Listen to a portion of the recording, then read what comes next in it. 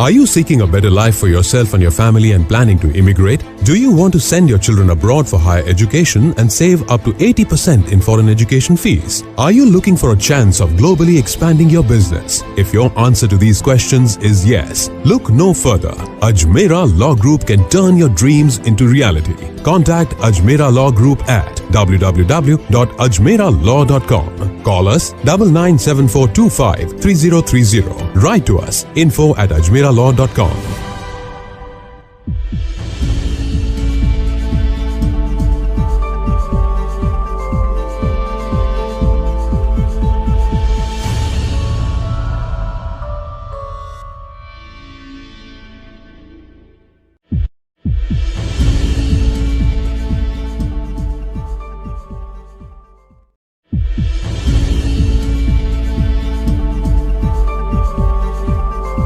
Everybody has different reasons for coming here. Every country is a little bit different, but we work very, very hard to make sure that that is achieved for them and that they're comfortable and that they gain what they want. So a successful investor is successful for us. Welcome to the United States. We're here to assist, to help you get settled in this country, or anything we can do to make sure that their journey and entry and landing in the United States is the best thing that they've ever done in their lives.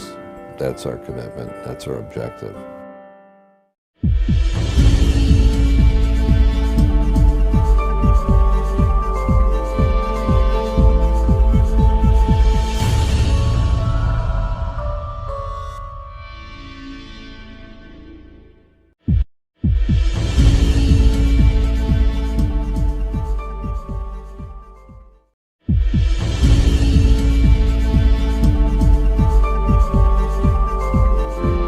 As the daughter of an immigrant, I've always had a really big passion for immigration and helping people be able to immigrate to the United States. It's not an easy thing at all by any means. This is really a partnership. It's an honor to be able to help them not only with their immigration process, but also with some of the tertiary things that they may need as well. We really want to make sure that this is a smooth and prosperous journey for you and your family.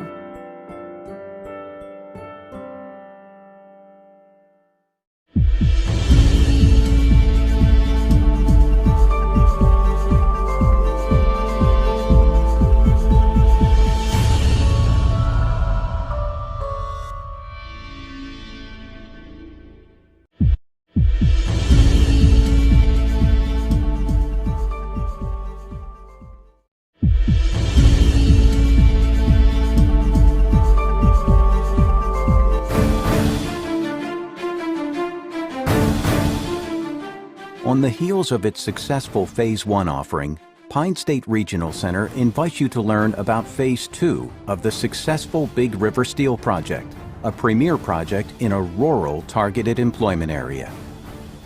Pine State Regional Center is part of an economic development corporation founded by Winthrop Rockefeller in the 1950s, with a 60-year track record of success and integrity, a close working relationship with state and federal government, and a heavy emphasis on risk management. Pine State is an independent regional center and completely aligned with our investors.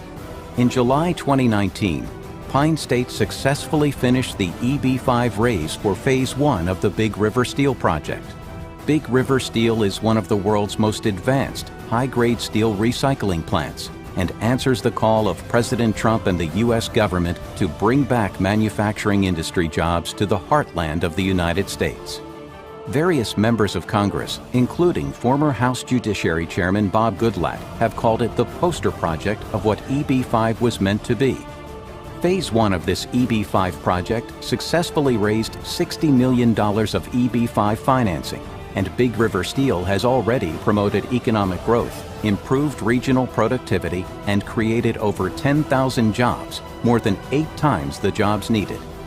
Today, Big River Steel is one of the most profitable EB-5 projects ever, with over $1.3 billion in sales and $260 million in EBITDA profit in the first year of full operations.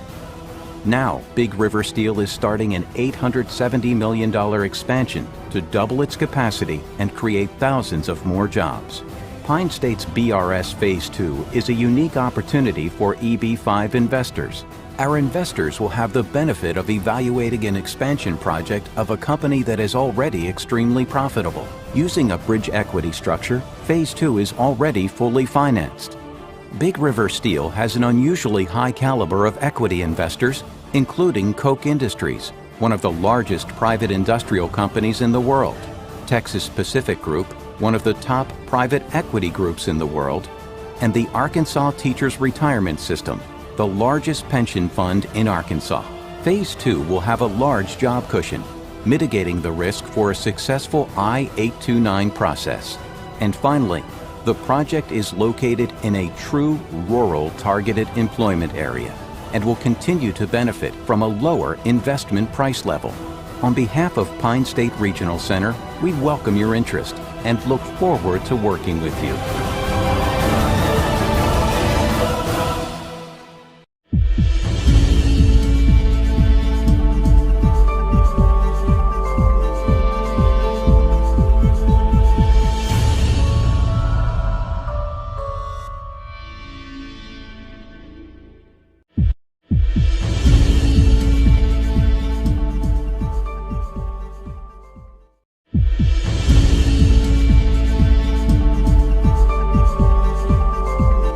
Living in uncertain times. We are currently in the harshest economic period since the Great Depression, with unemployment reaching levels not seen since 1933. During these times, we need to come up with untraditional and creative solutions. The EB-5 program, which allows qualified international investors to help spur economic development and job creation projects, is that solution. This program has been in place for 30 years and has proven to be effective during a recession. Between fiscal year 2008 and fiscal year 2015, as the nation looked to recover from the Great Recession, EB-5 was an economic catalyst, creating and saving 730,000 jobs and generating over $20.6 billion in economic investment, all at no cost to the U.S. taxpayer. In fact, EB-5 investors are taxed on worldwide income, contributing significantly to U.S. tax revenue. The program requires each investor to invest a minimum of either $900,000 or $1.8 million into our economy, and each investment must create or save at least 10 American jobs in order to qualify for a visa. This program has operated for 30 years with tremendous success and has the potential to make an even greater impact, which would give our economy the spark that it needs right now. Now that you understand how EB-5 investments impact our economy, consider this. Every year, the United States allocates 10,000 EB-5 visas. However, right now, EB-5's true power is restrained by counting an investor's family members as part of the 10,000 visa allocation, leaving only 1/3 of the 10,000 visas for investors. Not counting family members from the annual EB-5 visa allocation unleashes EB-5's full potential. If each visa applicant invests the minimum $900,000, those 10,000 visas would equal $9 billion in investments. And $9 billion would stimulate so much more. These investments would trigger a catalytic impact across the country. With these changes, this program has the potential to generate at least $9 billion, as well as create or save at least 288,000 jobs every year. This will create a domino effect that will have exponential growth results and spark more investment in job creation in our economy. We now urge Congress to reform and reauthorize this program to meet the unique challenges created by COVID-19. Show your support for the long-term reauthorization of the EB-5 program that has historically helped create and save hundreds of thousands of American jobs. Sign IIUSA's public letter of support to Congress by visiting iiusa.org/letter.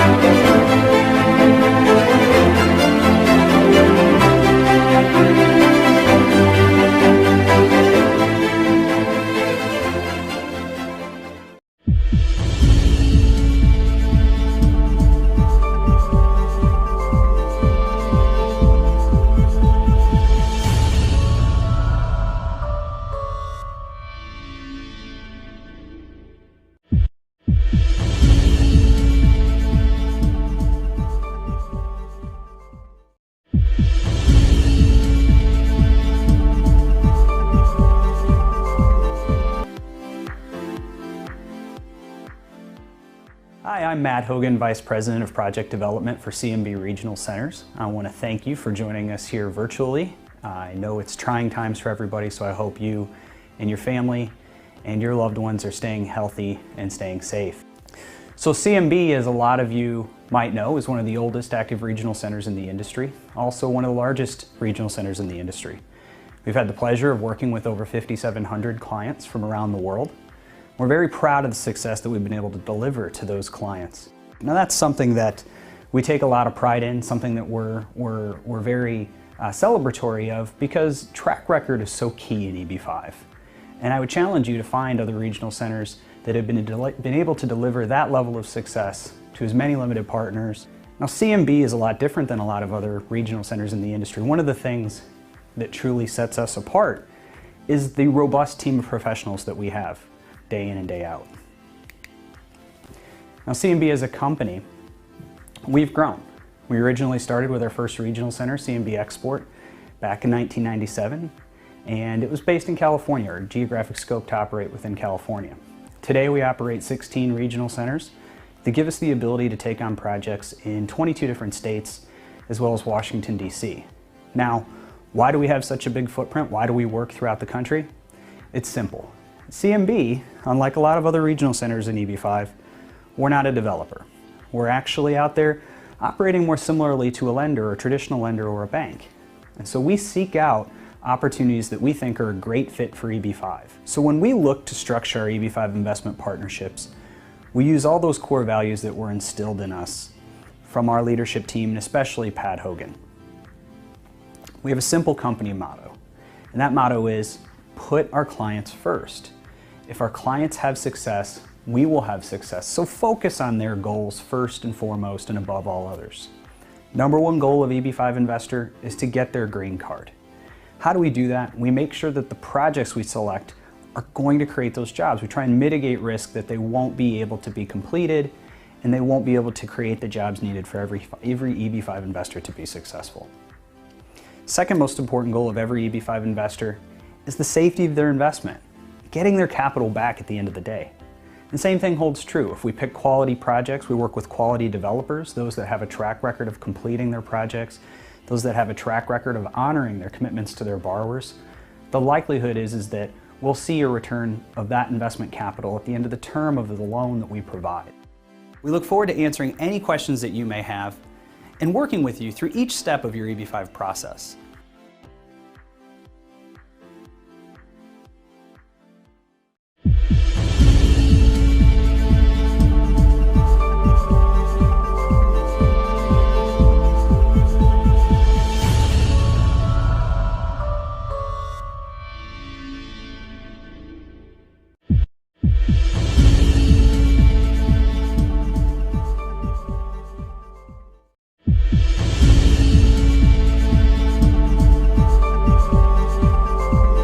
Are you seeking a better life for yourself and your family and planning to immigrate? Do you want to send your children abroad for higher education and save up to 80% in foreign education fees? Are you looking for a chance of globally expanding your business? If your answer to these questions is yes, look no further. Ajmera Law Group can turn your dreams into reality. Contact Ajmera Law Group at www.ajmeralaw.com. Call us 997425 3030. Write to us info@ajmeralaw.com.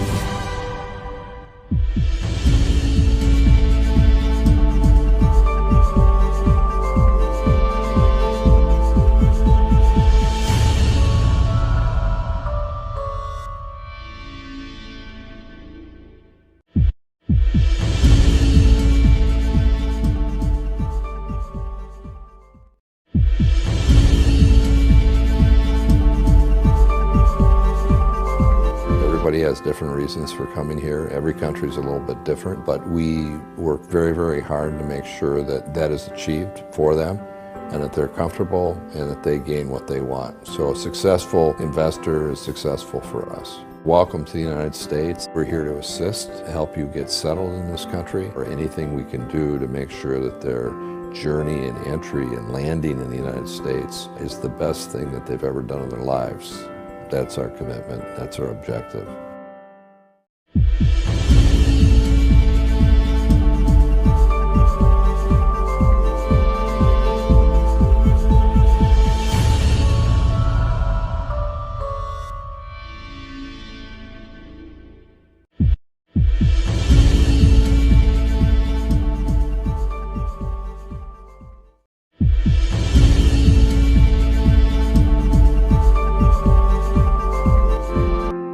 daughter of an immigrant, I've always had a really big passion for immigration and helping people be able to immigrate to the United States. It's not an easy thing at all by any means. This is really a partnership. It's an honor to be able to help them not only with their immigration process, but also with some of the tertiary things that they may need as well. We really want to make sure that this is a smooth and prosperous journey for you and your family.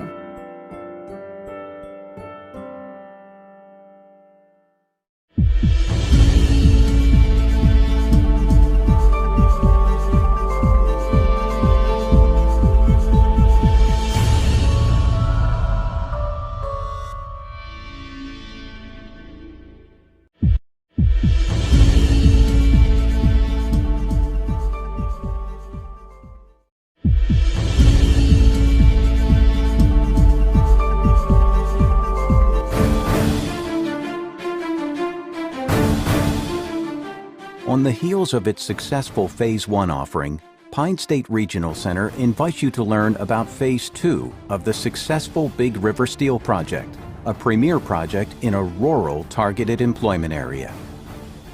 Pine State Regional Center is part of an economic development corporation founded by Winthrop Rockefeller in the 1950s. With a 60-year track record of success and integrity, a close working relationship with state and federal government, and a heavy emphasis on risk management, Pine State is an independent regional center and completely aligned with our investors. In July 2019, Pine State successfully finished the EB-5 raise for Phase 1 of the Big River Steel project. Big River Steel is one of the world's most advanced, high-grade steel recycling plants and answers the call of President Trump and the U.S. government to bring back manufacturing industry jobs to the heartland of the United States. Various members of Congress, including former House Judiciary Chairman Bob Goodlatte, have called it the poster project of what EB-5 was meant to be. Phase 1 of this EB-5 project successfully raised $60 million of EB-5 financing, and Big River Steel has already promoted economic growth, improved regional productivity, and created over 10,000 jobs, more than 8 times the jobs needed. Today, Big River Steel is one of the most profitable EB-5 projects ever, with over $1.3 billion in sales and $260 million in EBITDA profit in the first year of full operations. Now, Big River Steel is starting an $870 million expansion to double its capacity and create thousands of more jobs. Pine State's BRS Phase 2 is a unique opportunity for EB-5 investors. Our investors will have the benefit of evaluating an expansion project of a company that is already extremely profitable. Using a bridge equity structure, Phase 2 is already fully financed. Big River Steel has an unusually high caliber of equity investors, including Koch Industries, one of the largest private industrial companies in the world, Texas Pacific Group, one of the top private equity groups in the world, and the Arkansas Teachers Retirement System, the largest pension fund in Arkansas. Phase 2 will have a large job cushion, mitigating the risk for a successful I-829 process. And finally, the project is located in a true rural targeted employment area and will continue to benefit from a lower investment price level. On behalf of Pine State Regional Center, we welcome your interest and look forward to working with you.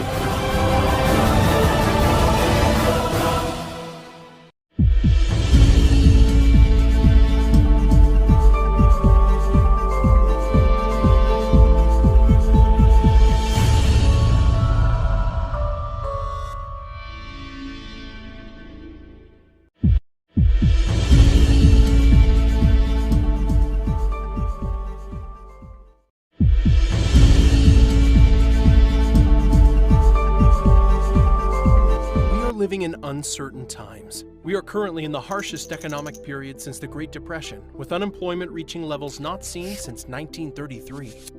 During these times, we need to come up with untraditional and creative solutions. The EB-5 program, which allows qualified international investors to help spur economic development and job creation projects, is that solution. This program has been in place for 30 years and has proven to be effective during a recession. Between fiscal year 2008 and fiscal year 2015, as the nation looked to recover from the Great Recession, EB-5 was an economic catalyst, creating and saving 730,000 jobs and generating over $20.6 billion in economic investment, all at no cost to the U.S. taxpayer. In fact, EB-5 investors are taxed on worldwide income, contributing significantly to U.S. tax revenue. The program requires each investor to invest a minimum of either $900,000 or $1.8 million into our economy, and each investment must create or save at least 10 American jobs in order to qualify for a visa. This program has operated for 30 years with tremendous success and has the potential to make an even greater impact, which would give our economy the spark that it needs right now. Now that you understand how EB-5 investments impact our economy, consider this. Every year, the United States allocates 10,000 EB-5 visas. However, right now, EB-5's true power is restrained by counting an investor's family members as part of the 10,000 visa allocation, leaving only 1/3 of the 10,000 visas for investors. Not counting family members from the annual EB-5 visa allocation unleashes EB-5's full potential. If each visa applicant invests the minimum $900,000, those 10,000 visas would equal $9 billion in investments. And $9 billion would stimulate so much more. These investments would trigger a catalytic impact across the country. With these changes, this program has the potential to generate at least $9 billion, as well as create or save at least 288,000 jobs every year. This will create a domino effect that will have exponential growth results and spark more investment and job creation in our economy.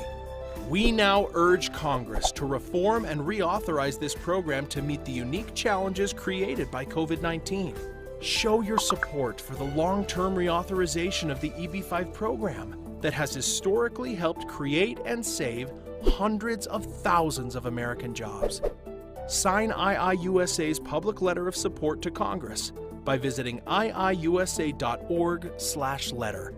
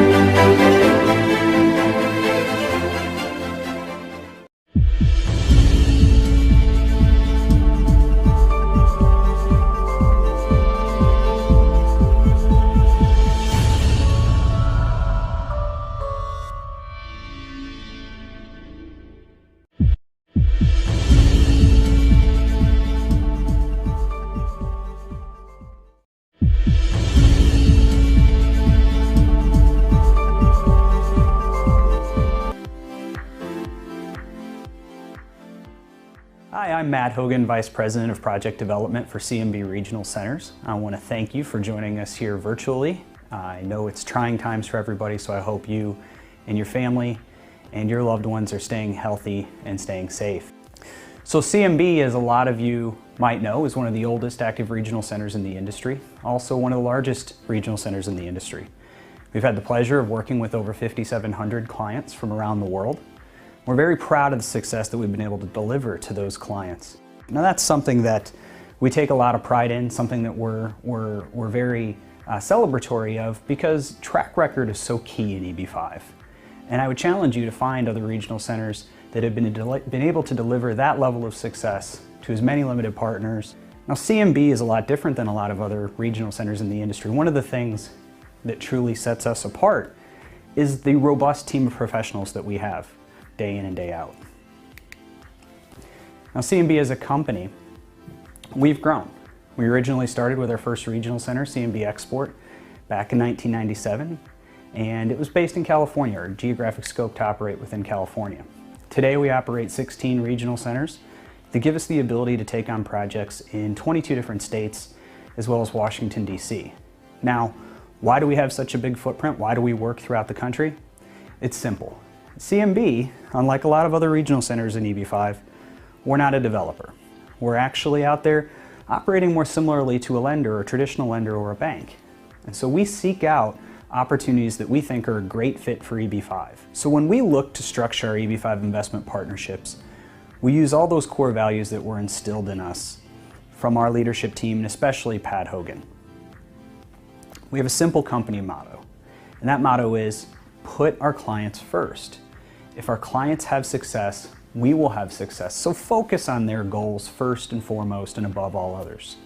Number one goal of EB5 Investor is to get their green card.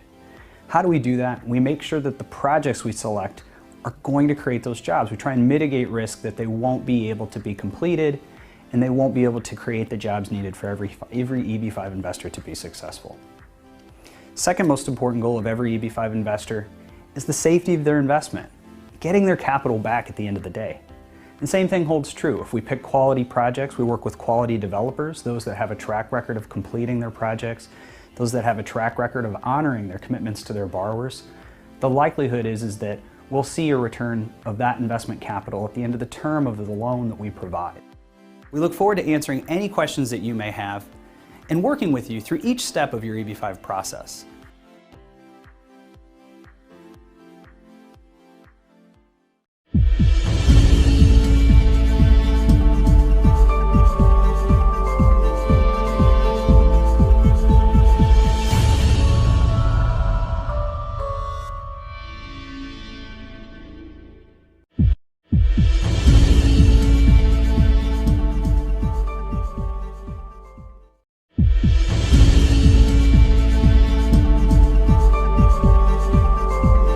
Are you seeking a better life for yourself and your family and planning to immigrate? Do you want to send your children abroad for higher education and save up to 80% in foreign education fees? Are you looking for a chance of globally expanding your business? If your answer to these questions is yes, look no further. Ajmera Law Group can turn your dreams into reality. Contact Ajmera Law Group at www.ajmeralaw.com. Call us 997425 3030. Write to us info@ajmeralaw.com.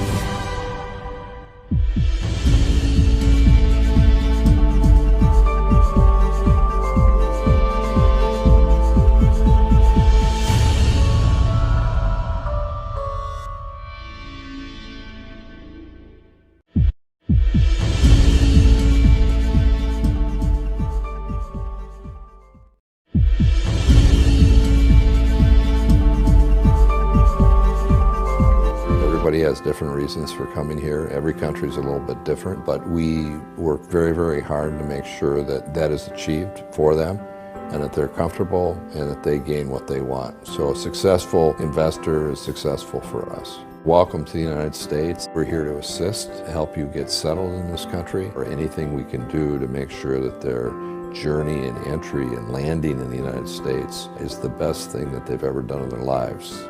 That's our commitment, that's our objective.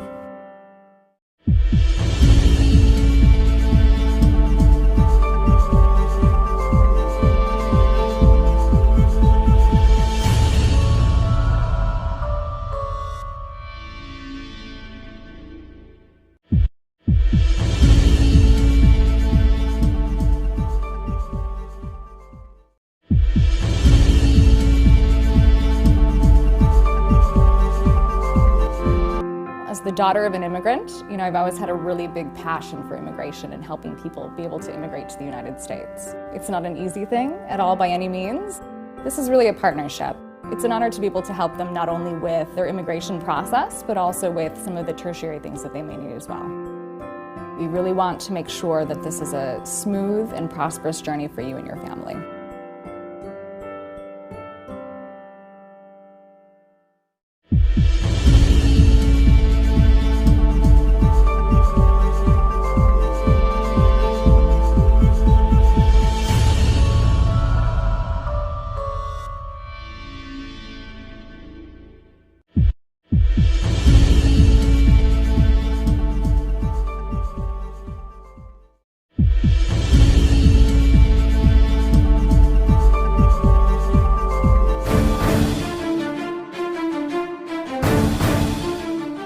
On the heels of its successful Phase 1 offering, Pine State Regional Center invites you to learn about Phase 2 of the successful Big River Steel project, a premier project in a rural targeted employment area.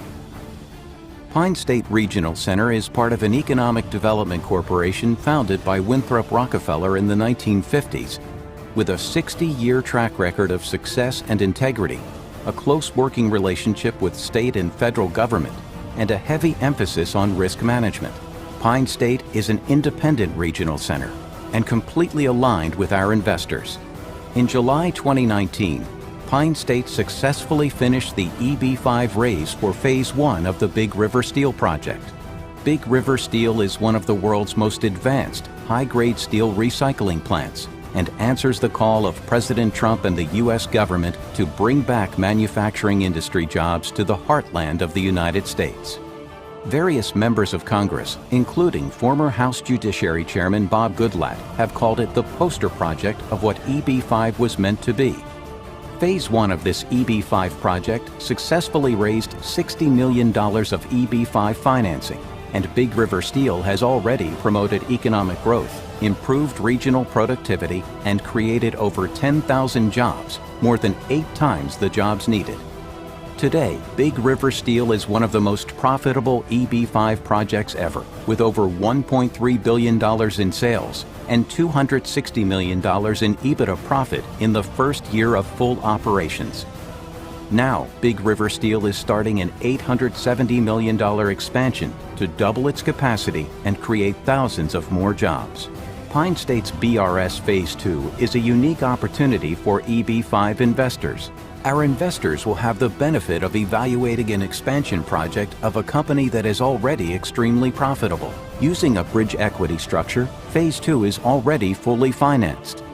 Big River Steel has an unusually high caliber of equity investors, including Koch Industries, one of the largest private industrial companies in the world, Texas Pacific Group, one of the top private equity groups in the world, and the Arkansas Teachers Retirement System, the largest pension fund in Arkansas. Phase 2 will have a large job cushion, mitigating the risk for a successful I-829 process. And finally, the project is located in a true rural targeted employment area and will continue to benefit from a lower investment price level. On behalf of Pine State Regional Center, we welcome your interest and look forward to working with you.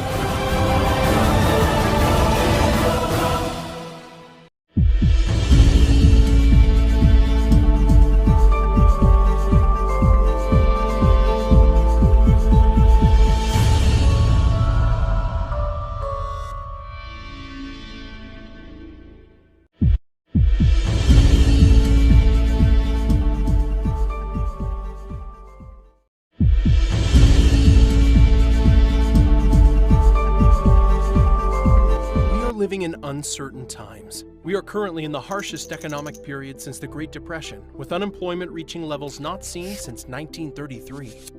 During these times, we need to come up with untraditional and creative solutions. The EB-5 program, which allows qualified international investors to help spur economic development and job creation projects, is that solution. This program has been in place for 30 years and has proven to be effective during a recession.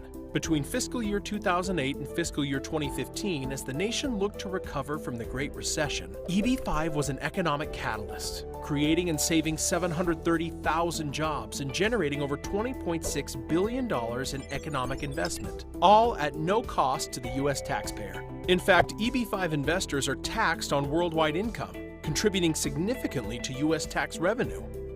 The program requires each investor to invest a minimum of either $900,000 or $1.8 million into our economy, and each investment must create or save at least 10 American jobs in order to qualify for a visa. This program has operated for 30 years with tremendous success and has the potential to make an even greater impact, which would give our economy the spark that it needs right now. Now that you understand how EB-5 investments impact our economy, consider this. Every year, the United States allocates 10,000 EB-5 visas. However, right now, EB-5's true power is restrained by counting an investor's family members as part of the 10,000 visa allocation, leaving only 1/3 of the 10,000 visas for investors. Not counting family members from the annual EB-5 visa allocation unleashes EB-5's full potential. If each visa applicant invests the minimum $900,000, those 10,000 visas would equal $9 billion in investments. And $9 billion would stimulate so much more. These investments would trigger a catalytic impact across the country. With these changes, this program has the potential to generate at least $9 billion, as well as create or save at least 288,000 jobs every year. This will create a domino effect that will have exponential growth results and spark more investment in job creation in our economy. We now urge Congress to reform and reauthorize this program to meet the unique challenges created by COVID-19.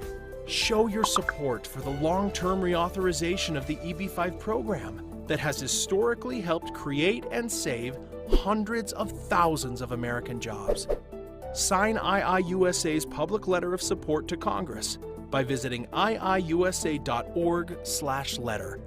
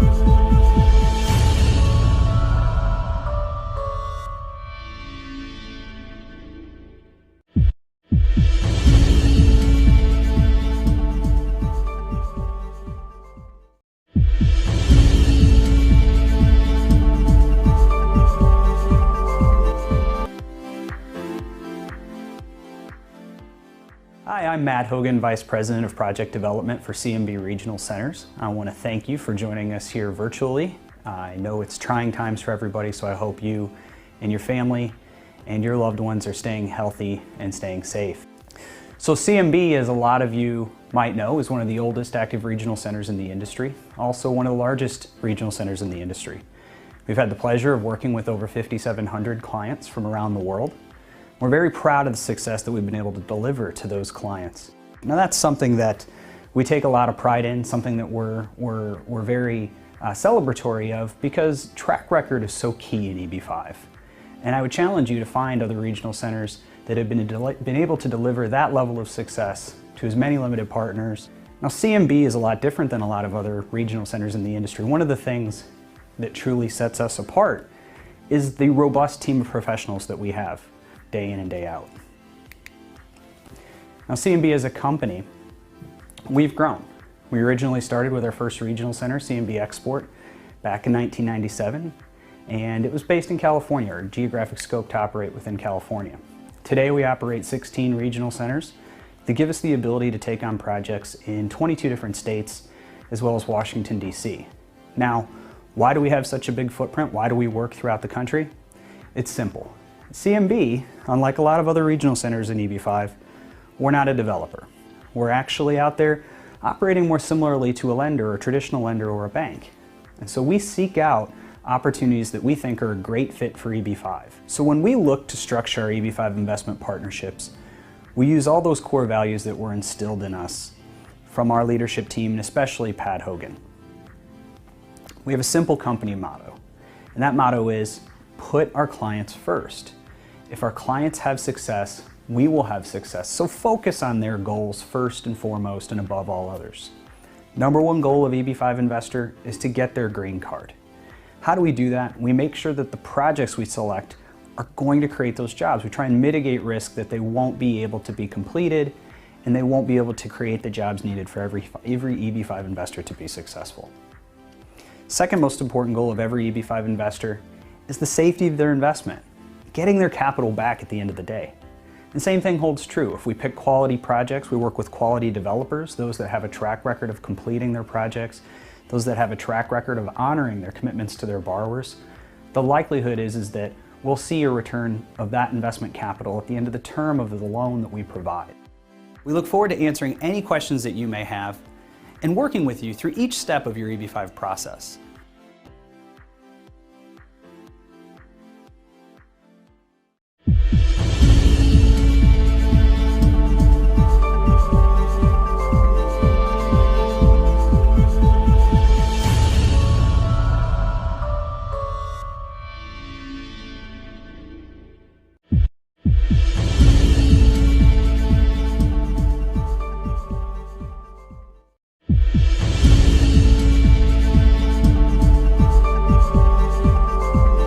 Are you seeking a better life for yourself and your family and planning to immigrate? Do you want to send your children abroad for higher education and save up to 80% in foreign education fees? Are you looking for a chance of globally expanding your business? If your answer to these questions is yes, look no further. Ajmera Law Group can turn your dreams into reality. Contact Ajmera Law Group at www.ajmeralaw.com. Call us 997425 3030. Write to us info@ajmeralaw.com.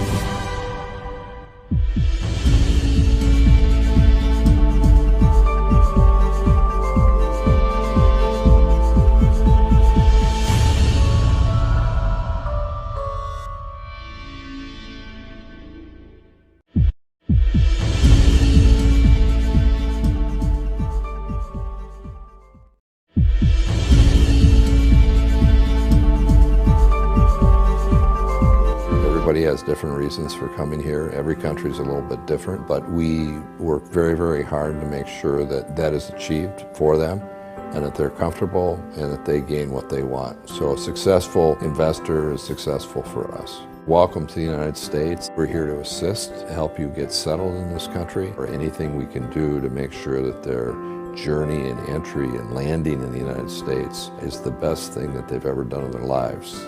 That's our commitment. That's our objective.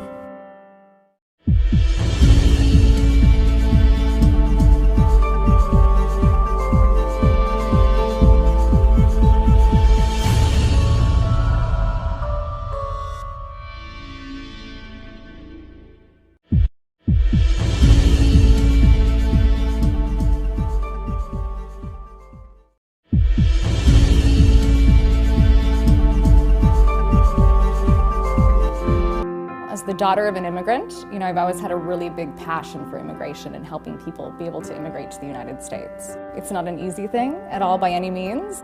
This is really a partnership.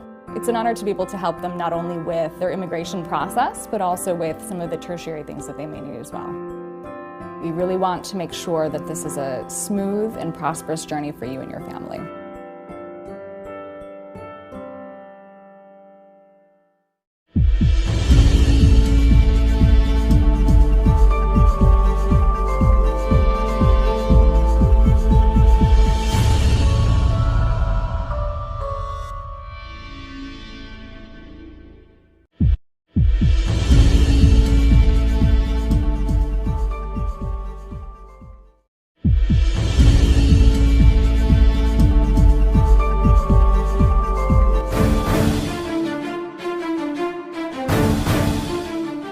On the heels of its successful Phase 1 offering, Pine State Regional Center invites you to learn about Phase 2 of the successful Big River Steel project, a premier project in a rural targeted employment area.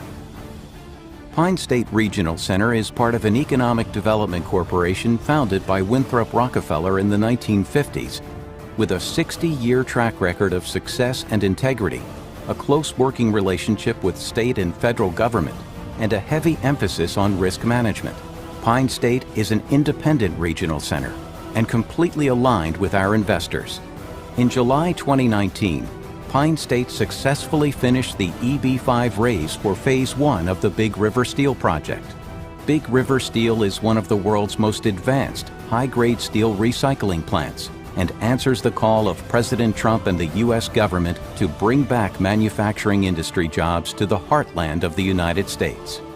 Various members of Congress, including former House Judiciary Chairman Bob Goodlatte, have called it the poster project of what EB-5 was meant to be. Phase 1 of this EB-5 project successfully raised $60 million of EB-5 financing, and Big River Steel has already promoted economic growth, improved regional productivity, and created over 10,000 jobs, more than 8 times the jobs needed. Today, Big River Steel is one of the most profitable EB-5 projects ever, with over $1.3 billion in sales and $260 million in EBITDA profit in the first year of full operations. Now, Big River Steel is starting an $870 million expansion to double its capacity and create thousands of more jobs. Pine State's BRS Phase 2 is a unique opportunity for EB-5 investors. Our investors will have the benefit of evaluating an expansion project of a company that is already extremely profitable. Using a bridge equity structure, Phase 2 is already fully financed. Big River Steel has an unusually high caliber of equity investors, including Koch Industries, one of the largest private industrial companies in the world, Texas Pacific Group, one of the top private equity groups in the world, and the Arkansas Teachers Retirement System, the largest pension fund in Arkansas. Phase 2 will have a large job cushion, mitigating the risk for a successful I-829 process. And finally, the project is located in a true rural targeted employment area and will continue to benefit from a lower investment price level. On behalf of Pine State Regional Center, we welcome your interest and look forward to working with you.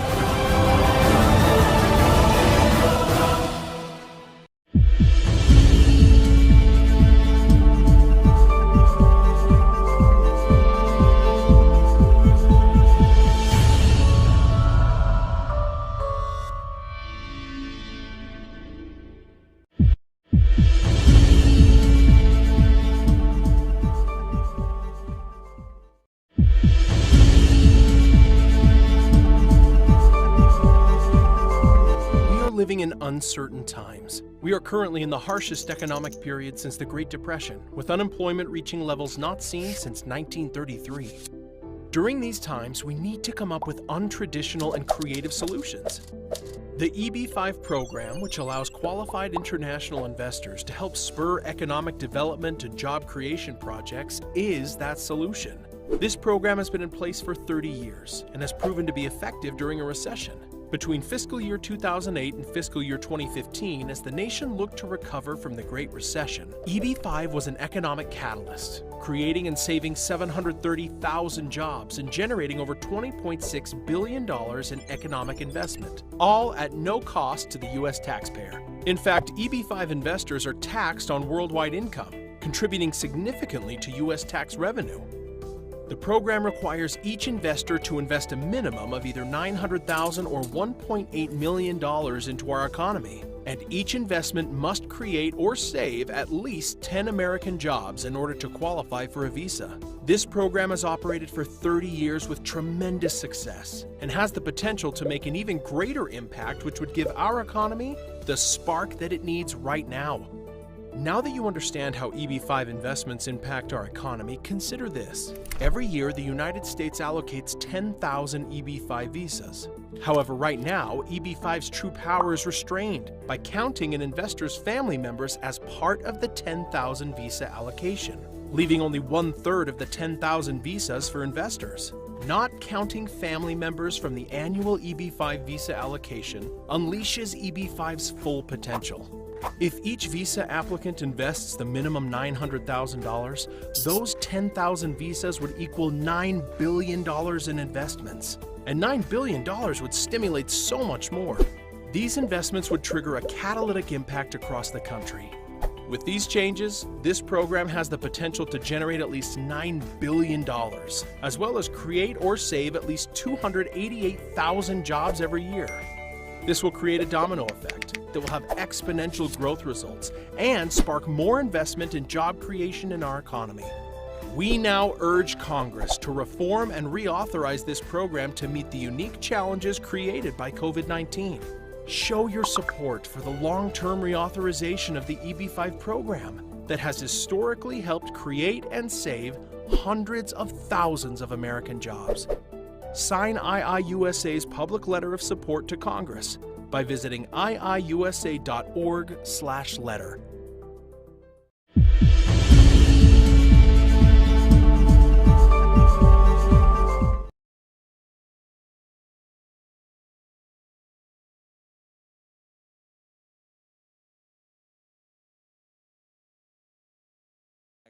India Business Talk, which is part of the PHDCCI International Week hybrid edition, which we have been doing. Last 2 days, we have seen that on day one we had the inaugural session, then we covered the East Asia, Southeast Asia, Oceania. Yesterday we covered Europe and CIS. So today we are going to cover the whole America. The first session is for GRULAC, and second session we will be covering the North America. And then tomorrow we are going to cover in the first session South Asia. Second session we will be covering MENA, Middle East and North Africa. And on last day, 19th, we will be covering Africa. These are the PHDCCI International Week events which we are doing. Concurrent to this, there are other activities also going on. Like yesterday, we started the India-Germany B2B meet on multi-sector. So today, that is also on virtually. And we also started the India Pavilion participation, which is happening in the Warsaw Print and Pack International Expo, where 40 Indian companies are participating and showcasing from the printing, packaging, and plastic sector. And then we also have, starting tomorrow, international conference on tube manufacturing, which are used for pharma and cosmetic sector. And 19th, we will be doing a roundtable as well on that tube manufacturing, where we are inviting the user industry, and they will be discussing that how we can improve on those activities. This was just a background that what all we are doing in the whole week. So I am really happy to have the excellencies with us today and sparing their time with us. So we have with us His Excellency Dr. Roger Gopal, High Commissioner, High Commission of Republic of Trinidad and Tobago. Thank you very much for joining, sir. I would request Shri Amitabh Ray ji to present him a small plant as a token of our appreciation.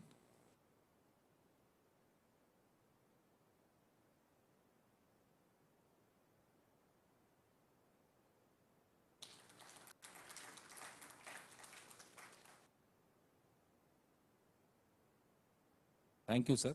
We also have with us His Excellency Mr. Giovanni Castillo, the Ambassador, Embassy of Republic of Guatemala. So I would request Shri Amitabh Ray ji to present him a plant as well.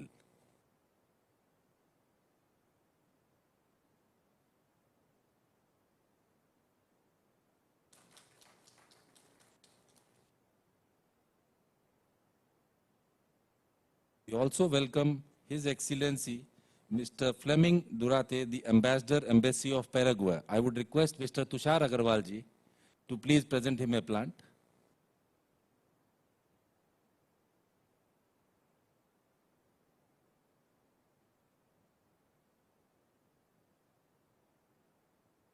We also have with us His Excellency Mr. Claudio Anserina, Ambassador, Republic of Costa Rica. I would request Shri Amitav Ray ji to present him a plant, please.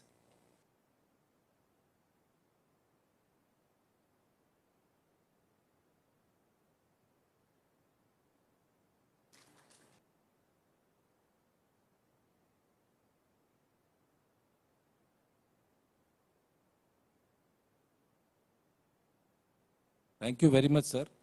And we also have with us the video messages which we have received from His Excellency Mr. Dinesh Bhatia, Ambassador of India in Argentina, Uruguay and Paraguay, which we will be showing to you later. We also have the video message from His Excellency Mr. Suresh K. Reddy, the Ambassador of India in Brazil, as well as we have the message from His Excellency Mr. M. Subbai Raidu, the Ambassador, Embassy of India in Peru and Bolivia. Similarly, we have the message from His Excellency Mr. Upendra Singh Rawat, the Ambassador, Embassy of India to Panama, Costa Rica and Nicaragua. And we also have the message from Mr. Sanjeev Ranjan, the Ambassador, Embassy of India in Colombia and Ecuador. So that also will be running after the speeches given by these Excellencies present here. So now to proceed further, I would invite Shri Amitav Ray, the Chairman, International Affairs Committee of Americas from PhD Chamber, to give the welcome address.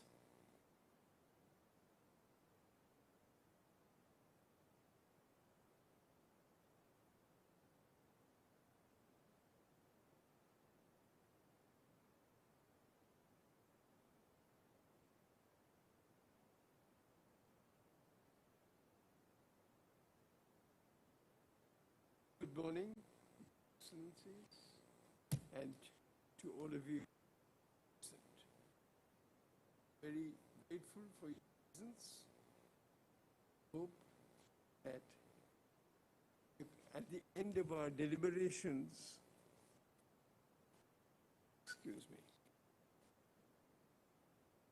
at the end of our deliberations, we will have some action points to take by ourselves, to take through the government, and of course, for you, sirs, take back and see how things can be improved. I've always believed, and I'm sure I'm not the only one, there are plenty of us who believe that the best relationship between countries are built on people-to-people contacts, trade, business, tourisms, all based on, ultimately, people-to-people contact. We are impeded in all the countries today because of COVID, and therefore we are on virtual contact and so on and so forth, but I hope this too shall pass and pass fairly soon.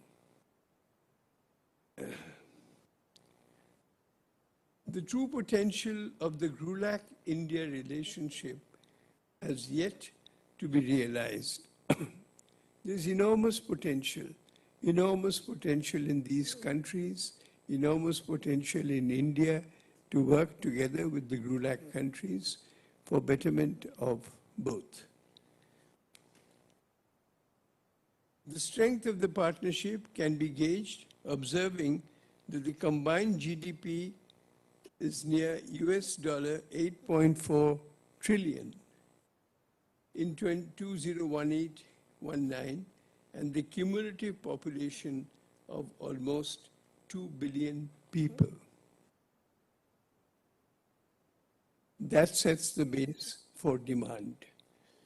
Yet the economic relations between the Latin American countries and India are still in a nascent stage, and there are immense opportunities for trade, investment, and cooperation. The region's large market base, rich national resources, and progressive industrial base provide the industries in this area with key business advantages. in the international area.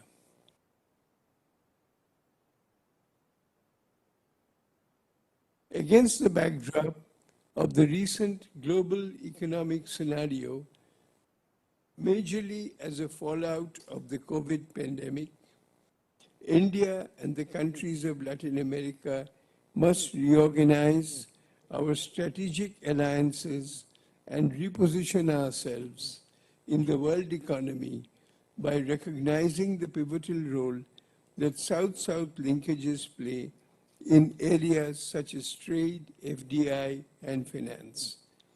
This can be done by enhancing bilateral cooperation to help create a more conducive environment for growth. The Latin American region's trade with India was significantly low until the beginning of the past decade. With positive initiatives by the governments from both sides, the trade has multiplied. But there's a long, long way to go, and the opportunities are immense.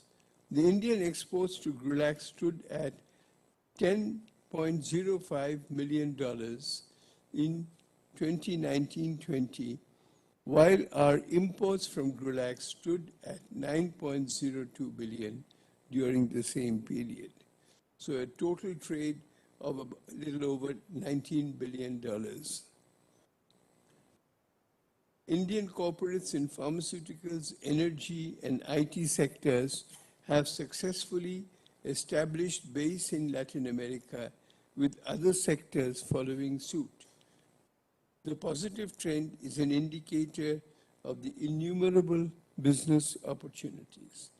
However, while there has been significant growth, the present stage of economic cooperation is still far below the expected level.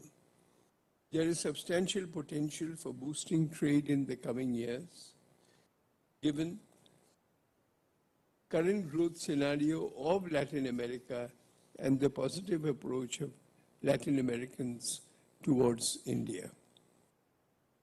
One of the reasons responsible for the low levels of economic cooperation is the lack of business information about each other. Resources need to be pooled for developing data banks and institutionalized mechanisms for exchange of commercial information on business opportunities to bridge the existing information gap.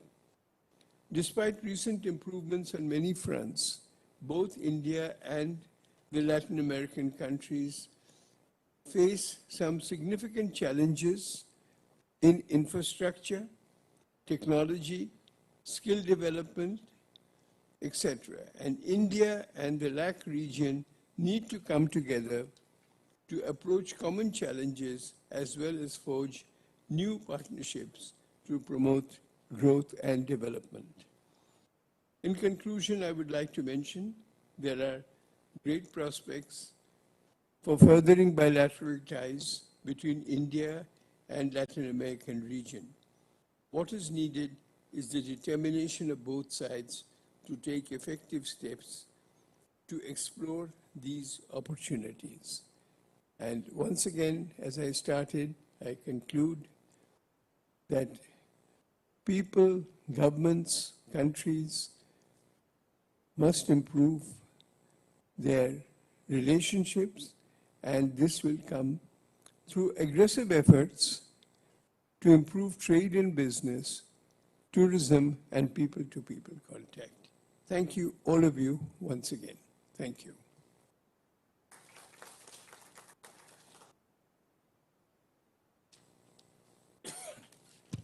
Thank you very much, sir, for sharing your views with us and setting the agenda for today's session. So now I would like to invite His Excellency Dr. Roger Gopal, the High Commissioner of Republic of Trinidad and Tobago, to share his views with us.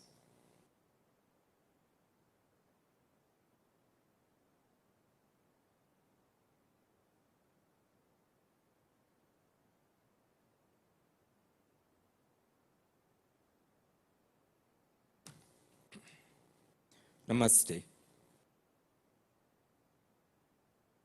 मैं Trinidad और Tobago से हूँ। मैं आजा और आजी से उत्तर प्रदेश, मैं बरातिया महान पुता हूँ, मुझे बुलाने के लिए धन्यवाद।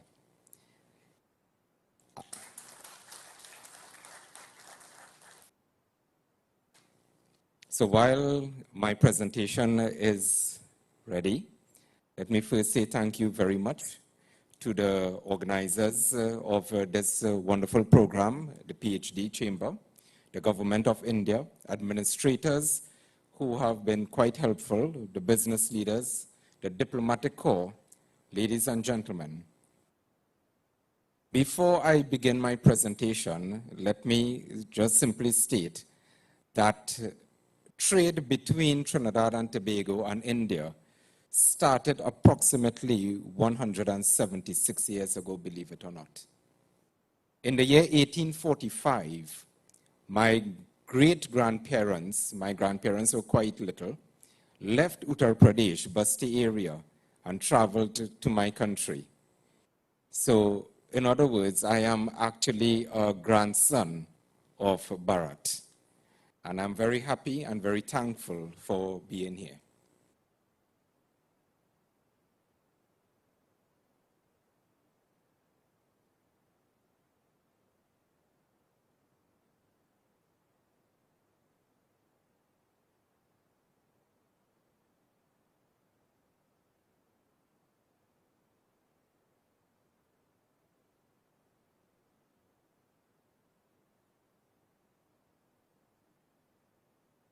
The economic importance of a country that is this small, so far from India. And if we look at geographical size and 1.3 million people or 13 lakh, then you may be tempted to assume is quite an insignificant interest that one should pay to a country like Trinidad and Tobago, which we can say for most of the Caribbean countries. But if you consider the position of Trinidad and Tobago, and if we could go back to the previous slide, please. Right. If you consider the position of Trinidad and Tobago, you would realize that it is strategically located. It is actually the gateway to the Caribbean. And if we look at the Caribbean, then we are looking at 15 Caribbean countries, all belonging to the Caribbean community that we call CARICOM. Trinidad and Tobago is one of the major ports to enter into CARICOM. Also, if you consider just 1.3 million people, which is very little, that is not even 1/20th of the size of Delhi. But the size of the Caribbean population is 4.4 crores. Then the dynamics of our thinking actually changes. Because it now means that you have access to not just a small island, but you have access to an entire region. If you consider us the gateway to the Americas. And also historically, it has been a major port to some of the countries in Southern America. Next slide, please.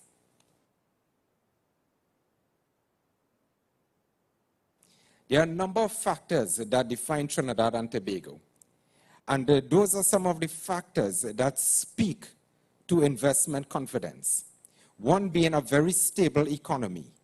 Trinidad and Tobago has been very resilient in the face of many global economic turmoils, including what we faced last year, a pandemic that literally had the world grinding to a halt. We were able to still sustain our economy. Trinidad and Tobago's currency is very stable. We do not experience currency fluctuations like many other countries. And also, we are a country that speaks English, which is our first language, and it is the language of business. It is the language of the world. So it then makes the trade through Trinidad and Tobago quite easy. In addition, many Trinidadians, like myself, either speaks Bhojpuri, Hindi, and I'm actually learning Hindi right now, And I plan to continue with Sanskrit right after. So it makes dealing with Trinidad and Tobago an easy country. Next slide, please.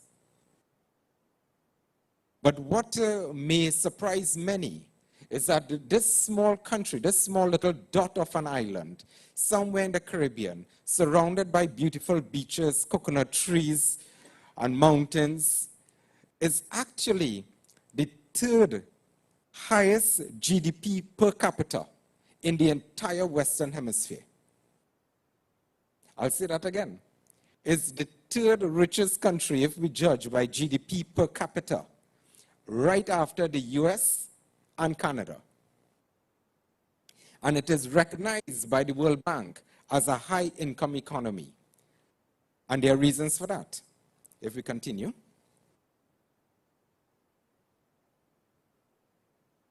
Trinidad and Tobago is an energy-driven economy. Oil and gas has been our major resource for over 100 years. So we are experts not only in the exploration or refinery, but also we export our expertise as well. We lead the world in areas of methanol, ammonia, and we are one of the largest exporter of liquefied natural gas to the US, to the United States of America. And we are in the top 5 countries for gas production. Next slide. Despite the challenges that the world faces, especially economies that are heavily based on the energy sector, last year, 2020, was not really one of our better years. But despite these challenges, Trinidad and Tobago was still resilient. And although it took a very hard hit on our economy, through the prudent management of our country, we were able to not sell when the price of oil was at $0. We held back. And then we started moving forward again. We are projected to continue on a growth trajectory until 2025 and beyond.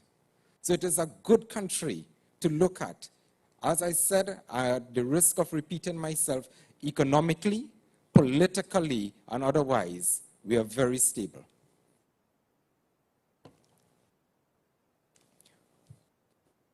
We have some of the most sophisticated and developed hubs and ports in our country. Again, because we are a major transshipment hub throughout the Caribbean. Our airport is an international airport linking us to countries across the globe.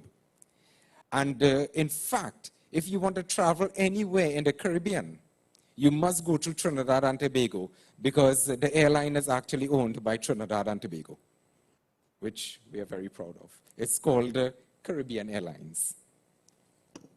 Next slide. Over the years, my predecessors signed major agreements and MOUs with India. And I'll share just some of those with you. One is called the most favored nation status to each other. We have double taxation avoidance agreement, intergovernment joint commission agreement, bilateral and investment promotion and protection agreement, air service agreement, and technical cooperation in education. Some MOUs that recently were signed in 2012. Program for cultural exchange, which we have been doing quite a lot of. Cooperation in the field of traditional medicine. In fact, just last year, the University of the West Indies, based in Trinidad and Tobago, signed an MOU with the Ministry of Ayush, India. And we also established the Trinidad and Tobago as a chair of Ayurveda. Next slide. So, why invest in Trinidad and Tobago? As I said before, we are one of 15 countries in the Caribbean of which we are the chair. Secondly, we have agreements, trade agreements with North America, including Canada and the United States, Central American countries, and South American countries, including some of my friends here, Costa Rica, Colombia, Cuba, Dominican Republic, which means that through CARICOM, you're able to access both North, Central, and South America.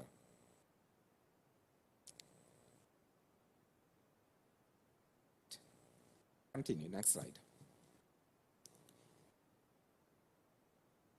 Some of the major products, you may be wondering, what is the trade relation between India and Trinidad and Tobago? What does India do? Well, India import mineral fuels, mineral oils and products, bituminous substances, mineral waxes, inorganic chemicals, ores, slag, and ash. And what do we import from India? Iron and steel, pharmaceutical products, especially now, tobacco products, vehicles, quite a lot of vehicles actually, that's our major import, plastic and fruits, including nuts, citrus, and melons. But what is disturbing, if we look at this particular slide, is that the trade between India and Trinidad and Tobago is actually quite small. The figures that you're looking at is measured in US dollars, in the millions. In 2015 to 2016, India's export to Trinidad was just 93 US million. And India's import was just 92 million. Let's go to 2018, 2019. India's export to Trinidad and Tobago was just 84 million, which is quite little. And India's import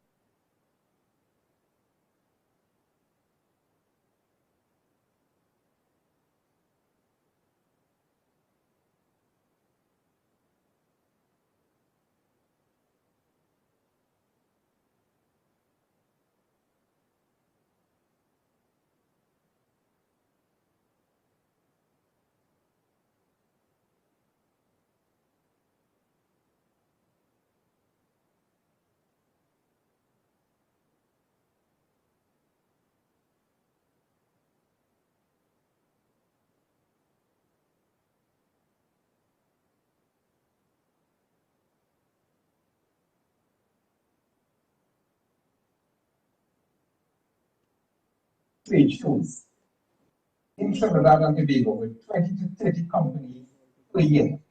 But what is the challenge with that? those are just simply textile and furniture and those things. They have not yet looked at other aspects of sectoral development, which I am hoping that this conversation that we are having will change. So as I'm coming to a close, let me then begin our new narrative by looking at the targeted industries that we would seek collaboration between India and Trinidad and Tobago. Continue with the next slide, please. And again. Wonderful. So here we go.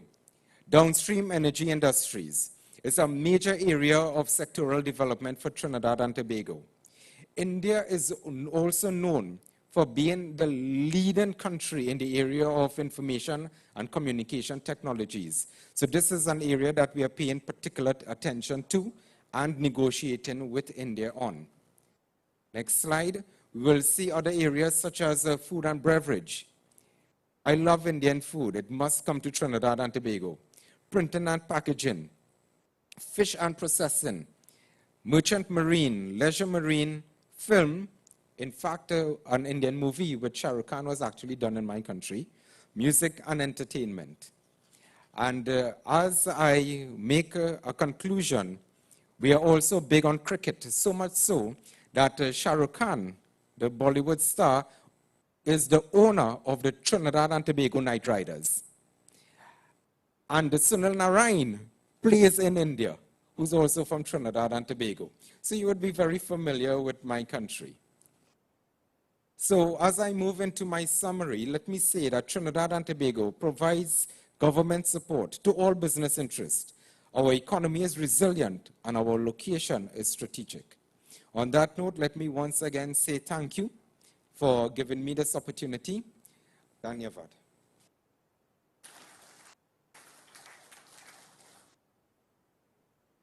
Thank you, Excellency, for such an extensive presentation you have made.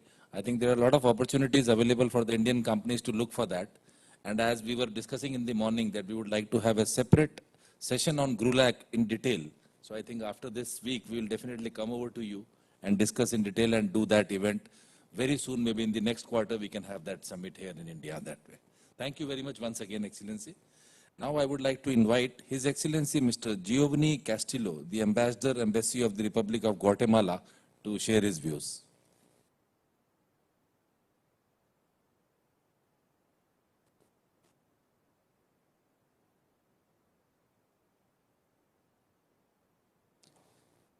Thank you so much for this opportunity. Good morning to all. I will start by saying or quoting what Mr. Vitav Rai said. There is a high potential of business between a region and India, but the lack of information of our region, of our countries, has been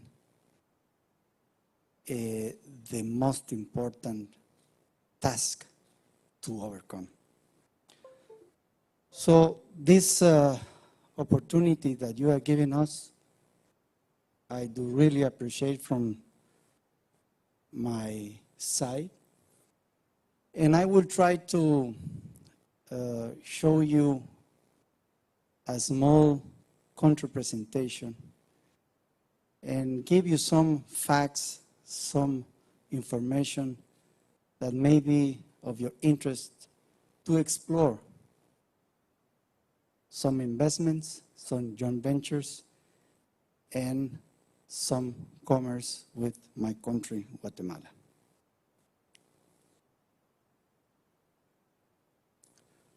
Please, can we start?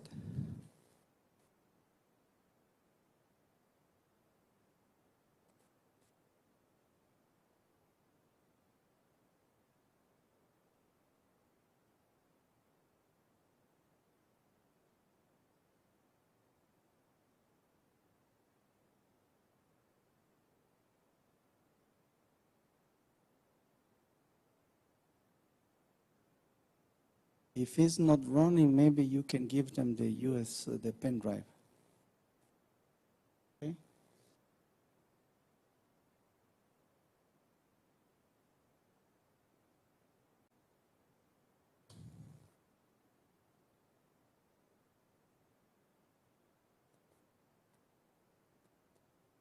There's been some technical problems, but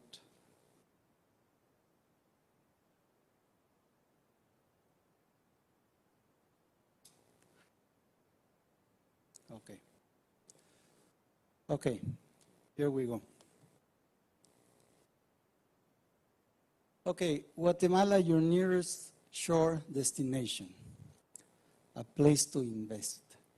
Everybody knows that Guatemala is located in Central America, and there is some facts that you have here. I like to highlight that the official language is Spanish, and we have 22 Mayan languages, but the official language for doing business is English. We give you a glance of the human talent that we have, but let me highlight this. 25% of the population in the working age between 15 to 24 years, and the 72% is 25 years or older. That means that we have a very young work task to manage all the commerce and the investments projects that any wants to do in Guatemala. Next, please. Some macroeconomic information. I just will mention that the estimated economic participation at regional level. In Central America, 4 out of the 10 products are made in Guatemala. Next, please. And you will ask, why Guatemala? Let me try to give you some answers, starting by the macroeconomic stability. Here I will say that solid financial system, a moderate and stable inflation. This is 40% average in the last 12 years. And our foreign exchange reserves is the largest in Central America. You can see, please go back, you can see the investment grade that the different rating companies has given us in 2019. Next, please. This is our logistic platform. Access to the coastlines for the both Pacific and Atlantic, connectivity to international airports, the second largest sea freight operation in Central America after the Panama Channel, and is the largest installed capacity for energy production in Central America is in Guatemala. Guatemala has the most competitive price energy, which is 55.20 megawatts. This is the average of the last 3 years. Next, please. Because of our strategic location, geographically speaking, we have access to the main markets. Gateway to the largest Hispanic American market, which is Mexico. Closeness and free trade agreements with the United States, the largest market in the world. Preferential access to the Central American market, and access to the European market through the European Union Central American Association Agreement. With the Honduras and El Salvador, the other two countries located in the northern part, we call it the Northern Triangle in Central America, we have a customs union. You can see here that more than the 70% of the products are now in the free circulation, and 98% of the tariffs are harmonized. The commercial exchange of more than 3.89 billion was in 2019, and the reductions of transit time was from 55 to 6 hours. Next, please. Here is some facts from the Global Competitiveness Index 2019. We was the first place in Latin America in entrepreneurial culture and attitude toward entrepreneurial risk. From the doing business ranking point of view, 2020, you can see here these facts. And in 2019, doing business ranking, Guatemala improved 50 positions. We are first place, please go back, first place in Latin America and in the Caribbean in starting a business. Thank you. Next. This is the average in 6 years of our gross domestic products in these different sectors. Next. When we speak about FDA, you can see this is the accumulated FDA to 2019, and those are the sectors. You will see that our main, almost the quarter of exports of the free trade free foreign direct investment come from United States. The rest from the Mexico and Colombia. Next, please. Trade agreements. We have partial scope agreement with those countries, Belize, Cuba, and Ecuador. Free trades agreements with these other countries, Chile, Chinese Taipei, Colombia, Dominican Republic, United States of America, United Kingdom, Mexico, Panama, Central America, under the economic integration, and association agreement with the European Union. These are our bilateral investment treaties with these countries. Next. Where goes our exports? Mainly goes to Central America, is the main market, followed by United States and Mexico. But you can see that we are reaching countries as far as United Arab Emirates, Saudi Arabians, and Japan.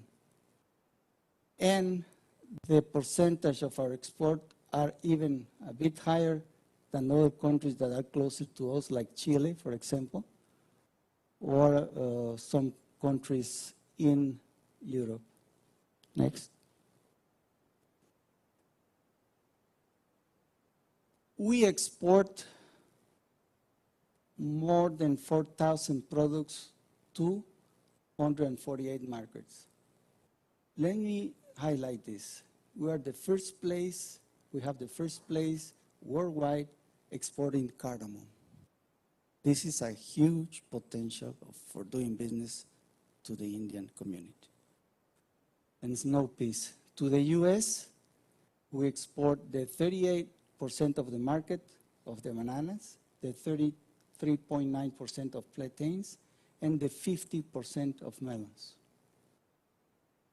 Also the same figures, some of the same figures exporting papayas and watermelons to US, and we have the fifth place worldwide in exporting papayas and melons. Our main exporters of coffee, we are the third main exporters of coffee in Latin America and 8th place in the world. 4th place in the world of sugar to US and 5th to the world. You can see here all the emerging products. I just like to mention that you can see here almond and palm oils. That's some commodities that, as long as we understand, Indians are looking for. Next, please. We have 7 decrees that conform the legal framework of investment. All of them are available at the embassy if any of you wants to consult them. Please. As an embassy, we have done our job. We have been trying to investigate or locate which sectors Guatemala can become a regional hub for Indian investors. Pharmaceuticals, medical devices, EMS, and service to companies. Next. We start with pharmaceuticals. Out of the 15 medical categories, 2 have been identified as high potential, and 6 has been identified as mid to high potential, based on the risk and complexity. You can see here the medical categories that it can be interesting to explore to invest in Guatemala. Next. There are various strategies for Guatemala to grow exponentially in the field of pharmaceuticals. Potential strategies 4, and each one of them has the description, the impact, and the time horizon. The last 2 is the one that we have to focus on. I'm sorry, I cannot see. But you may have a better view. What is the idea of attracting investors in Guatemala from specifically those that are interested in India to invest in the pharmaceuticals? Next. Medical devices. Out of the 23 medical devices categories, 4 were identified as high potential. Images, wound care, dental, drug delivery. Next. What are the strategies? Given that Guatemala does not have a strong corporate fabric, 2 strategies toward global participation exist. You can see the potential strategies, the description of each one, the impact, and the time horizon. Next. EMS. At least 2 possible strategies exist in order to enter value chain with different degrees of feasibility and need for governmental investment. When we speak about governmental investment, is Guatemalan, no? Government. But the second one, you can see we're looking for anchor companies that boost clusters development, for example.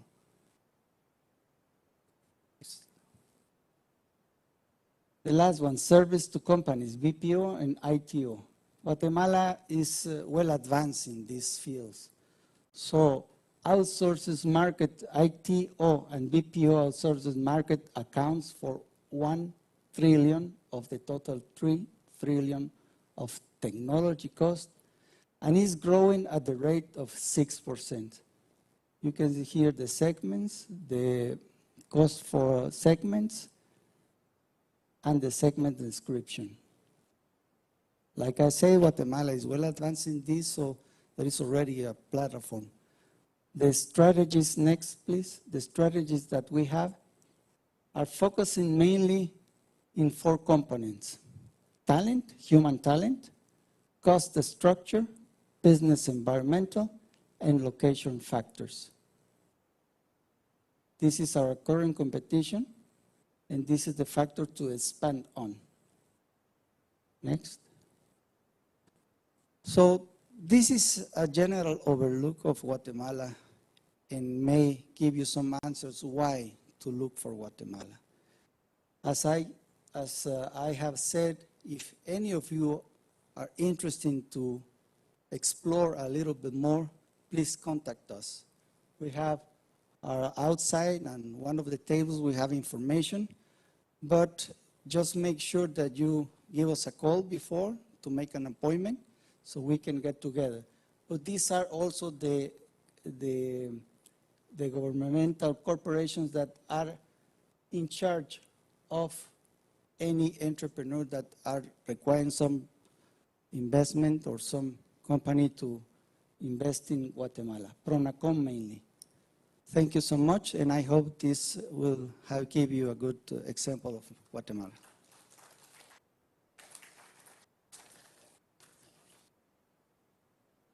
Thank you very much, Excellency, for giving this extensive presentation. And as I just wanted to inform you, from the chamber point of view, we were, as it is, planning for a delegation end of this year to take it to either Chile, Guatemala, and other countries as well. So I think in the current scenario, what I would like to propose that we can have a virtual B2B meeting, product specific, under your guidance, and we can seek your advice, and then we can bring in the Indian companies so that we can have that virtual B2B meetings for starting the interaction. And then later on, we will come with the delegation to that. Sure, sir. Thank you very much. Now I would like to invite His Excellency Mr. Claudia Ancerona, the Ambassador, Republic of Costa Rica, to make his presentation, please.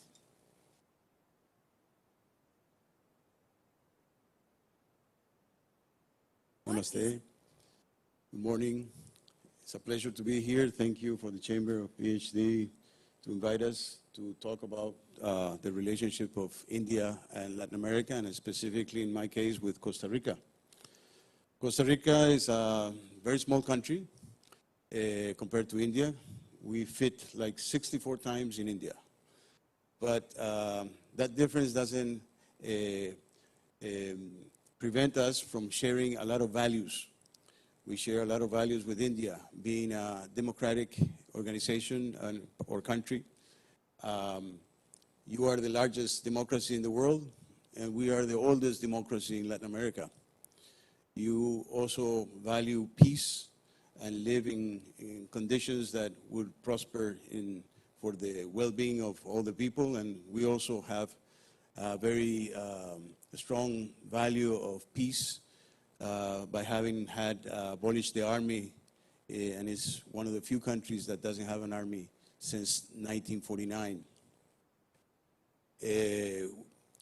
We also value the environmental issues and climate change policies that we have to go through and we have to push for in all the multilateral forums. And we have been very close to India's effort also in this regard. So Costa Rica and India share a lot of common values and interests. However, in the terms of trade and investment, we still have a long way to go, especially in trade. Costa Rica only exports like $40 million to India, and we import like $140 million from India. We need to increase this, and for that reason, I think the request that we could do to the Indian private sector and government is to see if we can start negotiating a trade agreement to lower tariffs in the case of India, and increase also investments from both regions. In that case, we think that the best way to go about for countries like Costa Rica or the ones, our neighbors in Central America, maybe would be a regional trade agreement with India. We have experience with that, with Europe and United States, and it has been very successful.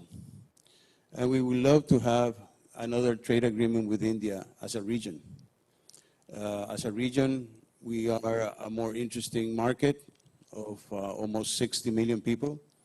I'm talking about Central America, and that includes also Dominican Republic and Panama.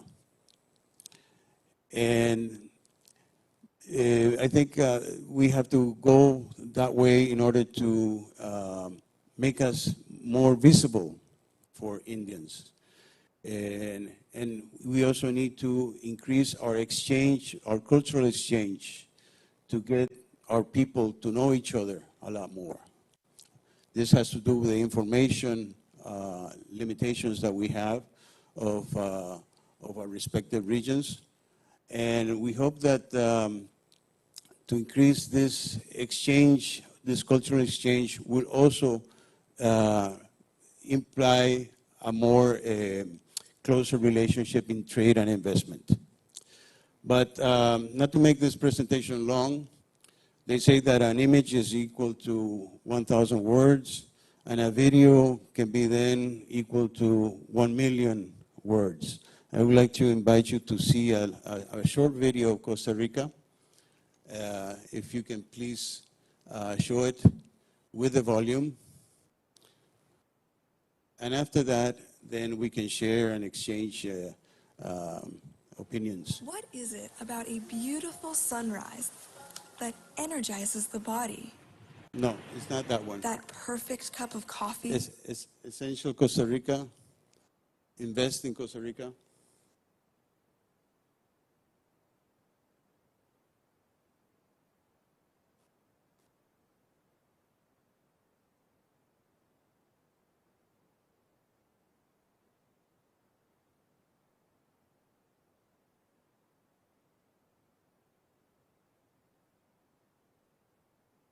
Essential Costa Rica, invest in Costa Rica. Yeah, that one. The second one? That one, please.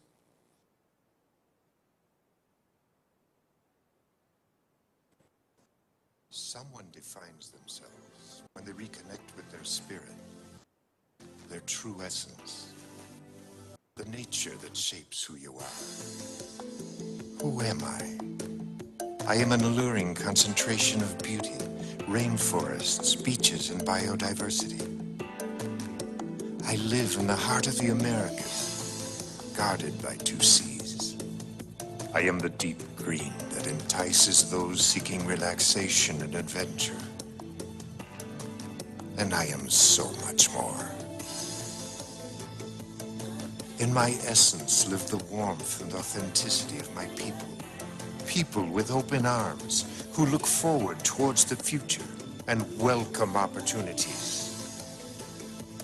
I am a unique, happy, and caring nation that expresses itself through the diversity of its cultures. I am cradle of human talent, proud people who embrace challenges. I am a nation governed in peace with a solid, long-standing democracy. I stand behind health, education, and the pursuit of self-development as the cornerstones of happiness. In my essence lie the preservation and care for the environment, a model to the world.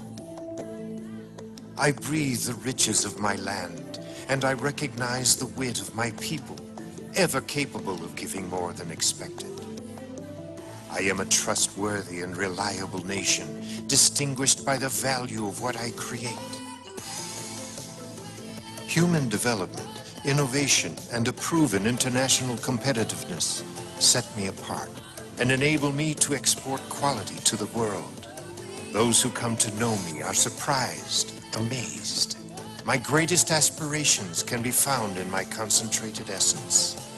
I am a country that attracts those who seek the value of excellence and the commitment to sustainability. I have much to offer those wishing to purchase, invest, produce, and develop.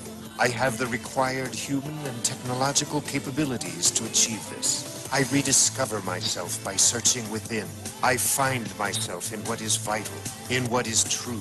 I rediscover what is important. I am green. I am happiness. I am solidarity. I am talent. I am innovation. I am quality. I am diversity. I am concentration. I am essential Costa Rica. Well, as you've seen, we're open for business and for investment and to make the bridges between India and Costa Rica closer. Thank you very much.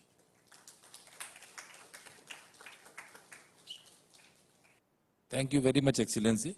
So now I would like to invite His Excellency Mr. Fleming Durate, the Ambassador, Embassy of Paraguay, to share his views.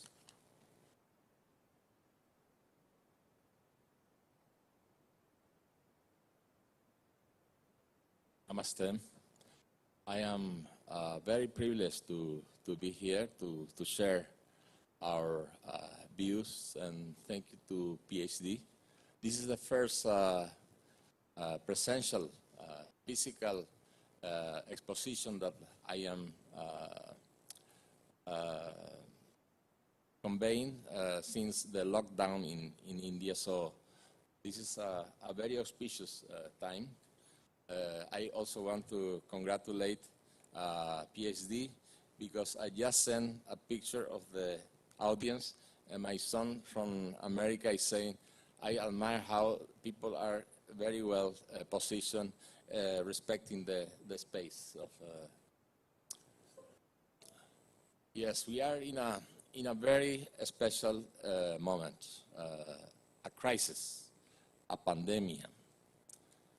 Maybe we didn't experience only after 100 years. So this is a challenging time.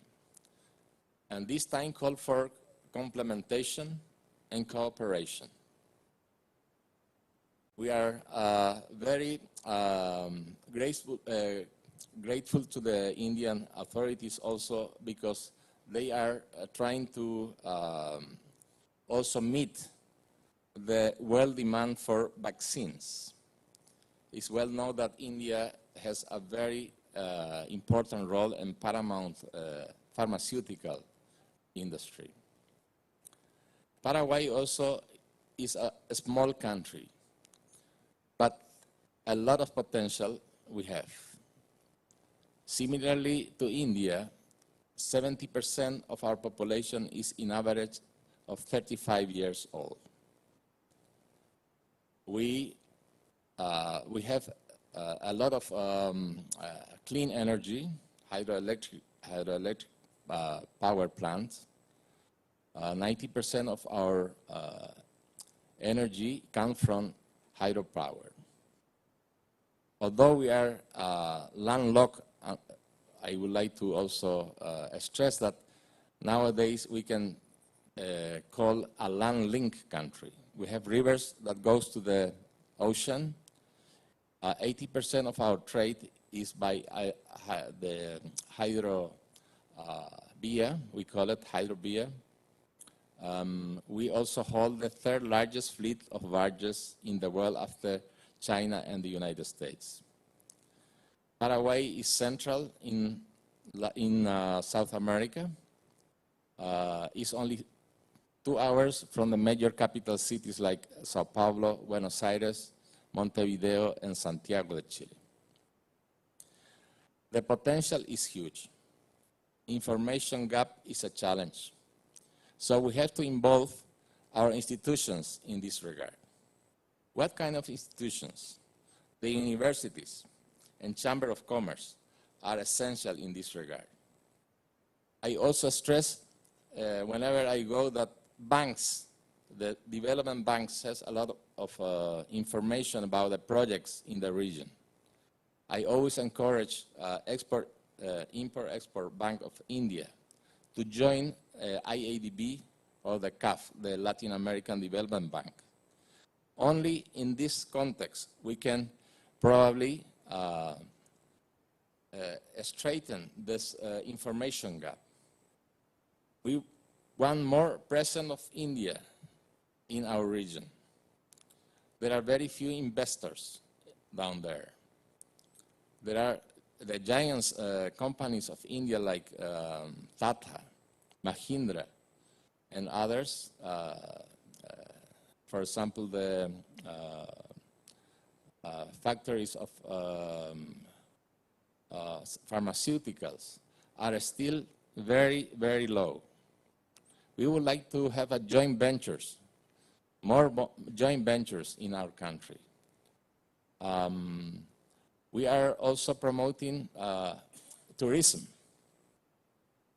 Tourism is another field that we are still in a very low level of tourism among our countries. Last 2 years ago, our Minister of Tourism came to India to sign an agreement with the Ministry of Tourism in India. But this lockdown and this pandemic came, so most of the project has been stopped. So I think that there are a lot of potential. Trade is still very low in our region, and of course in Paraguay, Paraguay and India has only 500 million trade. Most of our export to India is soybean oils. 80% of our export to India is soybean oils. So we have to, there are a lot of room to diversify, and I think that we have to also organize this to focus in the regions and countries, so we can deepen and when we can discuss much about the opportunities that we have, both India, Paraguay, and also the Mercosur. Mercosur is an economic bloc. Now is 30 years old. It's comprised by Argentina, Uruguay, Brazil. Now Bolivia is also entering the bloc, and of course Paraguay. So we have a partial trade agreement with India, but we would like to have a free trade agreement and investment to promote investment in our region. As I said, there are a lot of opportunities for joint ventures.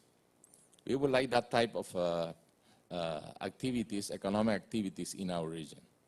But as my colleague also said, that a video can also show and speak a lot more about what I am talking about. I would like to also share with you a 3 minutes video about our country. Thank you.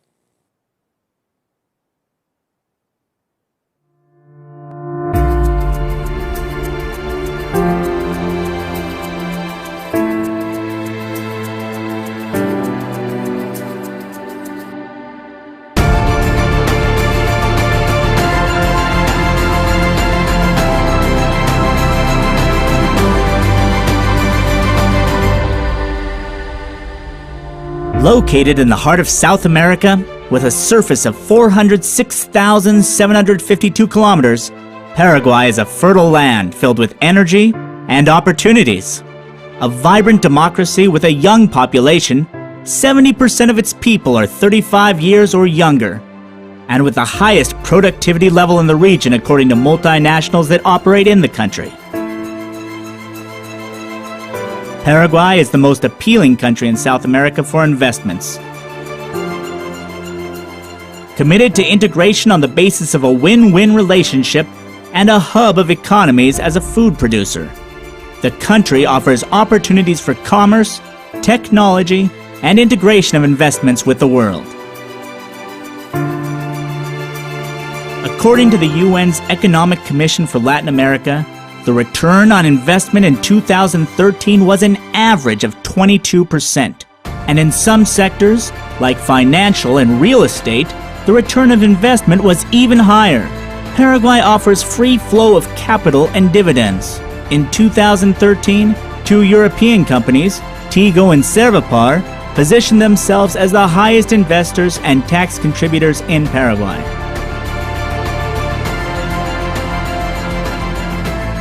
Paraguay offers a record of macroeconomic stability and the best investment environment in the region, according to Brazil's Getulio Vargas Foundation and the regional WB's Doing Business Index.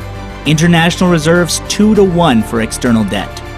Price stability, with an inflation rate of less than 5% and an average of 4.8% growth in gross domestic product for the last 11 years. Access to markets with key tariff advantages with Mercosur and the European Union, Paraguay is increasing its manufacturing exports at a geometric rate. The most competitive costs in taxes, energy, and workforce in the region, and even in relation to Asian countries. A young workforce that is easy to train and that has a desire to work. Paraguay offers the most competitive platform of labor costs, energy, and taxes of the region.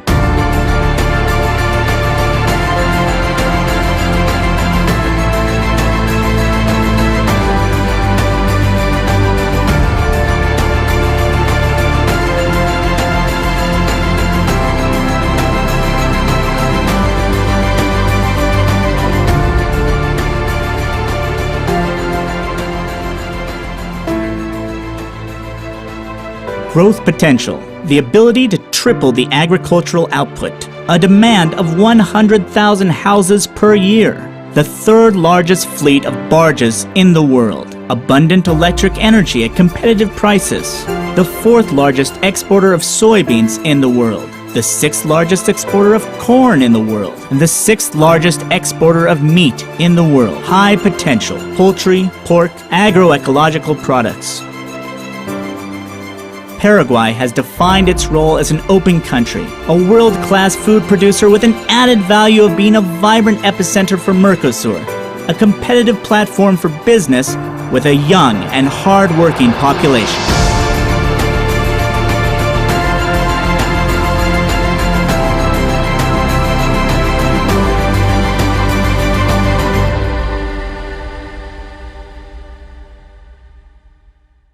Thank you very much. And we are open for questions in the panel. Thank you. Thank you very much, Excellency. And as you rightly pointed out, we'll definitely come over to you and discuss in detail that what all can be done.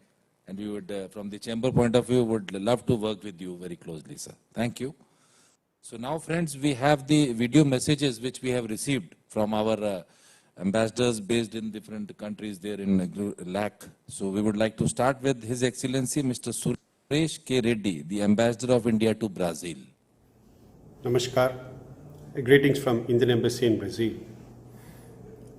The PHDCCI is known to be a very dynamic organization, an organization which has been actively promoting entrepreneurship in India and which has been extending active support to the private sector in India. Hence, I would like to compliment them and also appreciate this event being organized, this outreach event to engage with the industries in Latin America. My compliments on this also. I believe this event is timely because this is a large region to which we have not really given due attention and focus. And being based in Brazil, I believe this is really a country of opportunity waiting for Indian private sector companies to come actively and tap into the opportunities that are present here. This is a large economy, an economy of $2 trillion, a population of 210 million. And when you look at it, the same argument which we use for India is true for Brazil also, which is a large, dynamic and growing economy backed by a large population.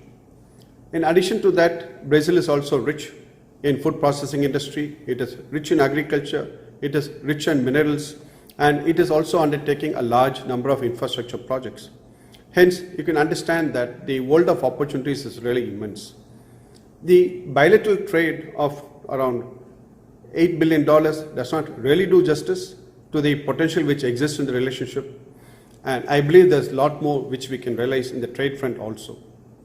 Insofar as Indian investments in Brazil are concerned, we have already more than $6 billion in investments. We have all the big Indian companies are present here, from the pharmaceutical to the automotive to the tractors to to other industrial manufactured items to chemicals, including in the IT sector.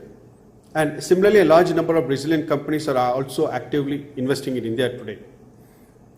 The story of Brazil is one of the private sector or the success of private sector, and hence I believe there's a lot of synergy between the Indian private sector and the Brazilian private sector, and time has come for us to tap into the synergy and create mutually beneficial partnerships.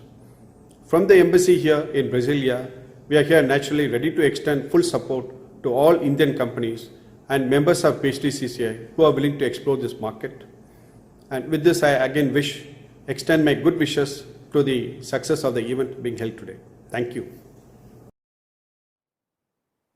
Thank you, Excellency. I think as this event also we are doing hybrid. So as of now, there are roughly around 250 plus people also watching this. So because of the time gap, we have to take the video messages from them. So this is what with Americas and GULAG when we do, the time gap is too much. So we have to do these kind of activities.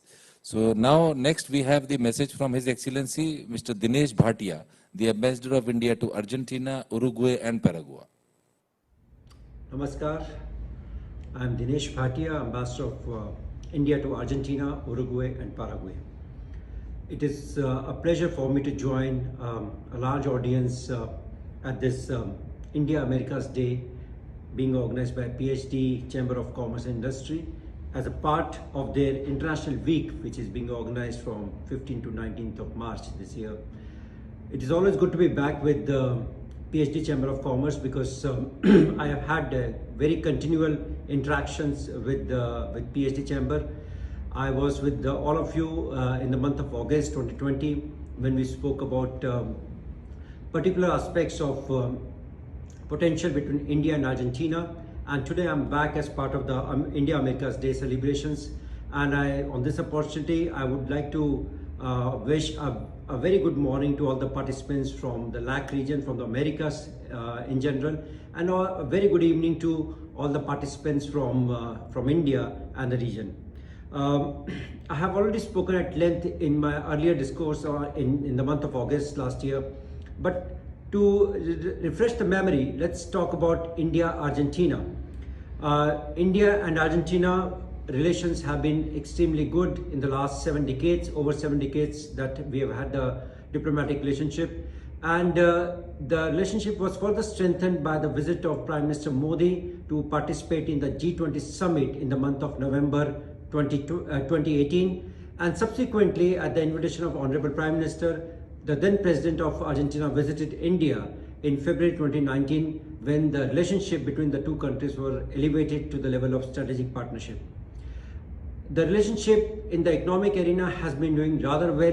Every year we are seeing a new peak in the bilateral trade. The last year, 2019-2020, statistics tell us that that we had reached a new peak of $3.09 billion of bilateral trade. And if I go by the statistics of the Argentine Statistical Agency for the calendar year of 2020, the trade has reached another peak of 3.311 billion.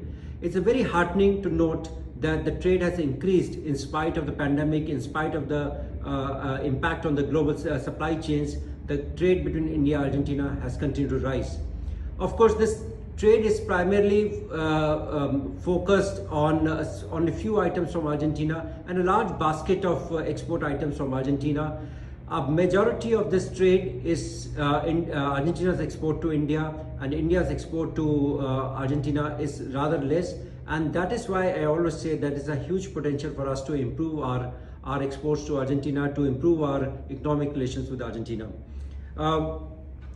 India has become, in the year 2020, the sixth largest trading partner for Argentina.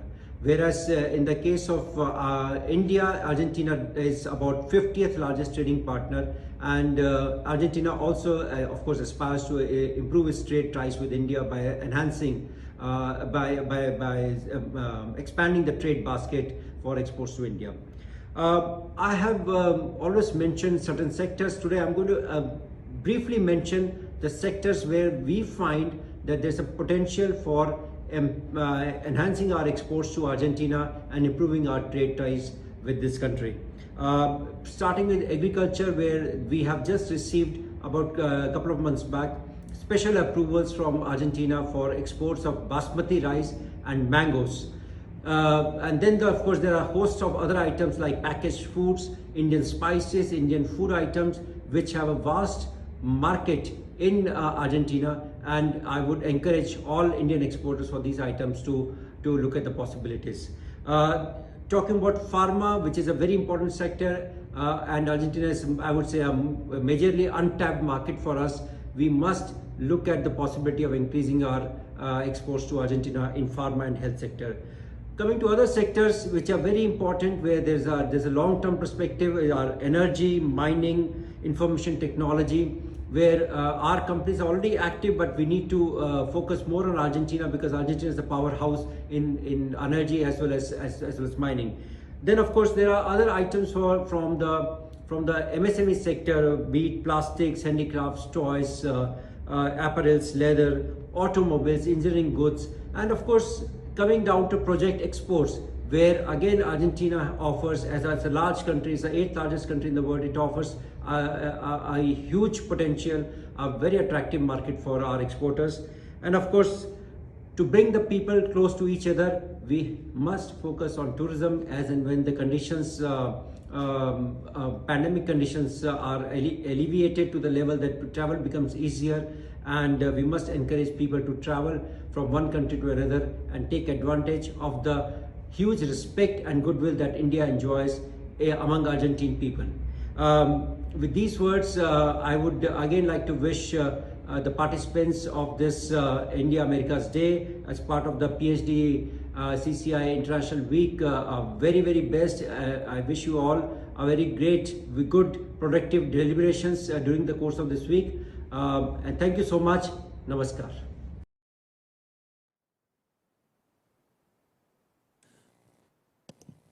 So, Excellencies, as Mr. Ambassador Bhatia mentioned about the interaction we had with him earlier. So, since the pandemic struck, from April onwards, what we started, we were doing a lot of interactive sessions with the Indian missions overseas.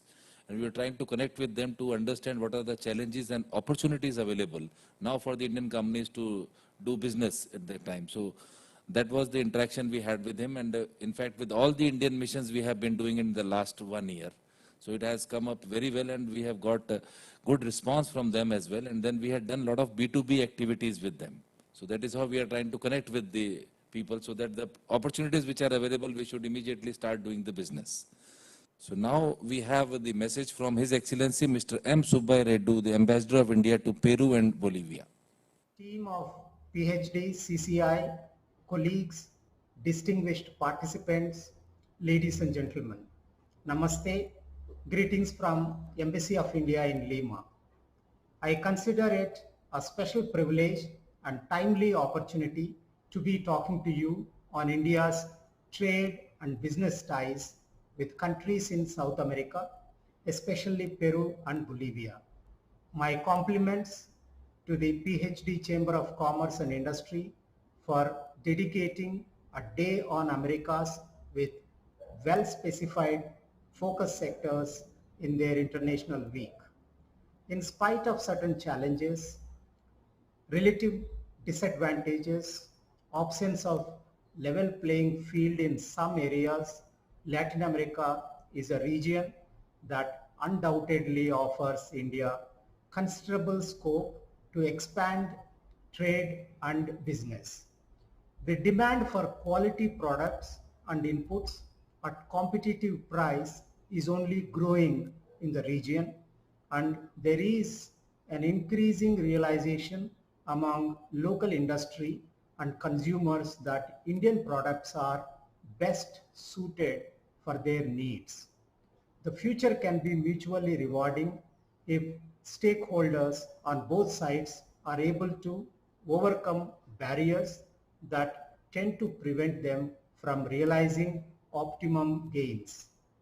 The pandemic has thrown supply chain disruptions, inadequacies, and new challenges.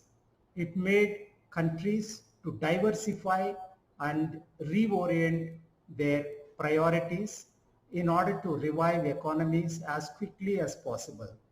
This has generated new opportunities for Indian industry. India is well placed to be a close partner of Americas in sectors like automotive and auto components, pharmaceuticals and medical devices, textile and apparels, IT and ITES, chemicals and steel, agricultural products and food processing, renewable energy, etc. In the field of health, India is an established supplier of high quality, affordable medicines and vaccines. The inadequacy of the existing health systems felt in Peru and Bolivia during the pandemic has created a win-win opportunity for suppliers and consumers. With the objective of improving availability of medicines, the governments of Peru and Bolivia had early last year extended zero tariffs on certain pharmaceutical products. Huge production capabilities of Indian pharma industry can be reassuring for Americas. Traditional systems of medicine like Ayurveda offer holistic solution to well-being.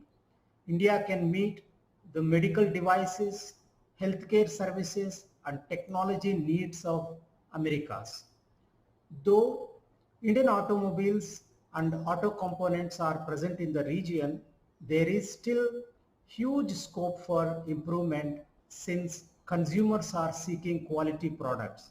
There is a need to step up supplies to match the renewed demand for 2 and 3 wheelers. Agricultural machinery and tools, farm equipment and irrigation appliances, food processing units, solar panels could also merit focus. Technology has become central to activities across sectors. We can see how the power of digital technology is enabling industry to overcome the pandemic-induced challenges.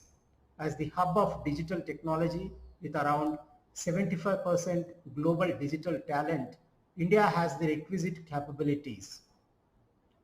There is scope for business partnerships in defense industry, space application sector, and infrastructure development.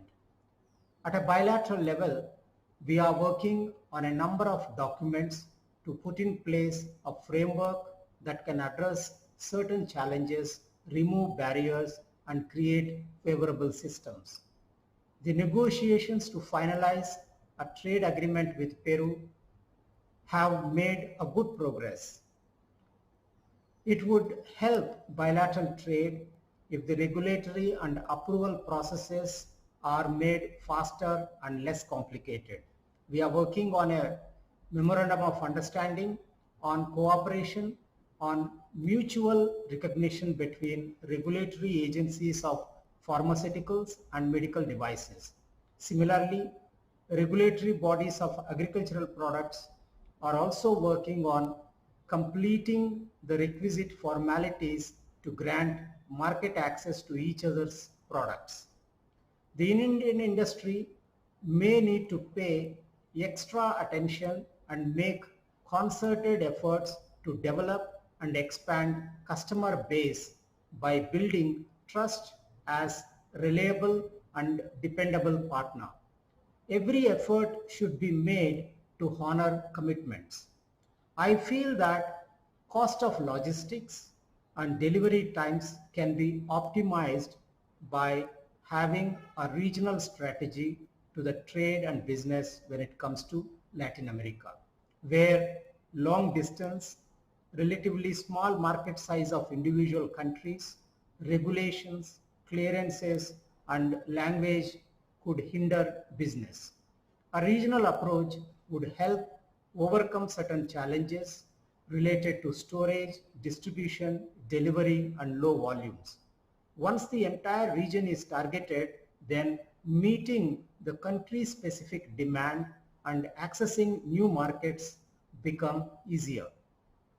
The complementary nature of economies of India and Peru and other countries in Latin America allows both sides to achieve greater value addition, especially in post-COVID period. I sincerely hope that the deliberations during the International Week will help unravel opportunities and forge partnerships for better trade, investment, and business between India and Americas. Thank you for the opportunity to share some of my thoughts. Thank you, Excellency. And now we have the message from His Excellency Mr. Upender Singh Rawat, the Ambassador of India to Panama, Costa Rica and Nicaragua. I am happy to join the International Week being organized by the International Affairs and Trade Fairs Division of PhD Chamber of Commerce and Industry from 15 to 19 March 2021. For the present session, Gurulak India Business Talk, let me focus on the region of Central America, in which this embassy represents 3 countries, namely Panama, Costa Rica and Nicaragua. This region has several small countries, but it is a strategic location. It is a thin piece of land which joins large continents of North and South America. And Panama in particular is very important because here the 2 largest oceans in the world, Atlantic and Pacific, they are joined through a canal through which thousands of ships pass through. And Panama also has open economy, which makes it a hub of hubs. The country also has several free trade zones like Colon, Panapar, Panama Pacifico, City of Knowledge, etc. And specifically, Colon Free Trade Zone is the 2nd largest free trade zone in the world after Hong Kong. And it provides logistic warehouse facilities, display for kind of making it a permanent trade fair for the visiting businesses. The Indian companies can use this to reduce their time of supply to the region from over a month from India to about a week from being based here. And also there are many businesses who place very small orders. And in such a case, it is difficult to supply from India. But if a company has a warehouse in Cologne, it can supply and take care of even very small orders. So this provides opportunity to business at several scales at the same time. Similarly, Costa Rica has very good quality of education, technical base, and English knowledge. And many Indian firms are already present in Costa Rica. Costa Rica is also in the forefront of modern green economy, reducing emissions, and it aims to be one of the first countries in the world to become carbon neutral. It also has several free trade zones in which we had zero tax policy for a couple of years, 14 free trade agreements, and is also a logistics hub. Both Panama and Costa Rica have relatively high per capita income. They are very stable, secure societies and provide good business environment, and along with the economic and monetary stability. In case of Panama, it also has US dollar as currency. And these countries are also good in services and finance sector. Panama specifically has over 80 banks, for example. Now coming to Nicaragua, which is a low-income country compared with the other 2 countries I discussed, but it has also several free trade agreements, free trade zones, competitive cost of doing business, provides investment opportunity in areas such as agribusiness, manufacturing, and particularly it has manufacturing strengths in areas like textiles and apparels and auto components. So there is lot of potential to expand the trade from India with these countries because the present volume of trade is limited. Significant opportunities exist in areas like textile, automobiles and auto components, plastic products, pharmaceuticals, chemicals, iron and steel and rubber. And the embassy is present here to assist the Indian exporters if they want any help in expanding their business in the region. In Panama, there is also opportunities in terms of investment, having physical presence in areas like weather related to Panama Canal, IT and ITES, pharma and wellness, logistics and supply chain management. And in case of Costa Rica, many Indian companies like Infosys, L&T, Infotech, Wipro, UPL are already present. And Costa Rica being very good in hosting foreign multinationals in IT area, medical devices and all. There are a lot of opportunities in areas biotech, engineering, infrastructure, textile, etc. Panama also hosts a large and dynamic Indian community of about 15,000 people. In fact, it consists of largest Indian community south of United States and outside Caribbean region in this entire Latin American region. Many of these people started coming to Panama from 19th century, and with such a long history of Indian community here, the availability of Indian cultural food item, etc., awareness about India is good, and this makes starting business for Indian businesses in this area easier.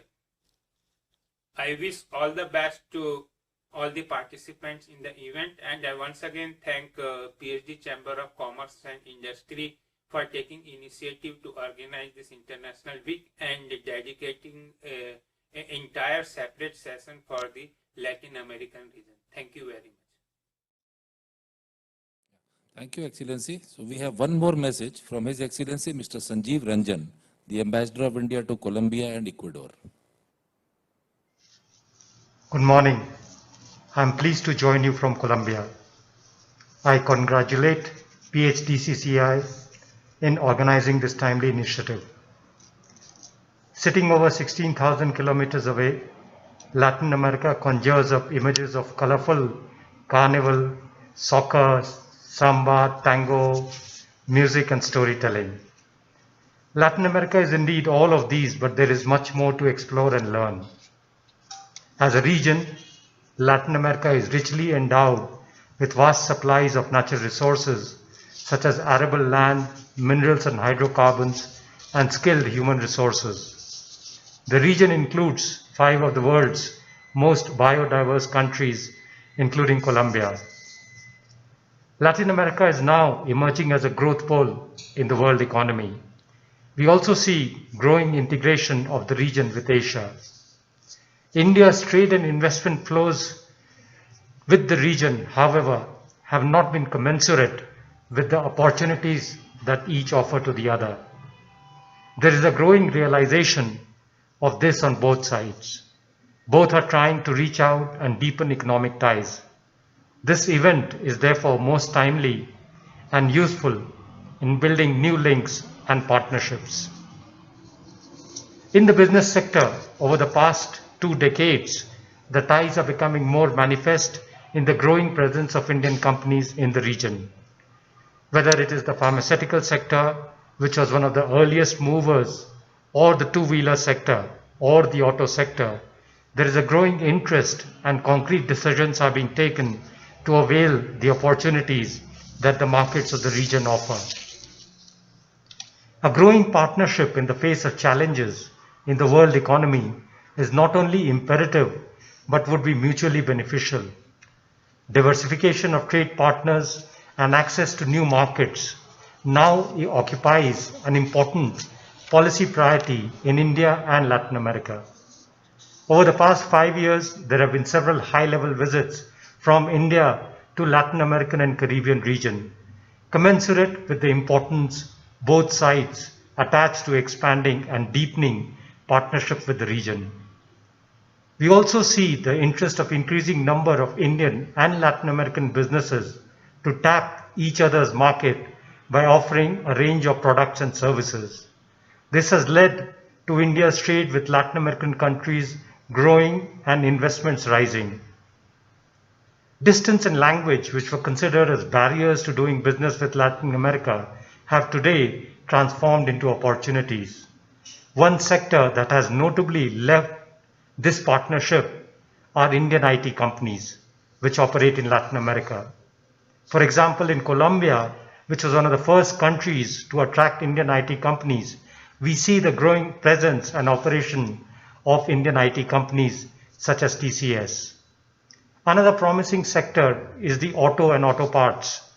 Latin America now occupies 10% of India's global exports of auto and auto parts, in which Colombia has the largest share with over 21%. Testimony to this is the assembly plants of Hero and Bajaj in Colombia. Another promising sector is pharmaceuticals. From India, Indian pharma companies export both finished products and raw materials. Generic medicines are increasingly gaining acceptance.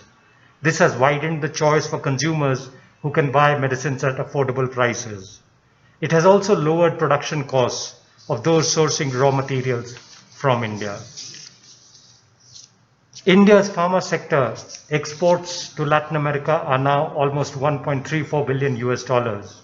Colombia is the fourth largest importer of pharma products from India and has one of the fastest drug regulatory regime for registration of products. From assistance in the form of medicines and PPE, the government of India is now supplying indigenously manufactured vaccines to countries in the region. These are some of the examples of sectors where potential is being realized, but there are several others, such as chemicals, engineering goods, solar technology, to name just a few, where competitively priced quality products and services have potential for Indian entrepreneurs to expand their presence in the region. A very promising example of the opportunities is Colombia. Colombia has a young, educated, skilled workforce and has rich reserves of natural resources. It is the fourth largest and fastest growing economy in Latin America. It is increasingly being recognized as an attractive investment destination due to its stable macroeconomic framework, growing industrial and manufacturing strength, and continuous improvements in the ease of doing business. In 2019, India and Colombia celebrated 60 years of establishment of diplomatic relations. And in these 60 years, our relations have expanded to cover areas as diverse as information technology, trade, science and technology, hydrocarbons, mining, health, traditional medicine, culture, to name some of the most prominent sectors. Both Latin America and India face common developmental challenges, which also offers opportunities for doing business. While India has been successful in several areas, Latin American countries have excelled in others. Both sides can learn and share experiences from each other's success story. For example, the dramatic transformation of Medellin with a dynamic IT sector, innovative inclusive programs such as connecting slums by providing metro cable, or Bogota's state-of-art urban transport infrastructure offer unparalleled examples.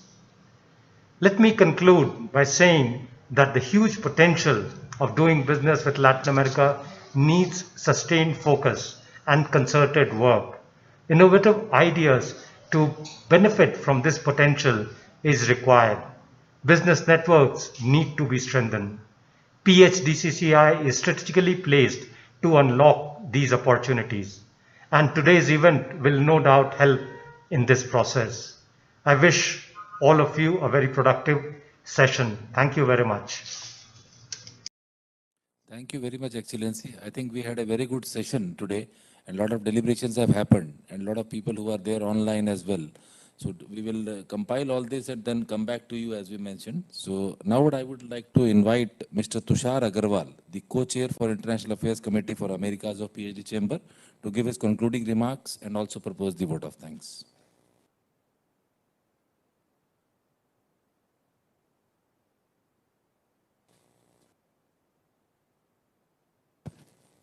Good afternoon, everyone. It is my privilege to propose a vote of thanks to our distinguished guests. Excellencies, we thank you for sparing your valuable time for joining us today and sharing your views on the future prospects of Indian Latin American trade and economic cooperation.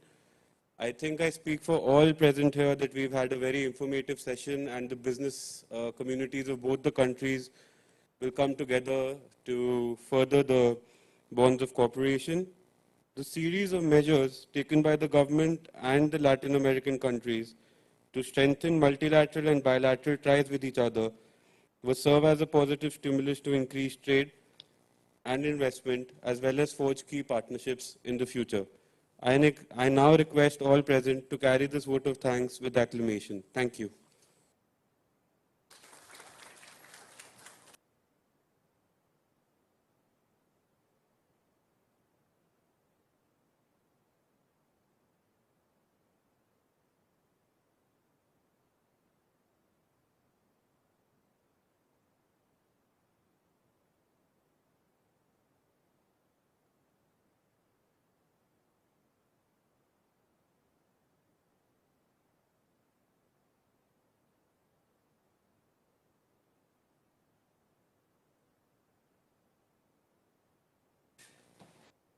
लोग भी आ रहे हैं रमेश जी, बाकी लोग भी आ रहे हैं।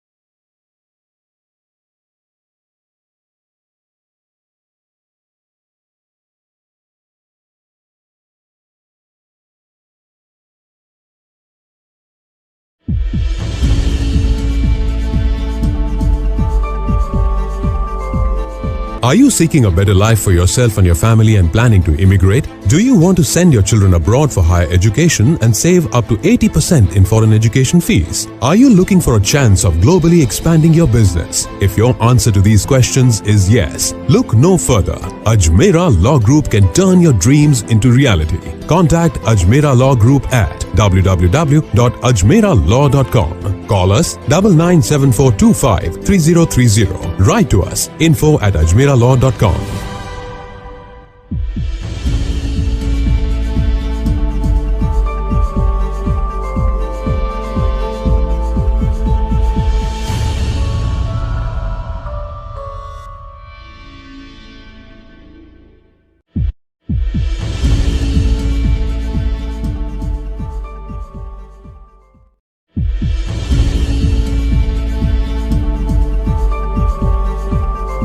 Everybody has different reasons for coming here. Every country is a little bit different, but we work very, very hard to make sure that that is achieved for them and that they're comfortable and that they gain what they want. So a successful investor is successful for us. Welcome to the United States. We're here to assist, to help you get settled in this country, or anything we can do to make sure that their journey and entry and landing in the United States is the best thing that they've ever done in their lives.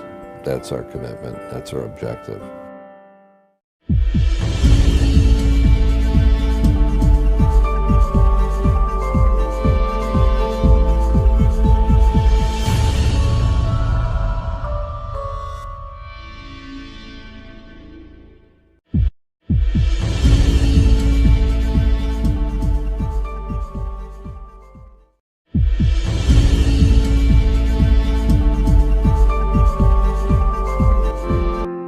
daughter of an immigrant, I've always had a really big passion for immigration and helping people be able to immigrate to the United States. It's not an easy thing at all by any means.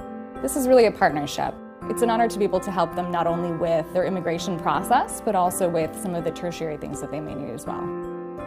We really want to make sure that this is a smooth and prosperous journey for you and your family.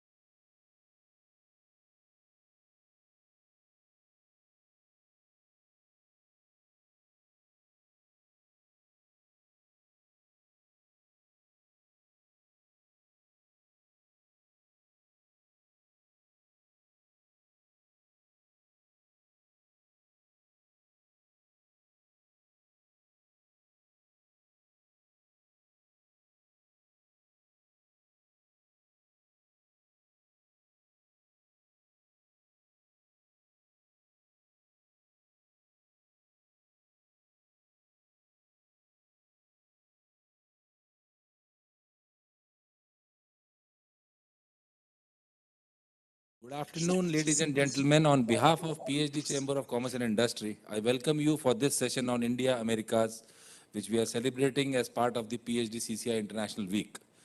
I'm really thankful to our panelists today, Ms. Brenda Van Heren. She is the Principal Commercial Officer of US Commercial Service, as of now based in Mumbai. Thank you very much, ma'am, for joining.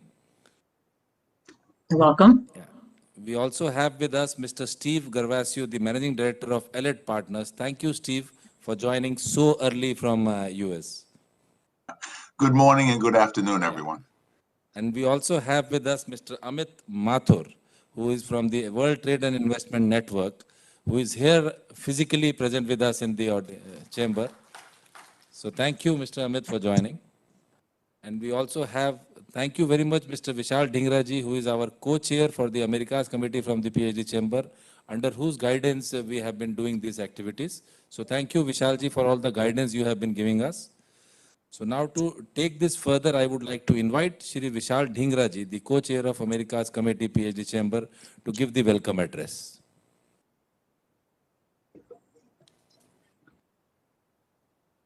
Thank you, Naveen, sir. And can you hear me? I think, okay. Thank you very much again, everybody. Thank you, Brenda, very much for being there. Steve, sorry, waking up in the morning. I welcome you on behalf of the PhD Chambers. I seek your guidance. I seek to share my thoughts. And we need to take relationship between India and the US, hopefully to the next level. Given our understanding of what we working with the United States and living there for almost 23 years now, I actually really look forward to sharing my experience with everybody and using the PhD platform of inviting the US commercial services to use the chambers for any kind of sourcing or investment into the country.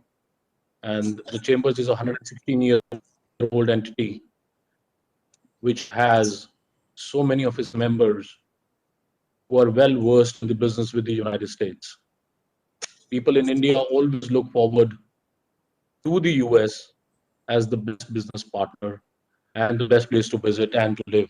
I myself moved there 23 years ago, and I am actually very proud and happy to be enjoying both the worlds, be it India or the United States, the two largest democracies in the world.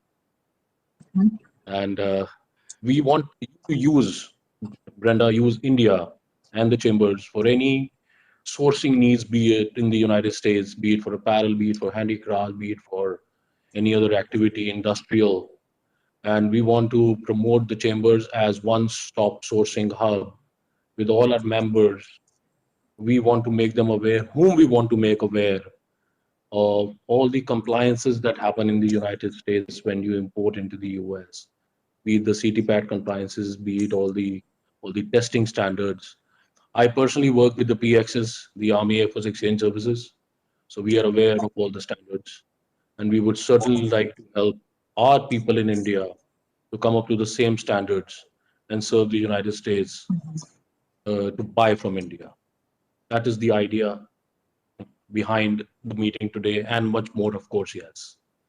So I would give it back to Naveen to take over from here and request everybody to join us, share their thoughts today. Thank you again very much to both Brenda and to Steve, please. Thank you very much, Vishalji, for your kind words.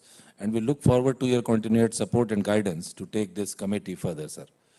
So now I would like to invite Ms. Brenda Van Heren, the Principal Commercial Officer, Mumbai, US Commercial Service, to share her views on business and investment opportunities in USA. And I'm happy to inform you that as of now, we have 150 plus people watching this on the platform, and we have the live audience also here. So over to you, Ms. Brenda. Thank you so much. And I will have a PowerPoint presentation to deliver as well. I think you are going to set that up for me as we go. But I'll jump in first with that. First of all, thank you for inviting me. It's a real pleasure to address your group and 150 people. That's great. I saw some of your audience members there, and it's so nice to see a in real life audience for a change. I normally can't see them when I'm doing virtual events. So anyway, a little bit about us. I'm the principal commercial officer in the Western region.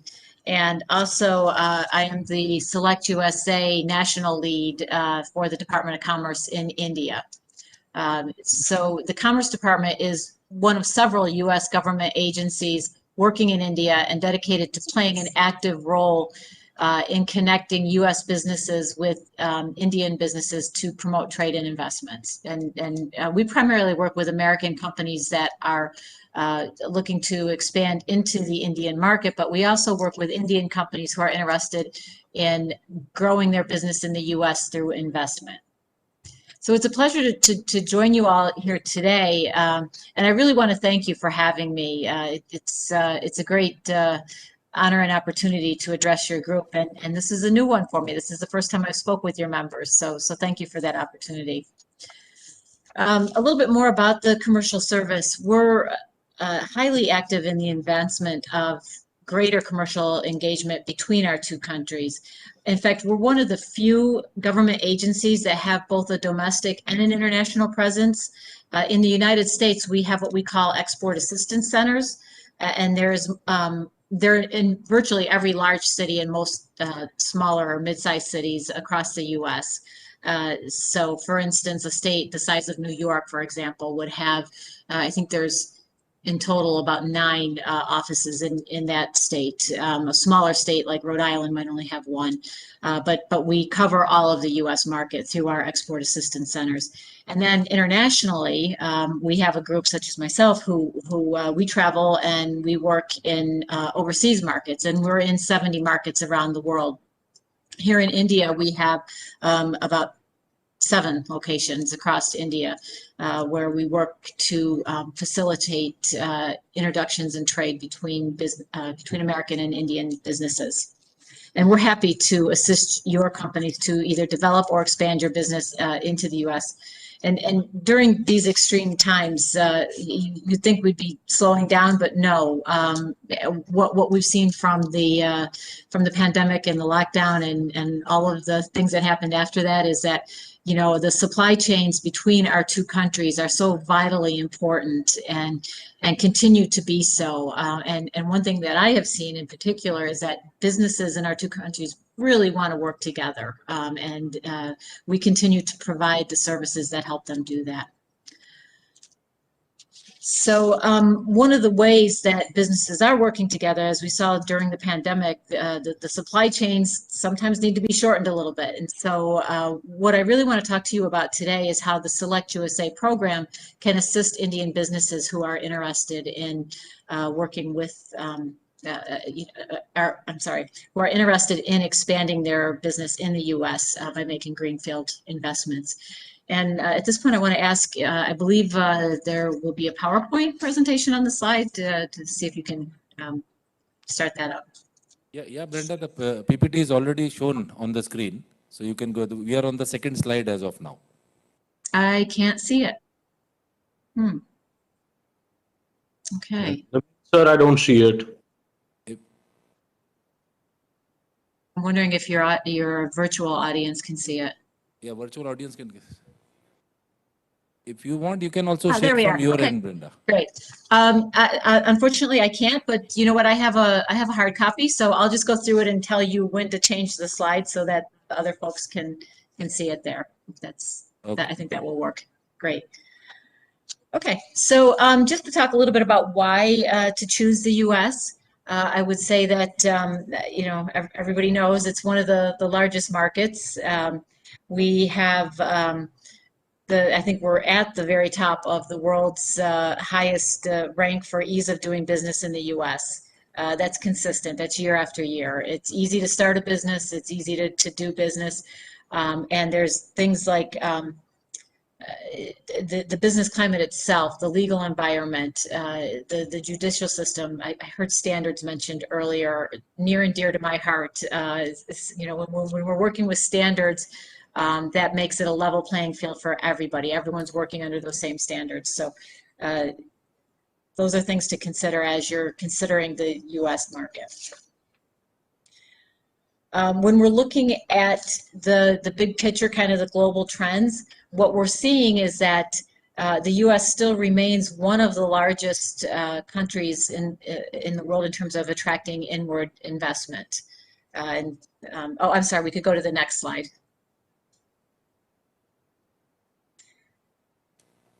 All right, you know, data. It's hard to see on a screen like this, so we're not going to spend a lot of time on this slide. We'll just go on to the next one. Yeah, we're already there on the next slide, which says big picture global trends. Yeah, you can go to the next one after that. Now I can see it on the screen. Thank FDI you. in the US. Yeah. So this one I really like this slide because it tells a story that's a little bit different than what you may have heard. And you know, I often meet with companies or even in the US, business people in the US, and one of the things I often hear is people saying, "Oh, there's no more manufacturing in the US." Well, this slide tells a different story. In fact, out of all of the types of inward investment that is happening in the U.S. right now, its manufacturing is the number one.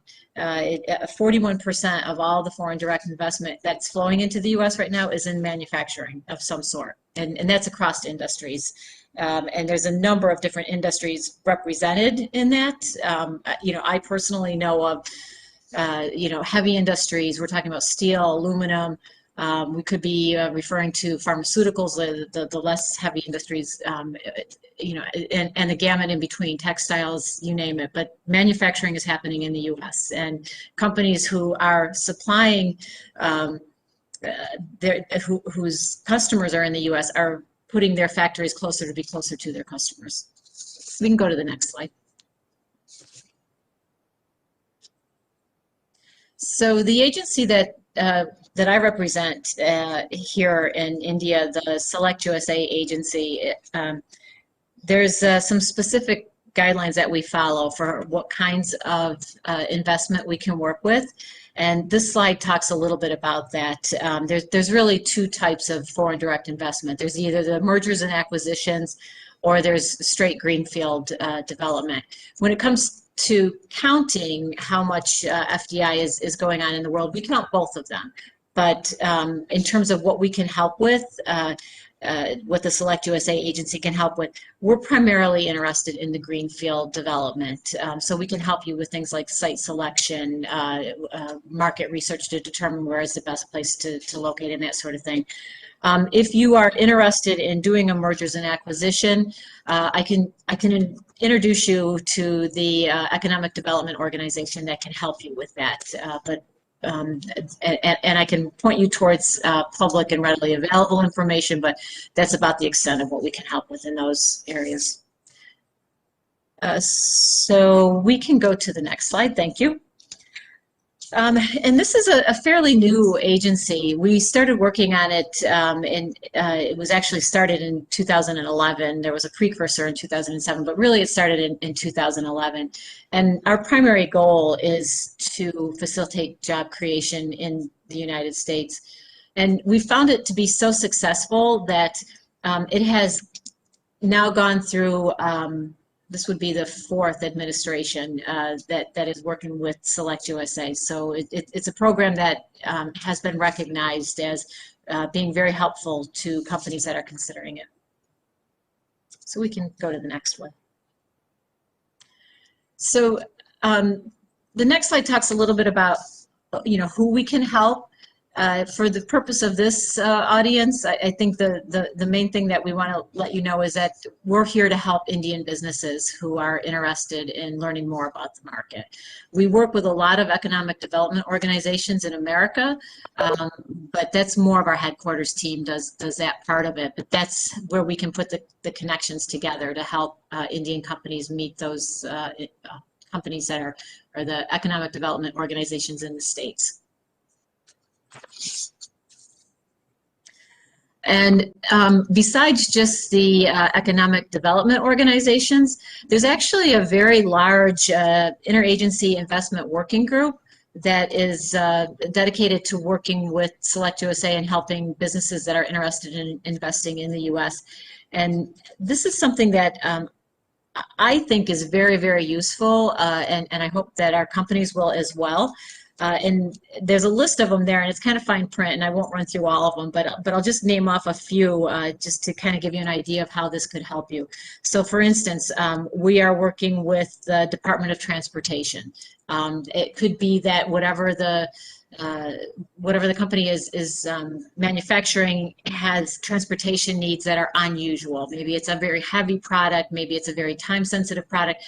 The Department of Transportation can help provide information and reporting that would inform how you can get your product to market in the U.S. or how you can best utilize the transportation network. We work with the Department of Education that maybe could help satisfy educational needs, training needs. We're working with, well, you see them all there, the U.S. Small Business Administration, who can advise especially young entrepreneurs, startups who are just beginning their business journey and maybe need some assistance in navigating the U.S. market and so on. The one that I always found really interesting is the Department of Energy. I learned that the Department of Energy actually has labs across the United States that work on various different projects and engage very actively with the business community, with industry, to do research projects that help inform how they develop their products. So, and we'll talk a little bit more about how you can interact with the Interagency Investment Working Group as we move on. And I know our time is somewhat limited, so I'm going to kind of pass over this next slide. It talks a little bit about the services, but that's really in depth, and we can talk one-on-one on those. So we'll go to the next one.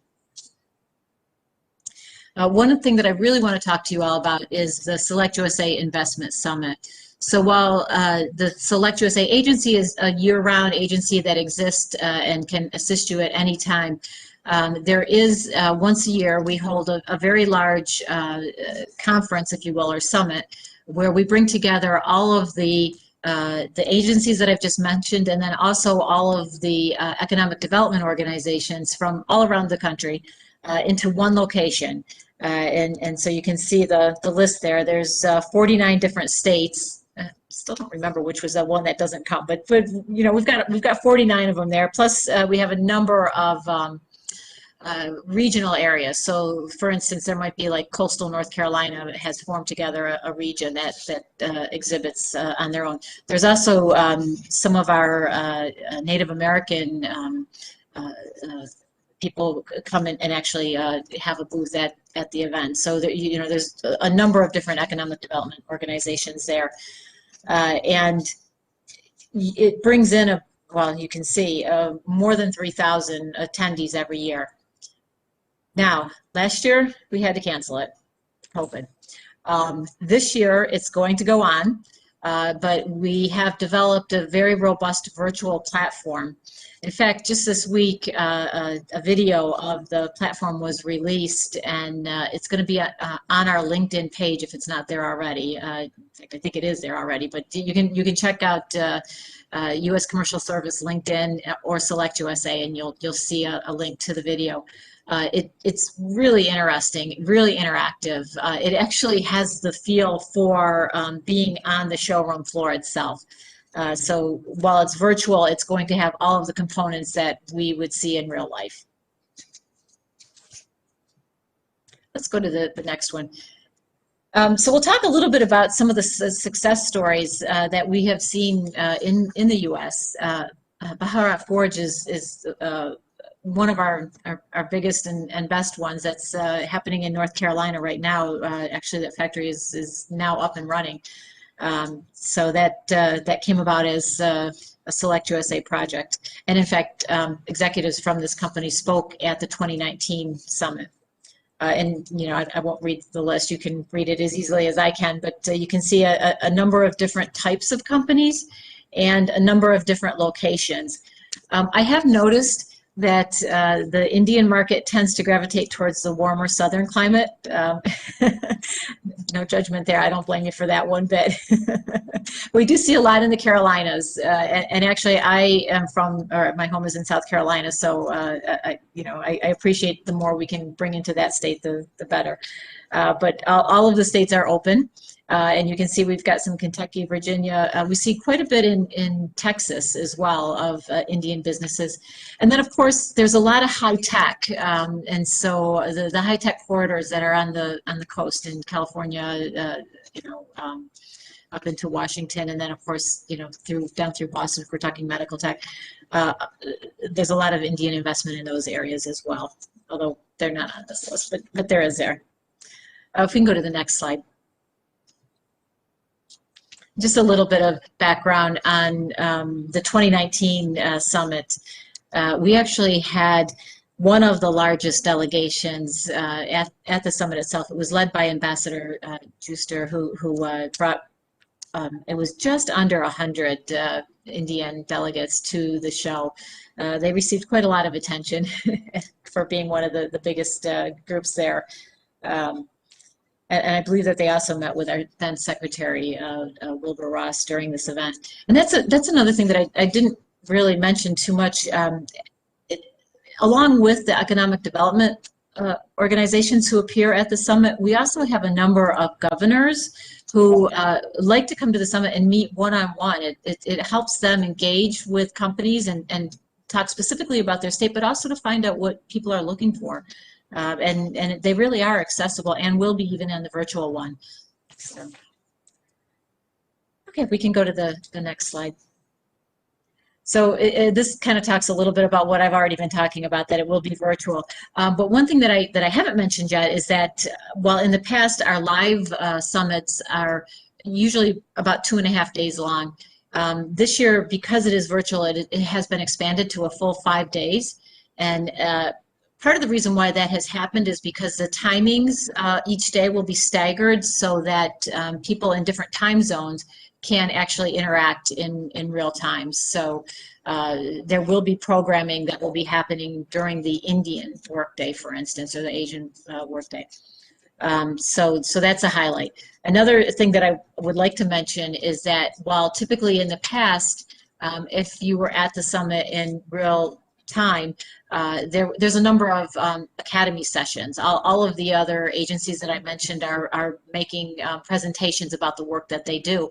And there's simultaneous sessions happening all at once. So if you're interested in something that's happening at the same time as something else that you're interested in, you had to choose. But because of the virtual event that we have this year, everything is going to be recorded. And if you are an attendee, a registered attendee of the show, you will have the availability for the entire month of June to review any of the sessions. So you could see all of them, theoretically, if you choose to.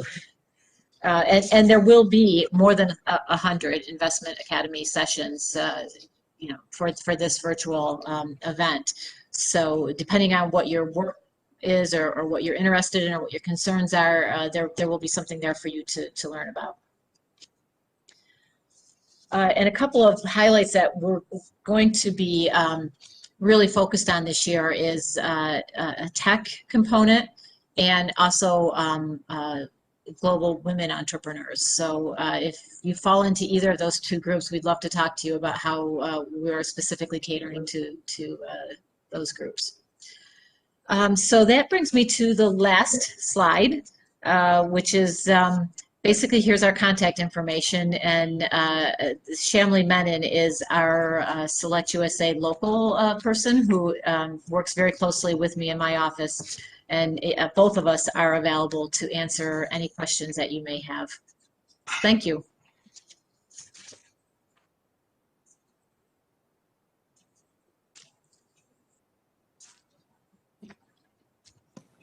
Thank you, Ms. Brenda, for a lovely presentation you made. And we assure you from PhD Chamber that as previous year we had taken, our members were part of the Select USA delegation which had gone. So definitely this year also we'll try to impress on our members that they should virtually also participate in this year as well.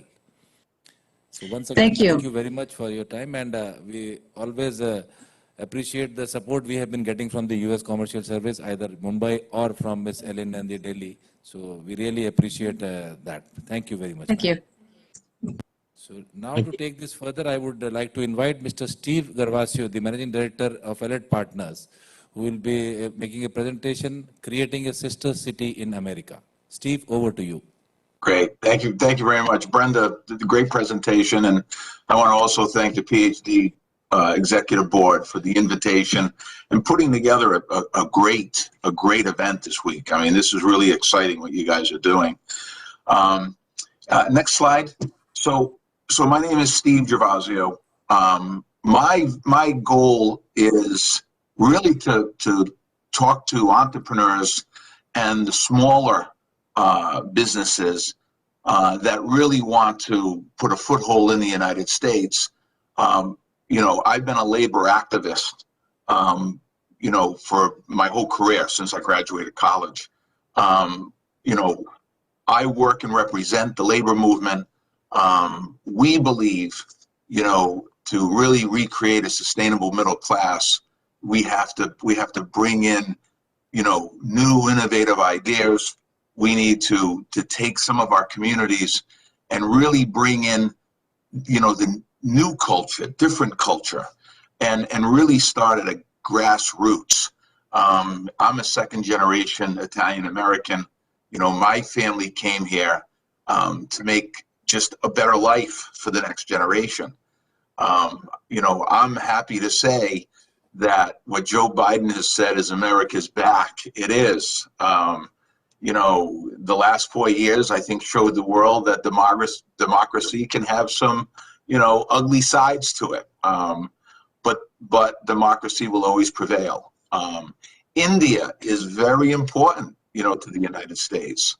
I think, you know, what Brenda's talking about is great for us to get big organizations to collaborate, you know, with the United States, because strategically it is important. But what I'm going to talk about is how what's gone on for the last 200 years that made this country great, which is creating sister cities. What we did originally, it just happened, right? When my family came here from Italy and from Naples, you know, they first went to New York. They then migrated and came into Providence, Rhode Island, and there were neighborhoods, you know, full of our cousins and you know, fellow Italians. And our cultures came along. We brought our masons, we brought our bakers, we brought our farmers, and it became the fiber, you know, of that community. We for the last 10 or 20 years, we kind of lost focus on how important, you know, that is of bringing in, you know, foreign cultures, foreign capital, foreign, you know, pride, to help, you know, bring back what we are. We are a unique nation of multicultural nations. That's who we are. You want to change slides, please?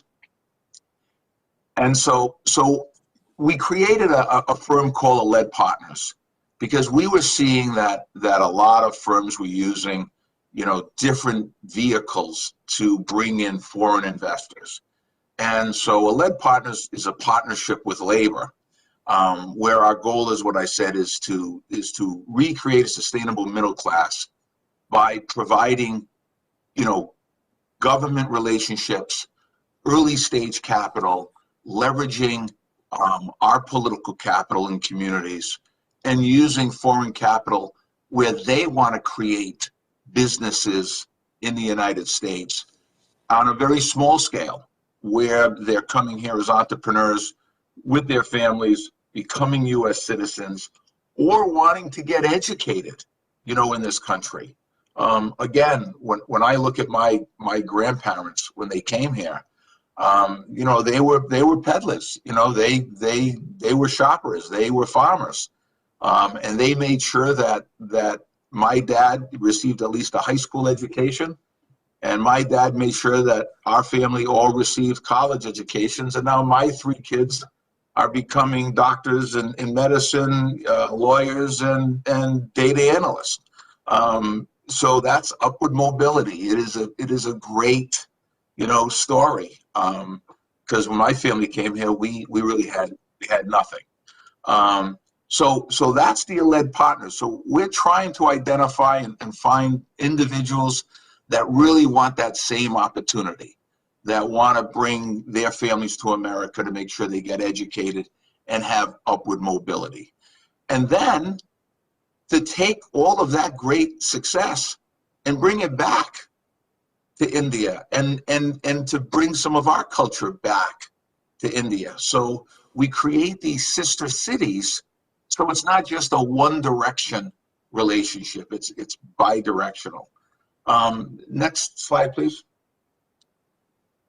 So I've been very fortunate. You know, I started my career after college where I introduced one of the first, believe it or not, computer paper companies in 1983.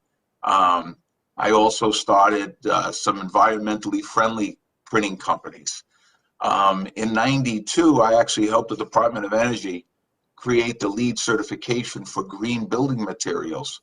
In the 2000s, I introduced one of the first green building materials called autoclave aerated concrete. And then I moved more into the early stage private equity world, where I was helping provide early stage friendly capital to small companies, participated in an asset management firm. And then most recently, I've been getting involved in what we call the Medicare advocacy program, where, you know, our population is aging and we're helping our labor movement, you know, move their retirees into a advocate Medicare management program where we keep people healthy longer. And what I want to make sure we're able to do now is to start now reaching out to folks in India that are looking to come to the United States, create this sister city concept, so we can actually take some of these communities that have been hit hard or left behind and bring in new ideas, new excitement, new cultures, and really kind of change what it was or what it is today back to what it was, you know, 30, 40, 50 years ago. Next slide, please. So it's really, we did this during the 20s, the 30s, the 40s, the 50s without realizing it. It was people wanting to come to America. And these are all great, you know, examples. You know, throughout the United States, you'll find a Chinatown, a Little Italy, a Little Havana, a Greek town. And it's where people migrated, you know, to the United States to find a better life. And these communities were created. And next slide, please. If you look at what I'm talking about, West Warwick, Rhode Island. Okay, and I'm actually really focusing in on a community. So we start thinking about a sister city concept, right? Because when people look at the United States, they go, what a big country. You know, Brenda made a great comment, you know, people from India like to be in the warm climate. Well, this program doesn't change where you can live, because in the United States, we don't have any borders. You can go from one state to another. You can have a company in West Warwick and live in Florida, okay?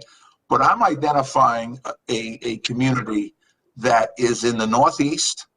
The Industrial Revolution actually started in Woonsocket, Rhode Island. And in West Warwick, it was, you know, one of the main linen and lace manufacturing. And actually in Providence, Rhode Island, we were the jewelry capital of the world for many, many years. So what I'm doing is I'm really focusing on a community that we could change, where we would have government support, where we could actually, because it's structured as a village, where restaurants, hotels, manufacturing, any idea you have can actually work in this location. And what's neat is we're 50 minutes from Boston, you know, Massachusetts, and we're less than 2 hours and 20 minutes to New York City. So we have a wonderful gateway, you know, to access, you know, people, talent, and market share. Next slide, please. So just some of the things to highlight. Look, and I said this earlier, we're a small community. You know, we're 54 miles by 38 miles. I think you guys would probably look at that geographically. We are the smallest state in the United States. We were the 13th colony. You know, we have 1,050,000 people in this country, and that hasn't changed since 1970. So the state has been stagnated. But we have some of the best, you know, education institutions. You know, we're 50 minutes from Harvard, and we're 50 minutes from Yale. We have Brown University, RISD. I mean, we are just loaded with academic talent. It's a beautiful place to live. We're on the ocean. 50% of our state is on coastal. So it's a great place to live. But we have these communities that have been left behind, and West Warwick is one of those communities. So next slide. So what we're proposing is, look, with the Biden administration, they're going to be talking, you know, aggressively about, you know, creating jobs, you know, investing back in these communities that were left behind. The EB5 regional program that was created in 1990, the early 90s, was really designed to help these communities that needed an infusion of capital. Unfortunately, you know, entrepreneurs in America and capitalism in America sometimes takes a good government idea and does something different with it, where, you know, EB5 was really a tool for the last 10 years for people to do high rises, to build, you know, skyscrapers and projects in Florida and New York and elsewhere. And the money was used or brought in from the Chinese and other groups. What we're saying is that tool was a great tool for us to really look at creating sister cities. We're not looking at saying, hey, here's a project. We want you to invest in our project and trust us. What we're saying is, hey, here's a sister city. Let's create a sister city together, right? With the India culture in mind and Indian investors. Tell us what you want to do. Here is a market that can thrive in any climate. Let us bring in the government support. Let us bring in the local support. If we have to bring in some additional capital and bring in that EB5 capital, where you're investing in yourself and running your business, and we're just going to leverage the EB5 program the way it was designed to do. And what I'm focused in on is I have an expertise in 4 industries, and I've identified them. You know, we talk about, you know, creating a technical company. We call it Retire Right. But we know there's plenty of call centers in India that do a great job with a high-touch call service. We'd love to take that technology, that know-how, bring it to the United States, locate a facility in, again, West Warwick, and focus on the Medicare advocacy program, because we represent over 14 million union members that all are dealing with Medicare issues. So if we have the technology and an entrepreneur group in India, let's bring it over. We talk about, you know, a green building material. India, in the last 10 years, has learned so much about autoclave aerated concrete, and it's becoming one of the main building materials in the United States. I mean, in India, the United States is just beginning to learn about autoclave aerated concrete. That would be another great business opportunity for people that are in India producing autoclave aerated concrete that want to expand their market into the United States, because it is the last market that continues to use trees to build houses. And I always say, think of that craziness. Here's the United States, one of the most technologically advanced countries in the world, and we build with wood. It rots, it burns, mold grows on it. Why would we ever think about building with a material that doesn't have the sustainability of concrete? It makes no sense. But that's, again, another opportunity. You know, we talk about building methodologies. You know, I was just talking about building with wood. We still build with stick. There is so many new technologies, and India is on the forefront on many new technologies that we can be incorporating. And then hospitality. I mean, if you think about what, you know, we look at India, and in the hospitality, the food, the cuisines, the hotels. So it's a natural for you to take your experiences, your families, your culture, and bring them here and just start creating the sister city that would really make those folks coming from India financially successful, but also revitalize the community. Exactly what the EB-5 program was designed to do when it was first brought up in the early 1990s. It makes all the sense in the world. And the reason why the government had to change it is because they knew people were abusing it. So I think we can do a lot of neat things with the government, and I think we have a government today that is pro-union, that is pro-entrepreneur, that's pro-family, that's anti-hate, that I think this is still the greatest country in the world to come to. And I think, you know, we just need to bring in more talented people who are looking for their dream, just like our family found their dream. So we're talking about leveraging EB-5 government. We just want, you know, people to have the ideas and to be bringing something of some skill set. So I talked about 4 industries. There might be other industries like the tile industry. In the United States, we can't find quality, innovative tile that's manufactured here. And if it can't be manufactured here, at least let it be designed where the patterns and the colors and the packaging and the marketing is done here. You have materials and styles that America would love to have access to. So, but if you have any ideas, we'd love to hear them. We've got some, and the way we would structure it is just like an early stage private equity would. If someone's using their EB-5 money to come to the United States, it's their money. It should be their company. It shouldn't be their money investing in a person or a group they don't know, that's building in a community they don't have any idea about, and being promised that someday they'll get their capital back with a return on investment. And, you know, for years, the Chinese were getting 1% return.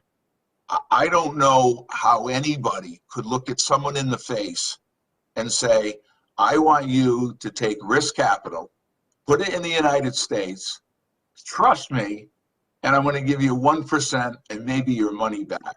That's just horrible. I just can't believe they did that. But they did. God bless them all. So we talk about, let's make sure you have ownership in these companies. Let's make sure you're part of the decision process.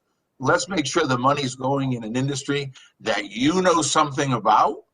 And let's start really changing and doing the things with EB-5 that it was meant to be. And let's look at these communities that were left behind, no fault of anybody. It's just, you know, economics, right? Things change, environments change, technology change. And what people don't like is change. So the folks that were farming a small farm, and all of a sudden someone, you know, bought their land, you know, and they thought someone was buying it to be a farm, and they developed it and built houses and made a lot of money on it. Don't be angry. And don't be angry that now we have mega farms, or that technology is changing the way we do business. It's progress. And what we're saying is let's find those entrepreneurs in India, because India is very important to the security of the United States, and we all know why. So if there's entrepreneurs out there saying, you know what, I like this concept, I want to be part of a sister city, because once we do it here in Rhode Island and West Warwick, we can do it anywhere across the country. Let me just, why don't you move to the next slide, because, and what I just want to talk about, just to give you an example, here's here's how we would go about, talking about a project. So what I did is I said, okay, let's talk about Retire Right. Let's say there's some call centers in India that want to expand in the United States. They have the technology, the know-how. They want to migrate and come to the United States and leverage that EB-5. Here's a program that we could use as a template. So we call it Retire Right. We've created the entity. It's there, but it's just, again, as a sample. Next slide. And we talk about, this is an executive summary. This is what we would create so we could go and get government support and get some additional financing. But we talk about, here's, a benefit management that's providing advocacy services to retirees, specifically to the labor community, because we have 14 million men and women in organized labor. When they turn 65, a lot of them don't know where to go. So here's a program that we can actually give them a high touch. And we're doing this now. I'm actually part of an effort right now with the International Association of Firefighters and the Fraternal Order of Police, two of the largest municipal unions in the United States. And I'm working with a large insurance carrier and the third largest company in the United States, creating this program to help these firefighters and these police officers, when they retire, to find access to health care. So this could be a program that we could do today to actually create jobs. This would actually create 30 to 50 good paying union jobs that we could locate right here or right there in West Warwick, Rhode Island. So you see a little overview there. Next slide. We talk about market opportunity. So these are the things that we would create.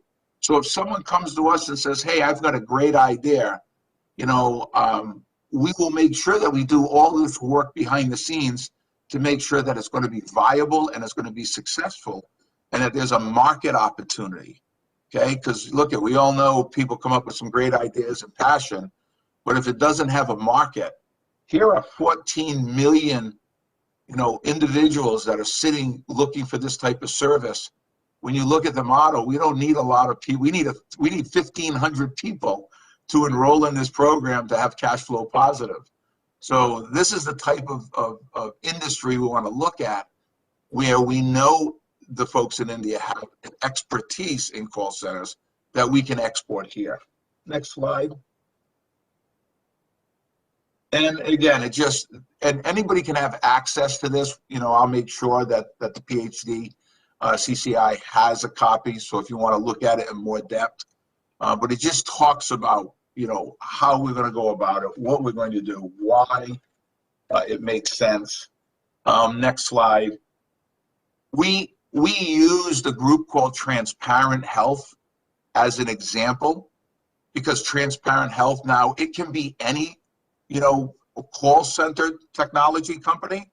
So we just wanted to show that when we go to the market and when we go to the banking community, we have to show that the people that are in the management team have capability, right? We don't want to say, hey, we got a great idea. We've got Fred who wants to open up a restaurant, and he's been a janitor, for 35 years, and he remembers his mother's recipes. That is not going to work.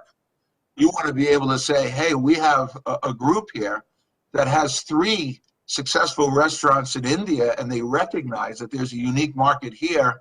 We want to bring that skill set and that opportunity here. Or, hey, here is a group that's been doing call centers for years in India. They're now here in the United States. They have this expertise. We have access to the market. This makes a lot of sense. So we're using Transparent Health as an example. It's a real company. They actually have the technology. They would love to penetrate the labor movement with their technology. So this is also an investment if we were going to use Transparent Health. If you go to the next slide, we do a little overview of who the managers are. Next slide, please. So we'll actually do a profile. So it would be the same as if we had someone, again, And then we talk about their technology. Next slide, please. We talk about their technology, which is very unique, why it's going to make sense. Because again, we want to make sure that this, whatever we do in the sister city, has to be successful because we care about the investor, we care about our operator, but we care about the workers. If we create 30 to 50 jobs, we want those jobs to be sustainable. We want those people to have to change their life. And we want them to say, hey, I'm proud. I work for this company, Retire Right. I love what I do. And then it starts building the community. So we want to make sure it's going to be successful. If you look at the next slide. Hi, Steve. Sorry to interrupt. I think we need to close it as soon as possible because the next panelist is also waiting. Okay, great. It'll be 1 second. So if you just look at the next slide, one more slide. Next one. And one more. And one more. And we just show the financials. And I'll close on that. If anybody has any questions, I want to thank everybody again. We just think this is an exciting opportunity. We think it's an exciting time. And so, feel free to reach out to me if you have some ideas or you'd like to participate in a sister city concept that we've put together. Thank you, everybody. And thank you again for the PhD Executive Board for the invite. I really appreciate it. Thank you very much, Steve. Though would have loved to hear more from you. And I think soon again we'll have another session with you, which can be exclusively with Steve so that we can have more inputs from you on that. So thank you very much, Steve, once again. So now I would like to invite Mr. Amit Mathur, the CEO of World Trade and Investment Network, to share his views with us.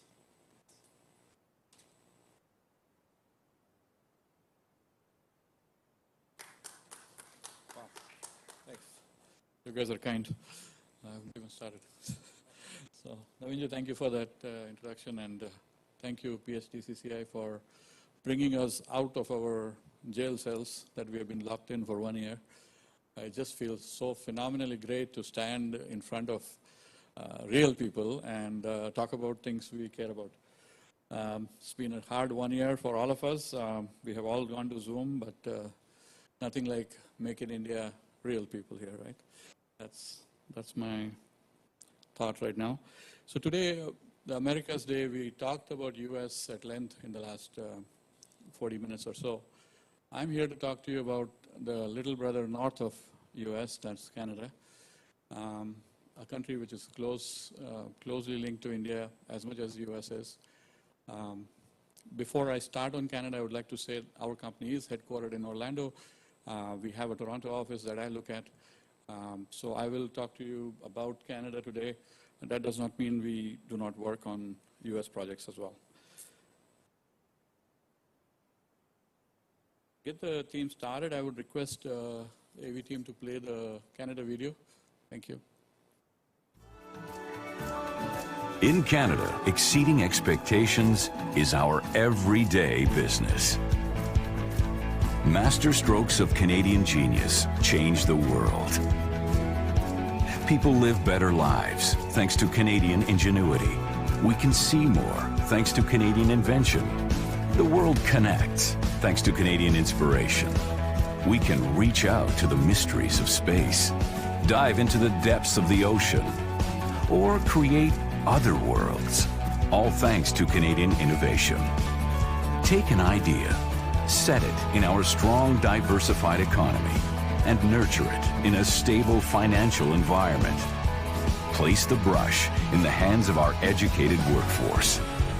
Blend in research and development incentives that rival the best. Add shades of creativity and commercial daring. The result is excellence on a global scale with a gateway to the world's richest and most exciting markets. The world is here because we're leading the way into a greener 21st century. Because we are a land of high achievement, where stability makes dynamic thinking and risk-taking possible. Creativity springs from the dynamic minds of people who enjoy the best quality of life on the planet. Rich cultural experiences and opportunities for lifelong learning. In exciting cities, on the edge of nature. The world comes to Canada because creativity is our business. Creative. Competitive. Canada.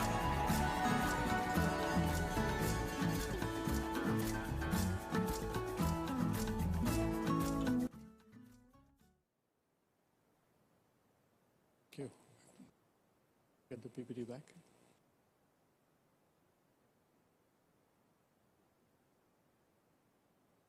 Okay, so I would like to start my presentation and talk about trade and investment briefly, like a little big picture thing.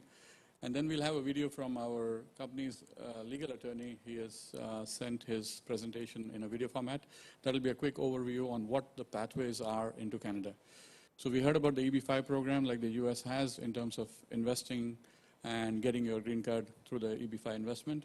Canada, on the other hand, does not have a very straightforward EB-5 equivalent program, but Canada does encourage business entrepreneurs and investors to come through different programs. So the EB-5, like Steve was talking, that it's more of an active project they are doing, but that's largely been used by passive investors who invest money and they get their money back in 5 years. The Canadian investment programs or business partnership programs right now are more geared towards active manufacturing, active business expansions for companies that are established here, looking to enter the Canadian market, and through Canada entering the North American market. So I just want to first start by saying namaste and thank you to the team here who has brought us together.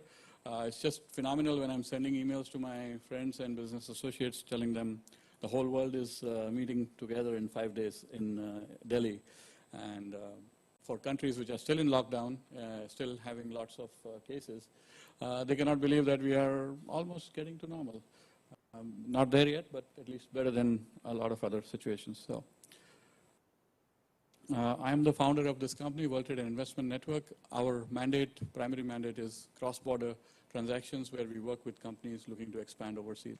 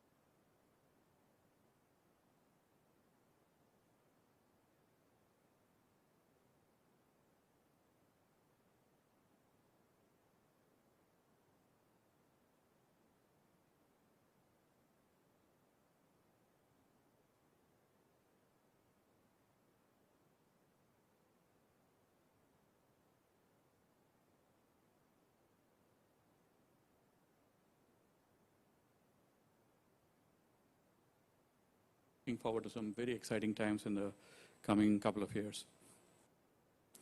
So let's talk about trade.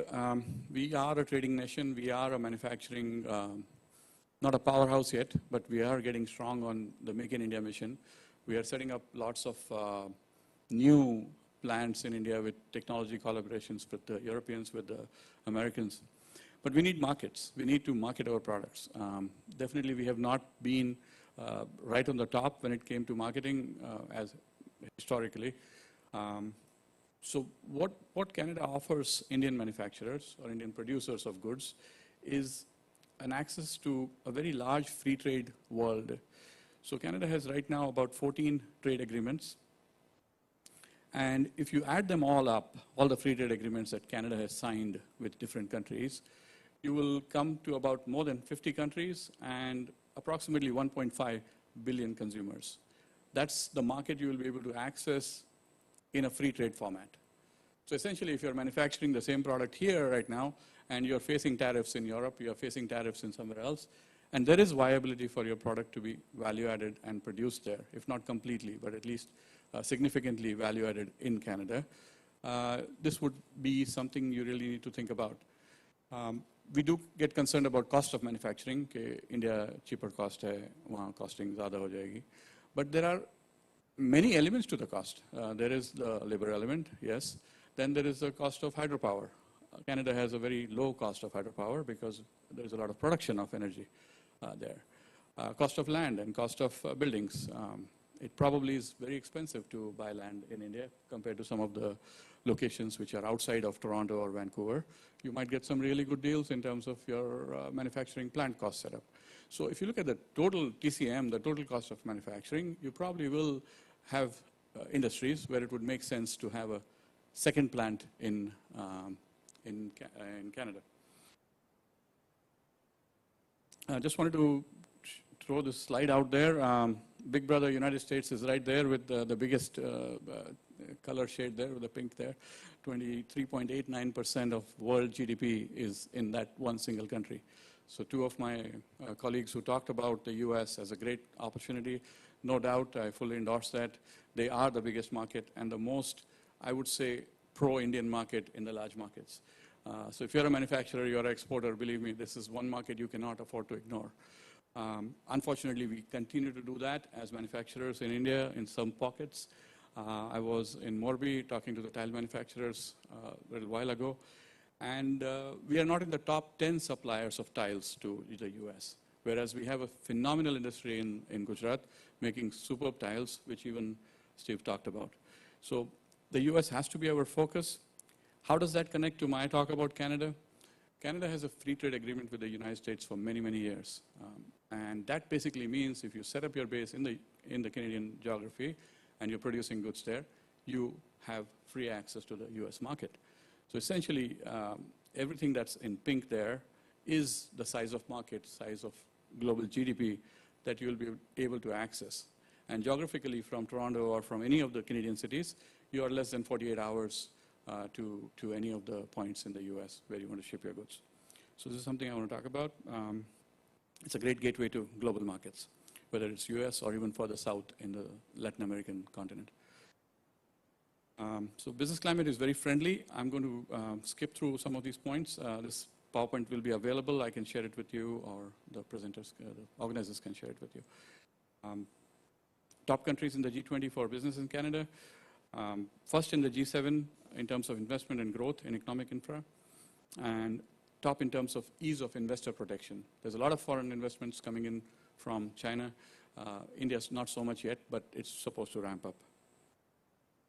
Success factors, a stable economic system, a lot of business immigration options. So like I talked about, US has the EB-5 and the L1 programs. Canada has many more programs than that, a lot of programs actually. So when you start talking about expansion, you do need to look at what the big picture of business immigration is. How do you do it? What is the right way to do it? A lot of young entrepreneurs in the room. Many of you probably have aspirations to do your master's degree there, do a PhD there in Canada. So, you know, the old school of thought that let me get enrolled in a great university, write a big check for the fees, and go study there, and then see what happens. That school of thought has to really evolve. For those coming from business entrepreneur families, take the first step first, which is how do I expand my business, my family business into Canada, get settled there, get started there, and then go for my master's or PhD. You will not only expand your family business, but you will also save a lot of money on the fees that you would normally pay. So this is a little tip for you that might translate into a lot of savings. So these are the assessment factors Canada looks at: experience, net worth, language, age, education. So we have many provincial programs. Different states have different programs attracting businesses.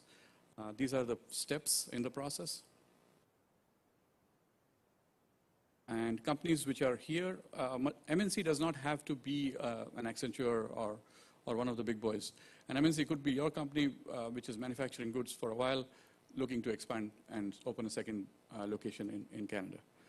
And when that happens, you can transfer key people from here to there who would be taking care of the company's interests in Canada. Key factors, net worth is something they look at. How much money does the company have? Does the individual have? What's the business plan? How are you going to create jobs there? How are you going to distribute your product? What are the needs you are meeting in that market? And definitely an exploratory visit is recommended, but till we come out of this craziness, I think it'll be virtual visits and phone calls, a lot of video calls. So yeah, the first step usually is a business work permit. So essentially you get a business work permit to get your business started, and then you go for the next steps. So they call it the intra-company transferee program, and a subsidiary branch office is opened, and key executives are transferred on work permits there. Canada also has launched a Startup Visa Canada program where they hook you up if you have a great concept or a great startup idea and you're looking for a presence in the North American space. They hook you up with a VC, and the VC approves your project, decides to fund you. You can come under that program as well. Obviously, like every other thing, job creation is one of the focus areas. How many jobs are you going to create? Why choose us? Basically, there are 3 core competencies that are required when you're expanding globally. That's what we think. You definitely need someone who understands the immigration policies and is really current on what the policies are as of today, because these things change very rapidly. Unlike the US, which has had the EB-5 program not changed for 29 years, they kept the program requirements the same for 29 good years, from 1990 to 2019. Canadian programs tend to change. They change a lot, and that's one of our concerns. We do get really worried about it. So they have certain quotas, the program opens, the program closes, so you need someone who is up to date on that and who can take care of your application right away. You need someone in the team who understands Canadian business, who understands what the industries are looking like, which sectors have potential, which sectors do not. And you need a very good team putting the whole thing together. That's our admin guys, that's our core coordinating project team, which makes sure that your immigration side, your business side, your government approval side is all syncing together, and you are successfully making the move to Canada. So we do have all those 3. I'm going to ask permission from Navin. Have time for a 3-minute video from Carter? Yeah, can. Those are my coordinates. You can write them down and please be in touch. So I'll let Carter do the talking. Good afternoon. My name is Carter Hoppy. I'm a Canadian immigration lawyer, and I'm speaking to you today from Toronto, Canada, about Canadian immigration, specifically business immigration to Canada. Canada is a very immigrant-friendly country. We're often called a nation of immigrants because our policy is forward-looking and robust. Even during this pandemic, the past 12 months, we've taken just over 1% of our population as new immigrants. Over 400,000 immigrants per year. And of that number, over 20% identify themselves as persons of Indian origin. So, as you can imagine, we have a large Indian immigrant community in Canada, and they're thriving, they're very prosperous. What attracts business immigrants to Canada are factors such as our very stable economic and political system. Also, business-friendly governments at all levels, federal, provincial, and municipal. And of course, we enjoy universal publicly funded health care. And for children, education is free, JK to 12, and post-secondary education in Canada is very inexpensive.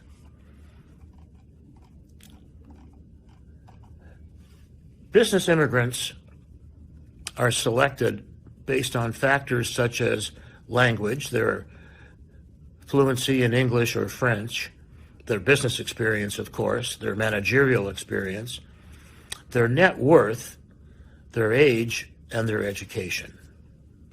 When speaking about business immigration, a lot of people think that business is the same as investment. And although it's true that an investment is required to be a business immigrant, usually the term investor or investment refers to a passive investment where the applicant simply writes a big check to some government agency in exchange for permanent residence or citizenship in that country. But in Canada, all of the immigration that we call business immigration refers to entrepreneurial, active, hands-on business activity. There are two major types of business pathways to Canada. One is through the individual provinces in Canada, most of whom have a business or entrepreneur stream, where the successful applicant demonstrates that they have the capability to operate a business in Canada for a year or two in order to become a permanent resident. Also, there is intra-company transfers into Canada, where multinational corporations can transfer key executives either from a foreign parent company or a foreign subsidiary into Canada. And that ICT, intra-company transfer, can result in successful immigration for the key executive or the person who has specialized knowledge. How can one qualify to be a business immigrant in one of the provincial programs? They will look at such factors as your ability to speak English or French, at least at a basic level, and a language test is usually required. Business experience, managerial experience, that's very important. And your net worth. And of that net worth, how much liquid capital is available. Also, your age and your education level.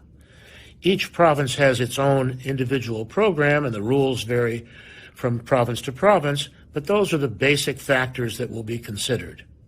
And then, if you are selected by that province, you will be eligible for a work permit, a self-employed business work permit, to enable you to actually start that business and operate it successfully for a year or two. At the end of that time, you can apply for permanent residence.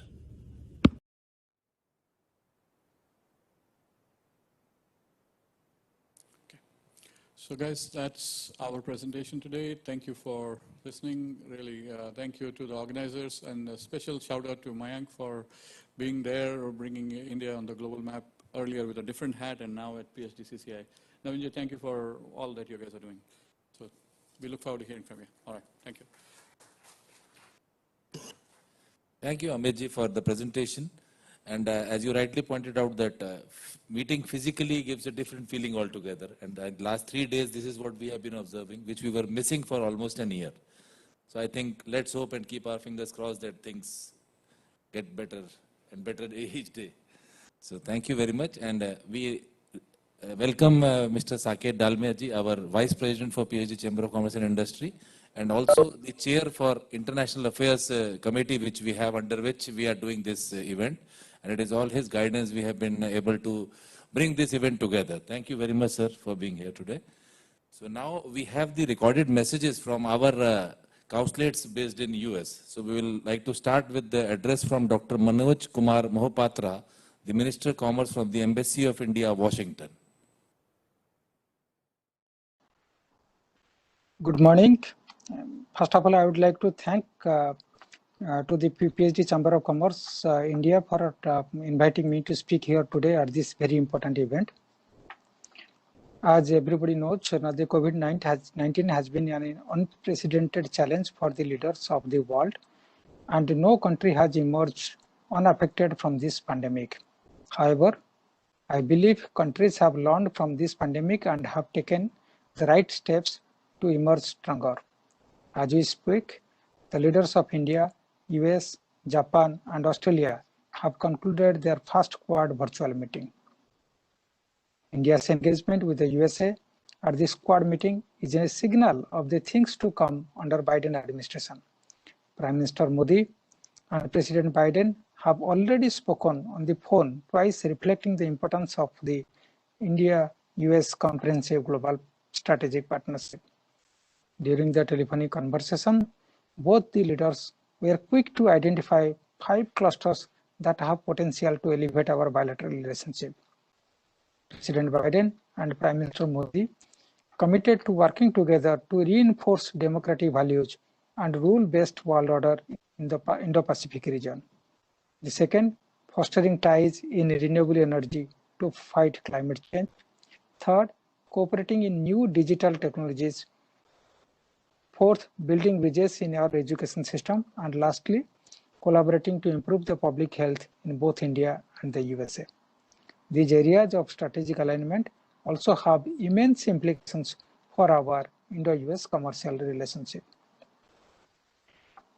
Regarding the pandemic, many countries began looking inward to protect their citizens. But for India, it has shown that it can be relied upon as the pharmacy of the world. India, during the pandemic period, removed the export restrictions and allowed export of hydroxychloroquine and essential medicines to more than 150 countries, including the United States of America. India and the US already have a strong foundation in pharmaceutical collaboration with several Indian companies manufacturing cost-saving generic drugs for the US market. In addition, Indian companies have been steadily increasing their investment in the US to set up manufacturing facilities and become a larger part of the US economy. However, the best example of the Indo-US collaboration is the work done by both US companies and Indian companies in the development and manufacturing of the COVID vaccine. India is prioritizing the Indian pharmaceutical and healthcare sector domestically. From hardly producing any PPE kits to manufacturing millions every day and exporting them as well. India has adapted well to the changing circumstances. Building of this process, the Government of India stands ready to offer assistance to those seeking opportunities in the Indian market. The government is preparing a massive production-linked incentive scheme with funds up to 1.3 billion to boost domestic production of key pharmaceuticals. India's expansion into furthering its manufacturing capabilities may benefit the US as President Biden has prioritized de-risking supply chains in areas like pharmaceuticals by increasing their sourcing from reliable trade partners. Regarding renewable energy, India and the US already have strong industry-driven commercial ties in the renewable energy sector, with a number of US companies involved in Indian renewable energy projects. Many US companies are also increasing their sourcing of products related to renewable energy such as wind turbines and solar panels from India, taking advantage of high-quality products at a lower cost. In terms of major renewable projects in India, we may look at some of the US companies' achievements in renewable projects in India, such as the recently completed battery storage energy project. It is a first of its kind project utilizing 21st century technology to ensure high energy recapture rates and energy efficiency, leading to both lower emissions and lower costs. Both the Indian and US governments have made it clear that they will prioritize investment in electrical vehicles as they are the future of automotive transportation. Indian companies are in the progress of designing new indigenous electrical vehicle models that are likely to be sold in the US market. Notably, US leaders in the electrical vehicle market have opened their manufacturing presence in Karnataka. The field of digital cooperation, India and the US need to engage on issues of mutual concern such as cybersecurity and implications of new technology such as 5G, Internet of Things, artificial intelligence, etc. In addition, digital technology is central to infrastructure development in Government of India's flagship programs such as smart city projects. This is a unique opportunity for US-India collaboration, especially in terms of promoting growth of digital economy in line with Digital India. Regarding education, education is an important aspect of the multifaceted India-US partnership. There are typically about 200,000 Indian students in the USA pursuing higher education, spending billions of dollars in tuition and stimulating the local economies. These students often go to become entrepreneurs and pursue careers in STEM fields, adding significant value to the US economy. The talent pipeline has led to the US staying at the cutting edge of modern technology. We look forward to nurturing Indo-US ties in this sector, and there are several opportunities coming up. Particularly, India recently passed a new national education policy that has the potential to forge several links between India and US institutions of higher education.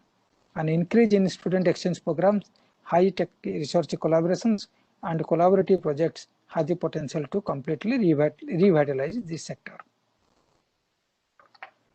India-US trade in the defense sector is also poised to reach $18 billion in 2019 due to the US growing convergence with India on its strategic outlook for the Asia-Pacific region and India's role in shaping the Asian landscape.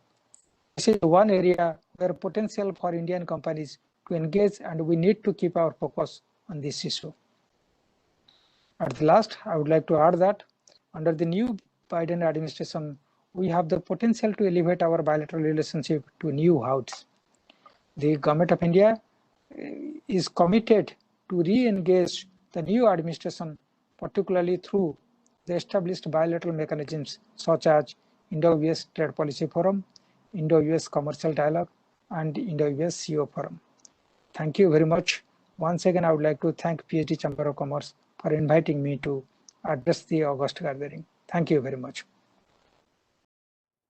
Thank you. And next we have Mr. Asim R. Mahajan, the Consul General of India to Houston. Greetings from Houston.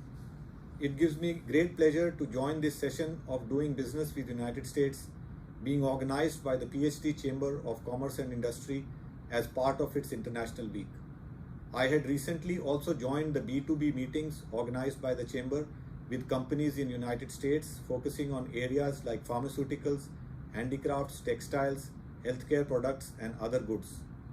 As two vibrant democracies having open and multicultural societies, India and United States are natural partners. Our comprehensive strategic partnership is broad-based with growing engagement in areas like energy, defense, security, trade and investment, and people-to-people contacts. We also share a very strong connect between India and this part of United States with deepening of our multifaceted ties. Bilateral trade and investments between both countries have continued to register a healthy growth. Texas ranks as the state attracting the highest investments of Indian companies in United States. Other states in this part are also witnessing growing investments in diverse areas. The growing presence of US companies in India and Indian companies in United States and increasing investments underlines the immense potential in our partnership. To deepen our partnership, we have developed a model of partnering jointly with the states in southern United States, focusing on complementarities based on the strengths of their economies. In this series, we have organized a joint event with the state of Arkansas, focusing on food processing, logistics, and manufacturing, with the state of Colorado, focusing in the area of aerospace, defense, and advanced manufacturing, with the state of New Mexico, focusing on healthcare and information communication technologies, and several interactions with the state of Texas. Another approach which we have adopted is to build on sector-focused events in areas like healthcare, medical research, energy, information communication technologies, manufacturing, and partnering in global supply chains. In the coming months, we have planned a number of events focusing on pharmaceuticals and medical devices, new and renewable energy, startups, innovation, and digital technologies. We invite all of you to join these events to explore the opportunities for connecting with US companies and chambers of commerce and industry based here. We will offer all support and look forward to working closely with the PhD Chamber of Commerce and Industry for deepening the India-US partnership. Thank you. And next, we have the message from Dr. Swati Vijay Kulkarni, the Consul General of India to Atlanta. My warm greetings to all of you. I am delighted to be present virtually here to give my remarks at celebration of India-America's Day of International Week, organized by PhD Chamber of Commerce and Industry. I understand that the event has been productive and beneficial to all participants. Such engagements offer useful insights on possible opportunities, how to navigate them, how to optimize them, and a way forward. As you have seen, India-US relations have developed into strategic partnership of global significance. The partnership has been multifaceted, it is multidimensional, it touches every aspect of human existence. It continues to deepen across diverse sectors. There are more than 50 intergovernmental dialogue mechanisms.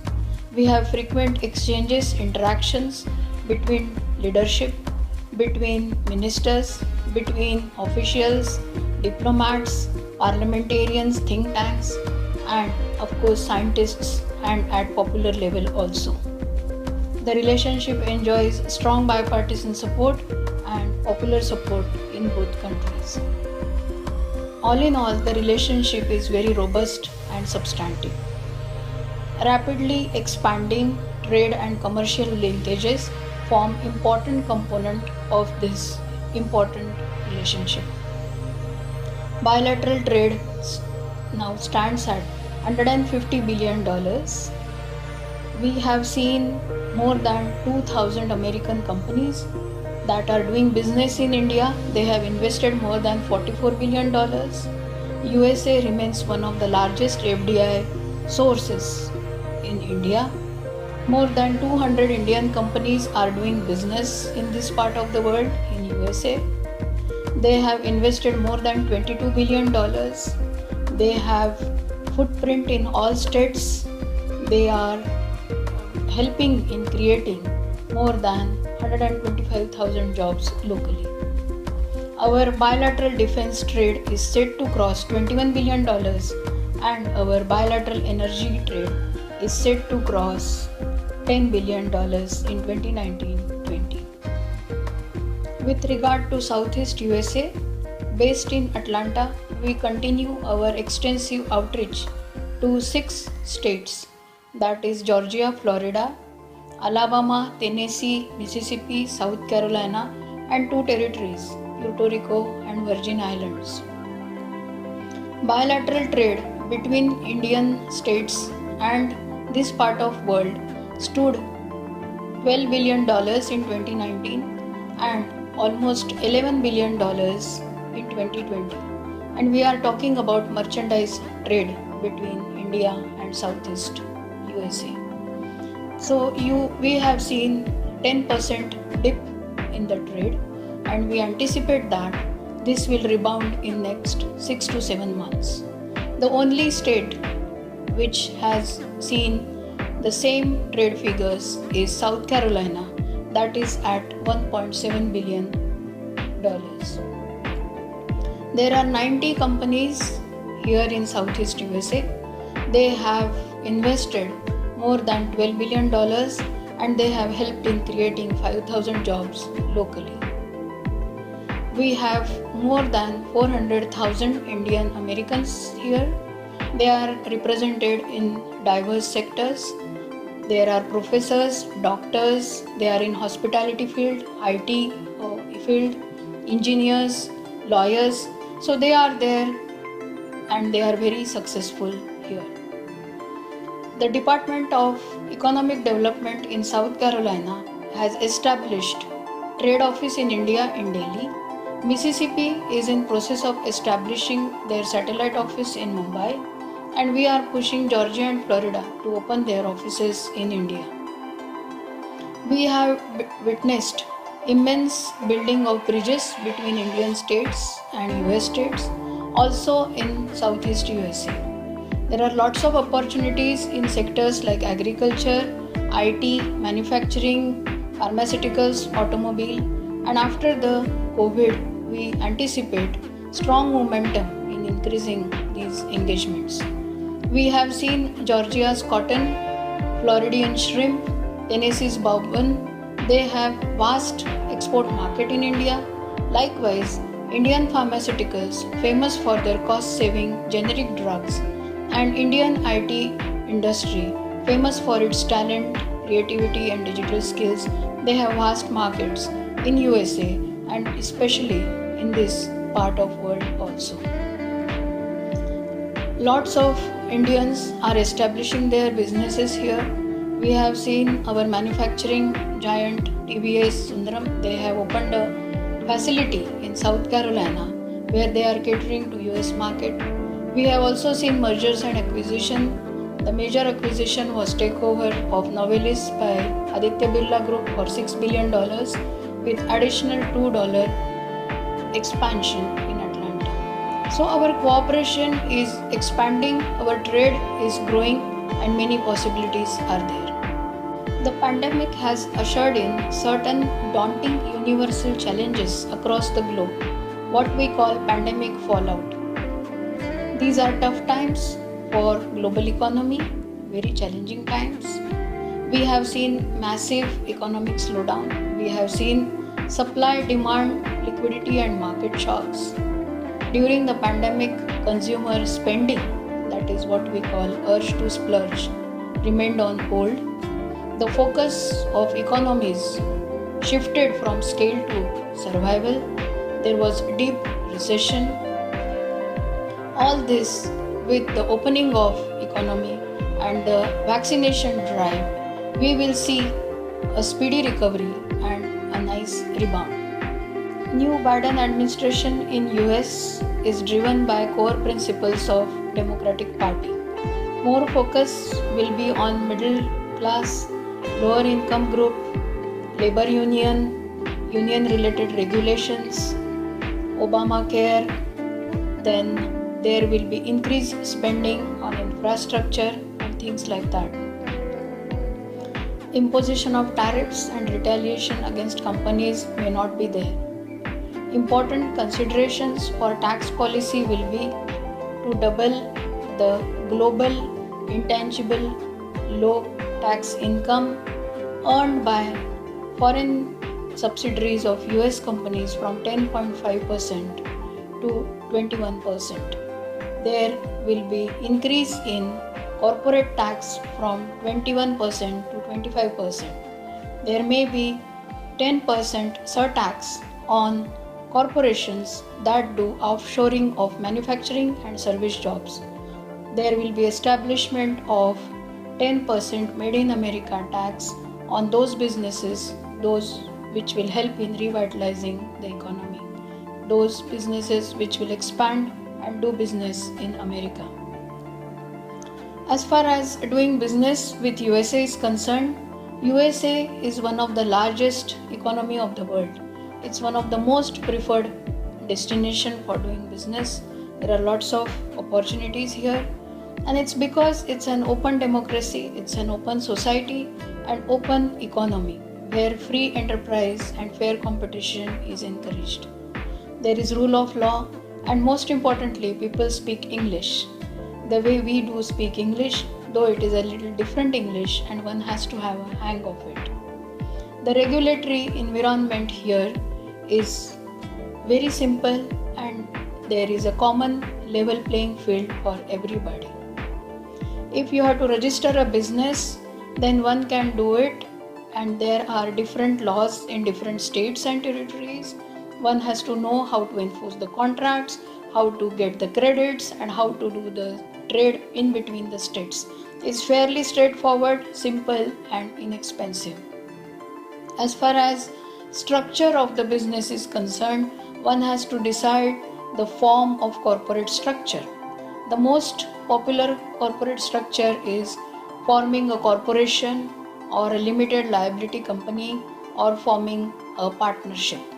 One can also do a business directly or form an entity in US.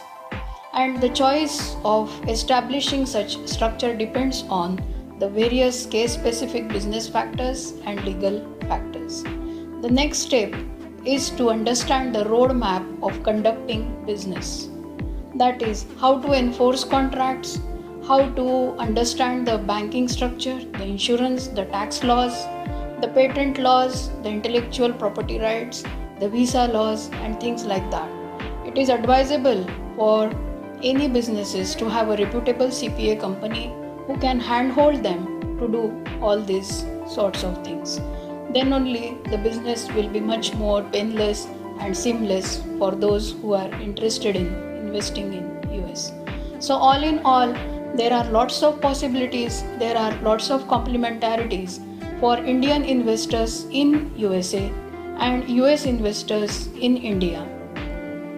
India is 63rd as far as ease of doing business is concerned, and it's one of the top among 50 countries as far as innovation is concerned.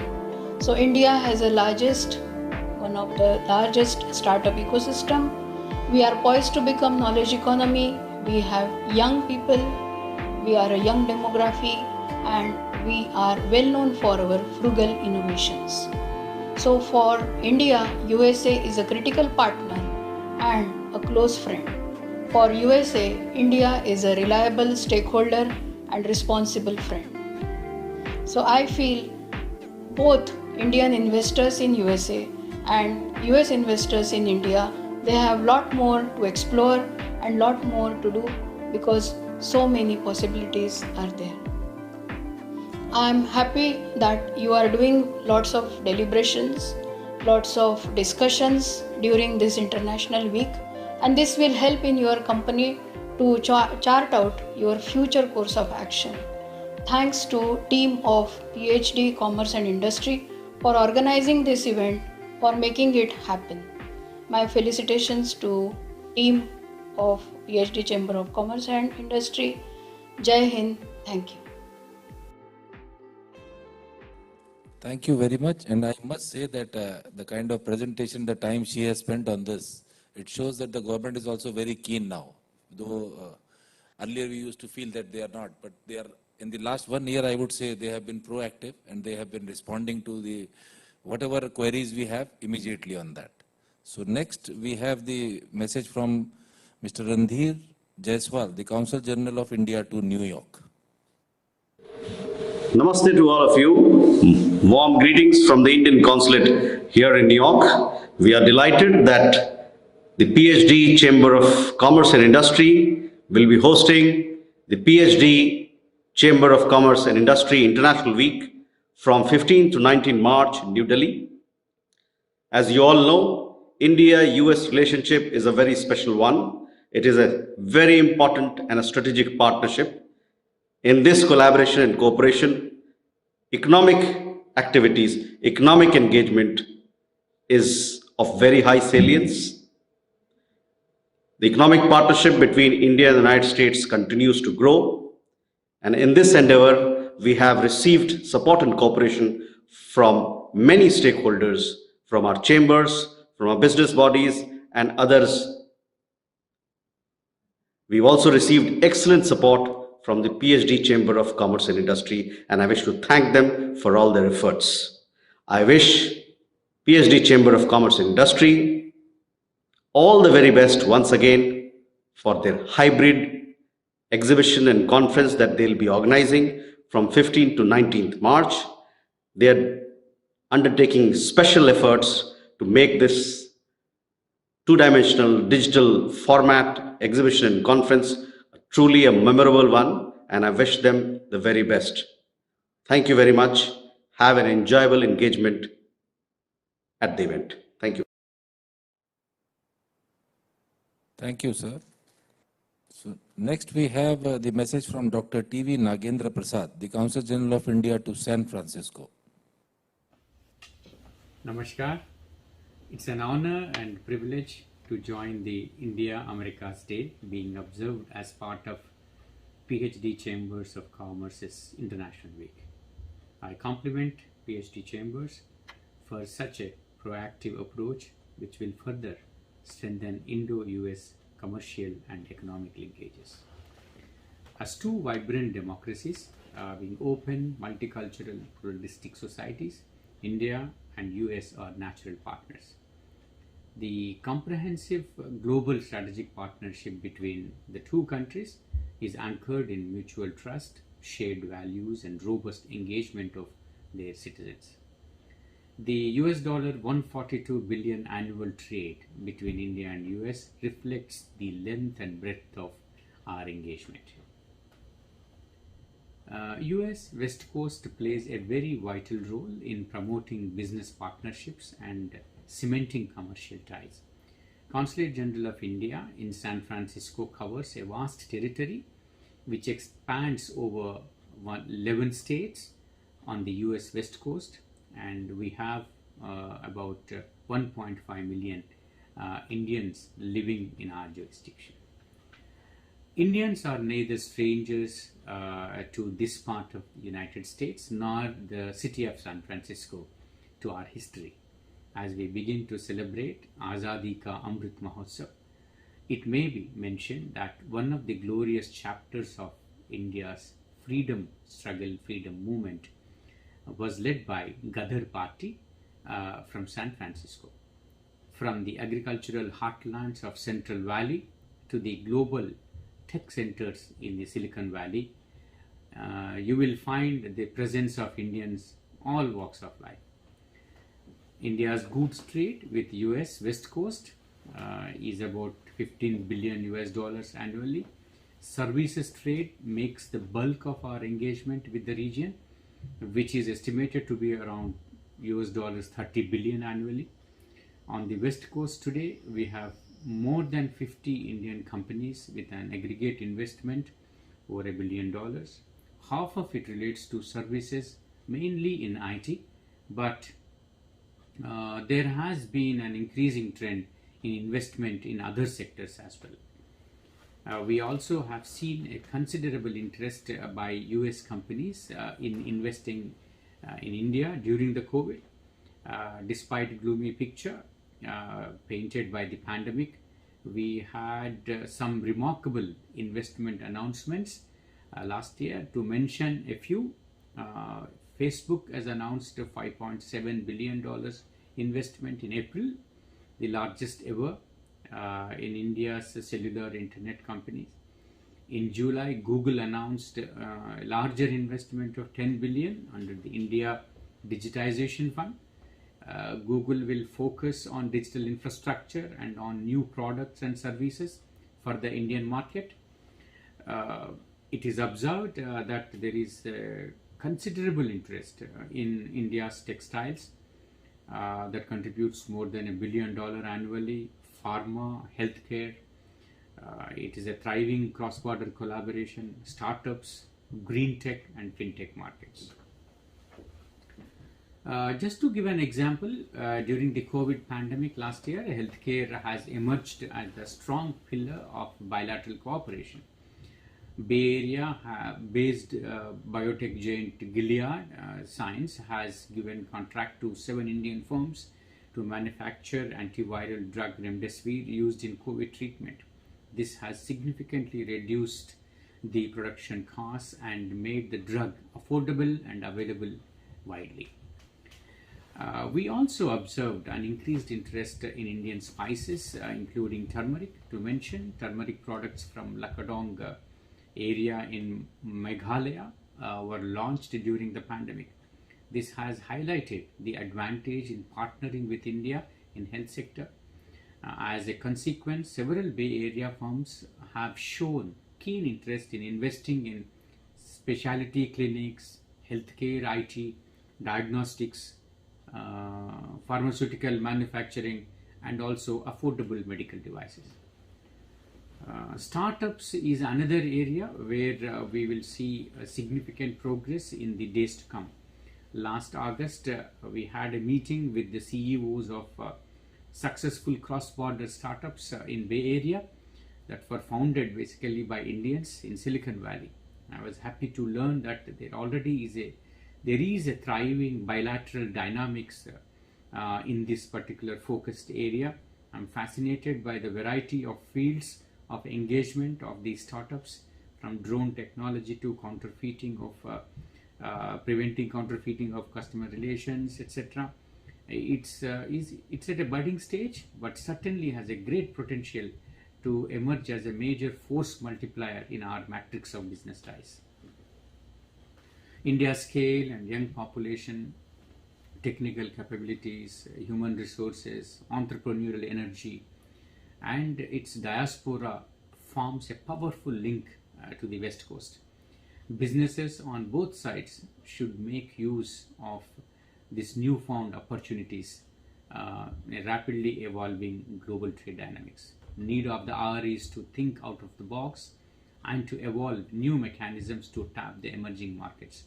We need to innovate in every aspect of our business interactions, especially at a time when digital space is redefining producer-consumer relations. Consulate is always happy to assist you in your efforts to grow your businesses in the US, on the US West Coast. You are always welcome to reach us directly or through trade bodies such as PhD Chambers of Commerce. We are happy to play a constructive role in your growth and aspirations. I thank for the opportunity given to me, and I'm sure that this event will help brainstorm the way forward. I wish the event all the very best. Thank you very much. Dhanyawad. Jai Hind. Thank you. And we have one more message from Mr. Amit Kumar, the Consul General of India to Chicago. A very warm good afternoon to all of you who have joined us virtually. I am delighted to be present here at the India America's Day as part of the PhD Chamber of Commerce and Industries International Week. Since we are all still in the midst of the unprecedented COVID-19 pandemic, let me begin with it. The pandemic left no region in the world unaffected and caused severe disruption in global economic activity, including trade. With the ongoing vaccination drive, where India plays a critically important role in both mass production and delivery of vaccines globally, we are cautiously optimistic about return to a modicum of normalcy in the coming months. In this backdrop, let me make three broad observations about the Indian economy and our bilateral trade and investment ties with the United States, with which we pursue a strategic partnership. During the pandemic, India was perhaps the only country that continued with deeper structural reforms and with process of further liberalizing different sectors of the economy. The results are there for everyone to see. There are already green shoots in several sectors of our economy. 2. The record foreign direct investment last year is another indication about the potential of the Indian economy. IMF has already projected a double-digit growth rate for this year and beyond. If you look at our bilateral trade, there was naturally a dip last year. At the same time, we also saw that figures for last year crossed the 2019 bilateral trade figures. And as such, I am confident that this year will see a sharp resumption of growth in our bilateral trade in goods and services with the United States. The investment flows between our two countries have also truly become bidirectional. What I'll do in my remarks is to briefly speak about the US Midwest region and why it is so important for India. I will also briefly dwell on the priorities area of cooperation between India and the US and how the Midwest region can contribute in that space. The US Midwest is an important region, accounting for approximately 21% of US population and 20% of GDP as per 2019 figures. This translates to 68 million people and $4.22 trillion in GDP. The Midwest region, with its strengths in industry, manufacturing, and agricultural sector, propelled US economic growth and prosperity in the post-World War II era. As the US economy transitioned from a manufacturing-led economy to a service-led economy, and with knowledge-based economy growing in prominence, the region was left behind. However, what is remarkable today is how the Midwest has reinvented itself and is now repositioning itself as a hub for advanced and smart manufacturing, building upon its traditional strengths and marrying technology and innovation in areas such as electronic mobility, autonomous vehicles, and drones, as well as hub for exciting startups in pharmaceuticals, biohealth, and healthcare sector. The region has also utilized locational advantages and available resources to develop expertise in areas such as renewable energy, particularly wind energy, and niche technologies such as advanced clean water technologies, or IT-enabled services in the agricultural sector. In this transition, the region has been helped by an excellent higher education system with several top-ranked universities and cutting-edge research facilities. As we all know, the new US administration under President Biden took office in January. Moving forward, I believe that there will be 5 key baskets where we can expect closer cooperation between India and the United States. First, given the pandemic and the emergence of new COVID-19 variants, we will continue seeing more intensive cooperation in healthcare, pharmaceutical products, and COVID-19 management, including affordable vaccine development and delivery.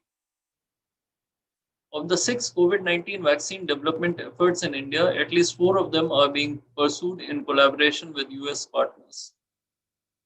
India also meets around 40% of generic medicines demand in the United States, reducing the healthcare expenditure here by $80 to $90 billion annually. Looking at India, the Ayushman Bharat scheme launched in 2018 provides medical coverage to over 500 million Indians from low-income groups. This remains a work in progress, but the scheme, along with last mile strengthening of health and infrastructure and potential of telemedical consultation, will significantly transform healthcare in India. This also opens up opportunities for US companies in pharmaceuticals, diagnostics, medical devices, hospital administration, etc. As I briefly mentioned previously, the US Midwest region is home to several leading pharmaceutical and medical devices companies. A second basket would be digital cooperation. We are going to witness expansion of cooperation in ICT and digital space. What distinguishes the US Midwest from the Silicon Valley is its focus on application of digitization in the manufacturing space. Michigan, Illinois, and Indiana in particular are emerging as hubs for smart manufacturing as well as centers for startups focused on B2B solutions in a wide range of manufacturing industries. In addition, Iowa accounts for a large number of firms in financial services and fintech industries. The third basket would be the energy basket, especially renewable energy and more broadly initiatives at promoting sustainable greener economic growth, which will also allow us to combat climate change. Iowa, Indiana, and Illinois are all part of the US North-South wind belt, and it is therefore not a surprise that wind energy followed by solar energy has been well integrated in local grids. The automotive hubs in the region are gradually looking more intently at electric vehicles, and the recent announcement by General Motors to fully shift to electric vehicles by 2035 have generated much excitement. Minnesota boasts of excellent water conservation and management technologies. As you know, India figures among the top 10 countries on climate change performing index and have set ambitious targets, including for production of renewable energy at 40% of all energy production by 2030. Having 30% of all vehicles on Indian roads to be electric by 2030, etc. With the United States rejoining the Paris Treaty, there will be a renewed focus on this sector and more opportunities for cooperation. The fourth category would be higher education, science, technology, and innovation partnership. The new national education policy unveiled last year in India would allow us to expand cooperation beyond the traditional exchange of students and faculty and look at opportunities such as joint research, joint curriculum development, or joint degrees, and eventually leading to opening of branch campuses of US universities in India. We can also draw lessons from the US university experience in areas such as flexible and interdisciplinary curriculum, strengthening interface between industry and universities, incentivizing research, and so on. The fifth category of issues of traditional cooperation in strategic and defense areas, including in the Indo-Pacific, will continue. You might be aware that leaders of India, Japan, Australia, and USA recently met virtually for the Quad Summit. To conclude, the US Midwest region is an important region for us to focus on in our objective of strengthening India-US partnership in several areas. I would like to assure you that the Consulate General of India in Chicago is working with relevant stakeholders in this regard. We are available here to disseminate information about important events in India and in the US, respond to trade and investment queries from Indian and US companies, facilitate tie-ups, etc. My officers and I are at your disposal. I would like to wish the PhD Chamber of Commerce and Industry all success for their initiative and look forward to partnering with them in strengthening the critically important India-US partnership. Thank you. Thank you, Excellency. And friends, due to the paucity of time, the questions we will request that all the panelists over there, they have a virtual booth as well. So you can put your questions there and we will definitely get back to you on that part. So now I would like to request Shri Saket Dalmia ji, the Vice President of PhD Chamber of Commerce and Industry, to kindly propose the vote of thanks.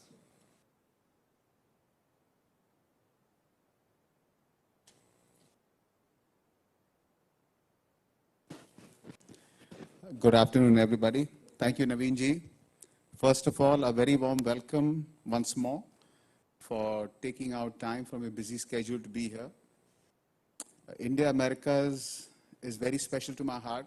Having studied in America 25 years ago and being in constant touch with the economies and the interactions, some beautiful points came about post the COVID pandemic lockdowns, where I had the opportunity of organizing through the PhD platform several B2B meetings between Indian and American companies. And most of the excellencies who were here with us, based out of America and based out of India, were all vying companies to come and do business with them in their local domestic areas, pitching what's good about them, what are the markets strong for, and why they should invest in their respective areas, geographically speaking. What it really enforced in my mind, and I became very, very excited and desperate to look for opportunities as to what kind of business can we do. So what really enkindled this feeling in my mind, I'm sure, is the same feeling which everybody here today is having. That the political desire and the economic compulsion of the world now is that India and the Americas have to do business together.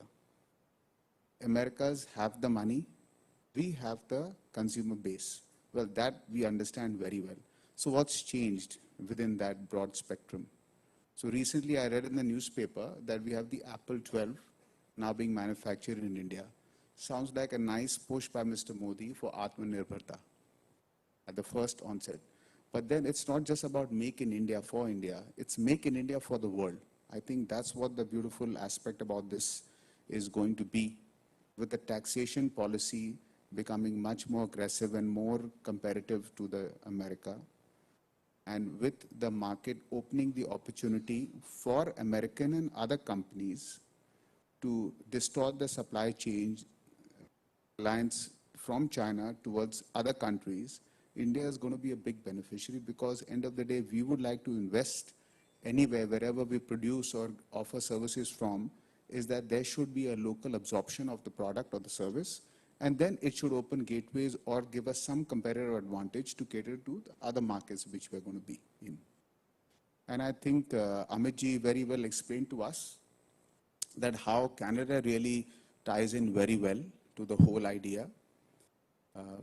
Canada being the springboard to probably have a medium cost structure if you cannot set shop in America to cater to America and to take the benefits of an American education the Canadian way. So having said that, thank you everybody for being here. Thank you, Excellencies. Thank you, especially Brenda Van Horn, the Principal Commercial Officer from the US Commercial Service, and everybody here today. Thank you very much for taking out your precious time to be with us here. Thank you. Over to you, Naveen ji. Thank you very much, sir. So I would like to take this opportunity if we can have a photograph here. with them, and I'll call my team members, please come. And also thank to all the participants who are here. Thank you very much once again for being here with us today. So tomorrow morning, 11 o'clock, we have the South Asia celebration. So we look forward to have you again tomorrow. Thank you very much once again for being here. Thank you.